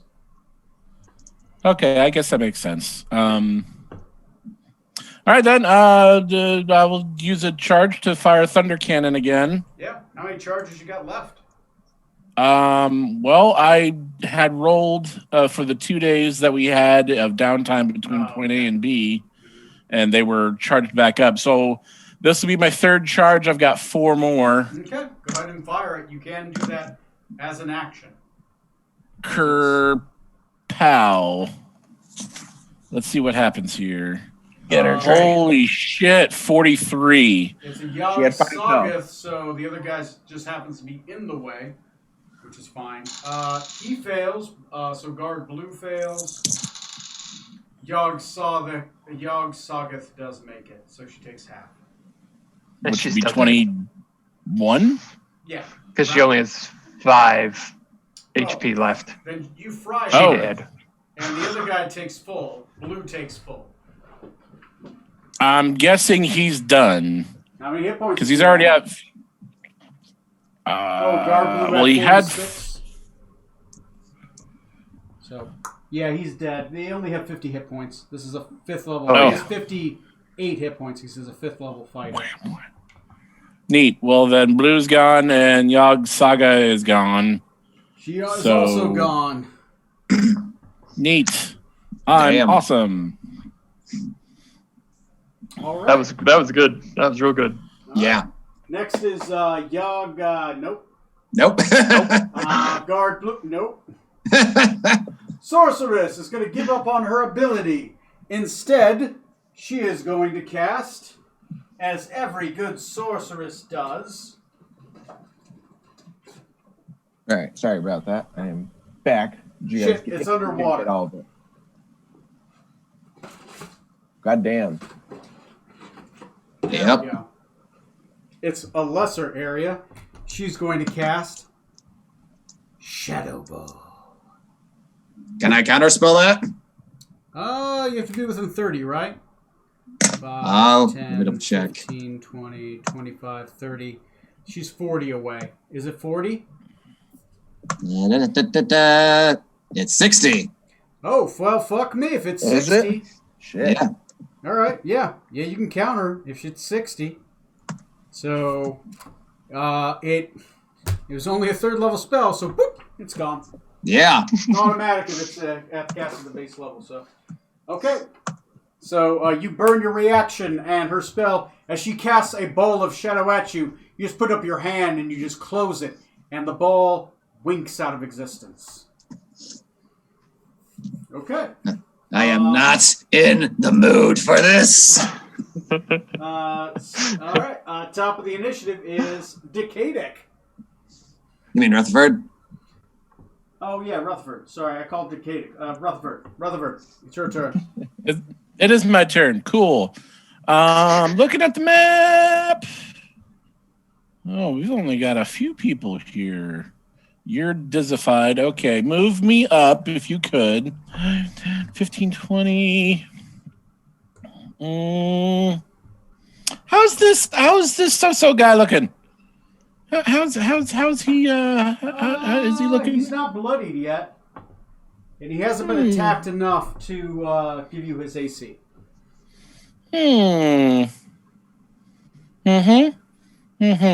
Cool. I will switch to my long sword of wounding, and I will stab at him. Okay. Stabby, stabby, stab. Stabby, Wah. stabby, stab. Use half your movement to draw your sword, and Yep. yeah, you can attack. First one is a dirty 20.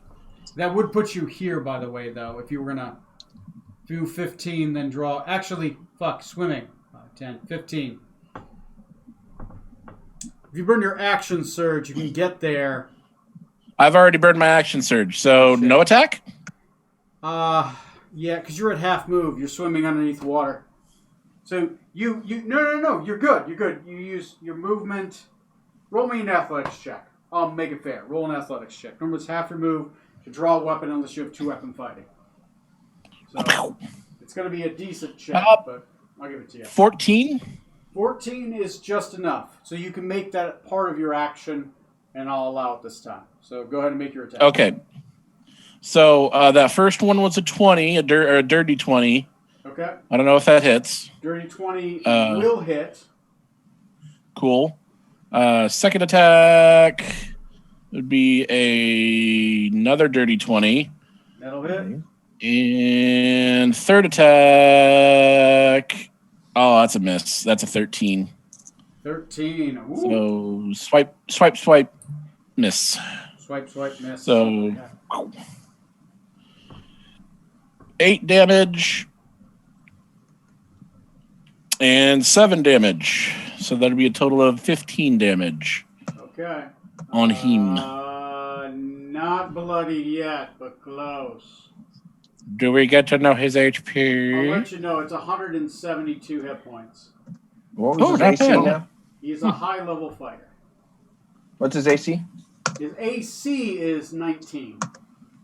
All right. Excellent. You guys are welcome. Plate and 2-weapon fighting. Okay, next in the initiative is going to be Decadic. Yeah. I'm gonna still hang back to where I'm at, and I'm just gonna pop off 4 charges of magic missile from my wand at the sorceress hanging out back there. Okay. As a reaction, she will cast shield. All right. Which, And I'll roll a d20. oh, is yeah. that- Yeah. Go ahead and roll your d20. Yep. Yeah. See if I. Then for not natural 20, finally, right before I bamf to the astral plane, I just flip her off, middle finger, and then I poof, go away. At the start of your turn, go ahead and roll those healing at the start of your turn. Gladly. Okay. As long as no one hits you in the astral, you'll be fine. That's Yeah, attacked by a bunch of astral piranha. Just kidding. Good question. Do I see anything in the astral realm? Anything funky going on? No, just astral piranha. Cool. Oh, Ah! Just kidding. Oh, All right. God. Anyway, guard number orange is still. I don't think he has a grasp of how dangerous the situation is. So doesn't seem to. Yeah, he doesn't get fear. He's quick solving. They're logical. So far, so he's going to 2 attacks on. Oh. He's like, so, I'll keep these ones off you. He turns and he uses his halberd to stab at Strom. Okay. That's a miss. That's also a miss. He misses terribly, and he drops his halberd in the water. Alrighty. It flies out of his hands. I rolled 2 natural ones and a low athletics check. Fuck this guy. The universe hates him, apparently. Next is going to be Strom Skybreaker. In response, this guy is pretty much... It's almost like he tried to fling his halberd at you underhanded. But he forgot he was in water, and he just kind of got caught in the water and just kind of tumbled around, just kind of floating awkwardly between you two. And he's giving you the look like, can you hand me back my halberd so I don't die and look embarrassed? All right, so I'm raging, and I see that happen, and as I'm going toward him, I'm going to, knock his halberd out of the way, and then swing at him. All right, you are raging. Yeah, attack. So, we've got a 20, That'll hit. a 19, That'll hit. and a 17. That will also hit. Okay? AC Then is we've got- 17. Then we have 31 damage total on him. Okay, he is bloodied. He has 50 hit points. Alrighty, then since I have a bonus action, I'm going to go ahead and swing at him with Jokimbo's sword. Yep, might as well. And we got a 16, so I miss on that one. Yeah, he's wearing breastplate and he's got a +2 to his AC. So yeah. What? All right, and Okay. that ends my turn. That ends your turn. All right. Next is going to be So-So. I'm gonna say he's gonna divide up his attacks. Actually, it really hurt him to attack the captain. He's gonna look at your friend. Oh shit! And drop this one. He's like, "Fine, watch me kill your friend. Come here, ugly monkey." He says this in Quixotic, by the way. But is he a friend? I mean, I guess. Fuck it. He's going to action search. He may not survive to the next round, so that's going to be 7 attack. Wait, no, he's a...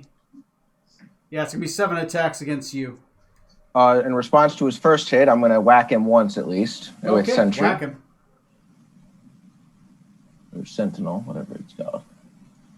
And 17 to hit, so that's a miss. Okay. Damn it. All right. Trey, my crit range is 18 to 20, so... Oh, wait.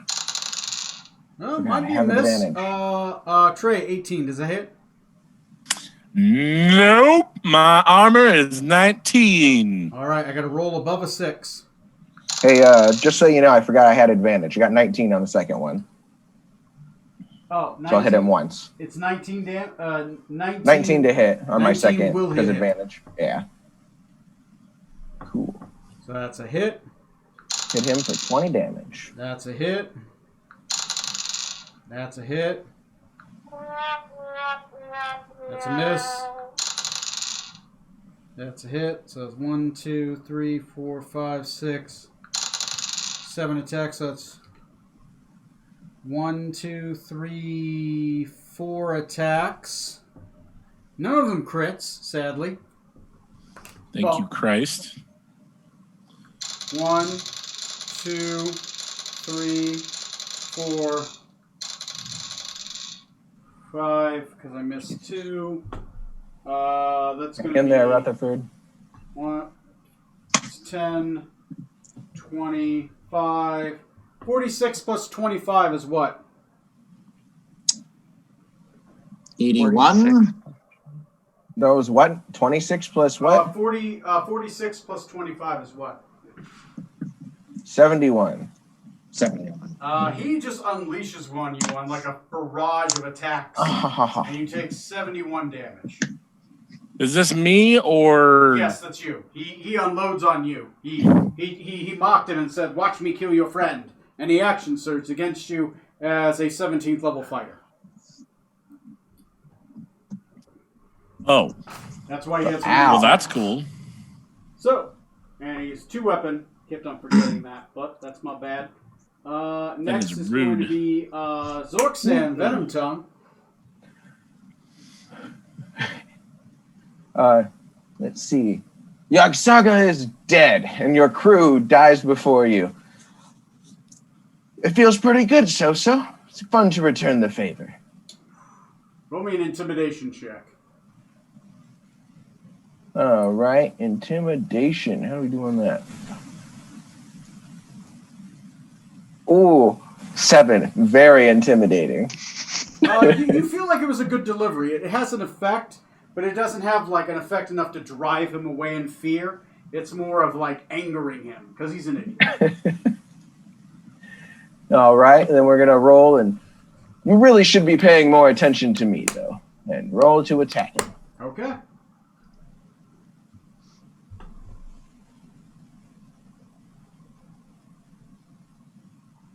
Before I do that, can I actually slide around behind him to flank with Trey?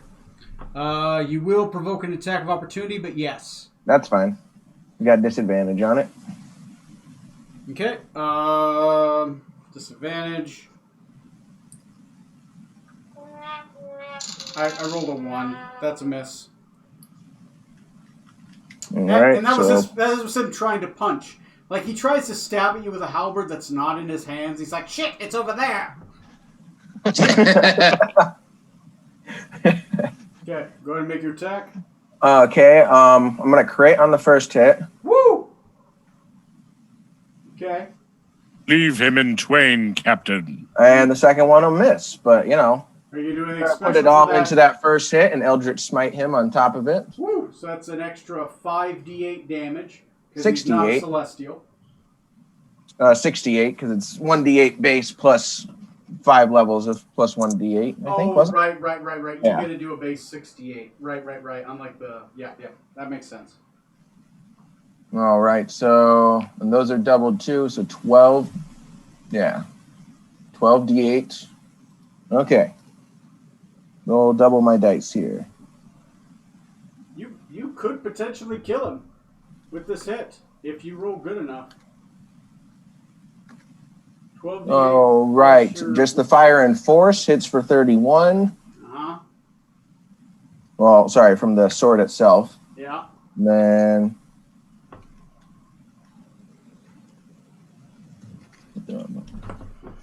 There we go. The smite is going to hit for 58. Oh, he dead. I've killed him. So what I'm gonna do? Plus 9. How do you do this? How does this look? How do you finish off So-So with an Eldritch power? I definitely want a nice cut into his gut and basically gutting him like a fish going up with moonlight basically as it goes pouring out of him. As you stab him in the gut, you explode this power of moonlight into him. And you literally start to see him crack underneath his scales. You start seeing scales chip off as they do. Little bits of moonlight seem to come out from the inside of him, inside his mouth, through his eyes. Eventually his eyes melt away and burn away until there's nothing but moonlight exploding from every orifice and through the cracks in his scales and maybe stabs that have gone through him. And he falls through a dried husk underwater. And as he's falling, I'm going to use my reaction to quickly mutter the incantation and activate the cage I have on my waist and catch his soul. Oh shit, yeah, because you got that. All right. You got a soul cage. You grab his soul, and there's effects related to that you can use. Yes. So I'll have to think of some questions after in downtime or something here. Okay, yeah, That's question. brutal. There you Oh go. my god. You soul cage him. As you do, you rip away, like Mortal Kombat, your soul is mine. You Shang Tsung Your that soul is motherfucker. mine. You and I need to have a talk, so. The sorceress uses whatever magic spell she has to flee, and you start hearing a cacophony of abandoned ship happen outside, and people just start running away. And we'll start off next game. You guys have commandeered a submarine. I will, as the sorceress, and I'm assuming Orange Guard is running away too. He dies. If he's still alive. I'm just gonna roll He off died? He dies. He has no All way right. to get away. He's just gonna die. He has no weapon. There's like a raging Strom in front of him. He's gone. But he has to die in like a ridiculous fashion where he like trips and like smacks his head on the side of the what's gonna boat and just happen- starts bleing profusely. As You know that he's- halberd he I'm gonna- dropped? So, I yeah, pop- yeah. So as he sees So fall, he panics. He turns around. He starts running. That halberd that was floating in the water stabs him in the gut. He panics. He runs around. As it does, he runs into Decadic. As Decadic materializes, and the halberd twists in his gut, cutting him open. He starts spilling. He's like, "Oh God, my innards!" And he starts like panicking. As he does, he runs into Rutherford, who electrocutes him with the gun. Not just because he bumped into him and he turned right and pulled the trigger. And blows Actually, no, off hang the on, guy. hang on. I'm like doing something with my gun. I turn and put my hand out to stop him. I've got those lightning gloves. Oh, there you go. There you go. Yeah.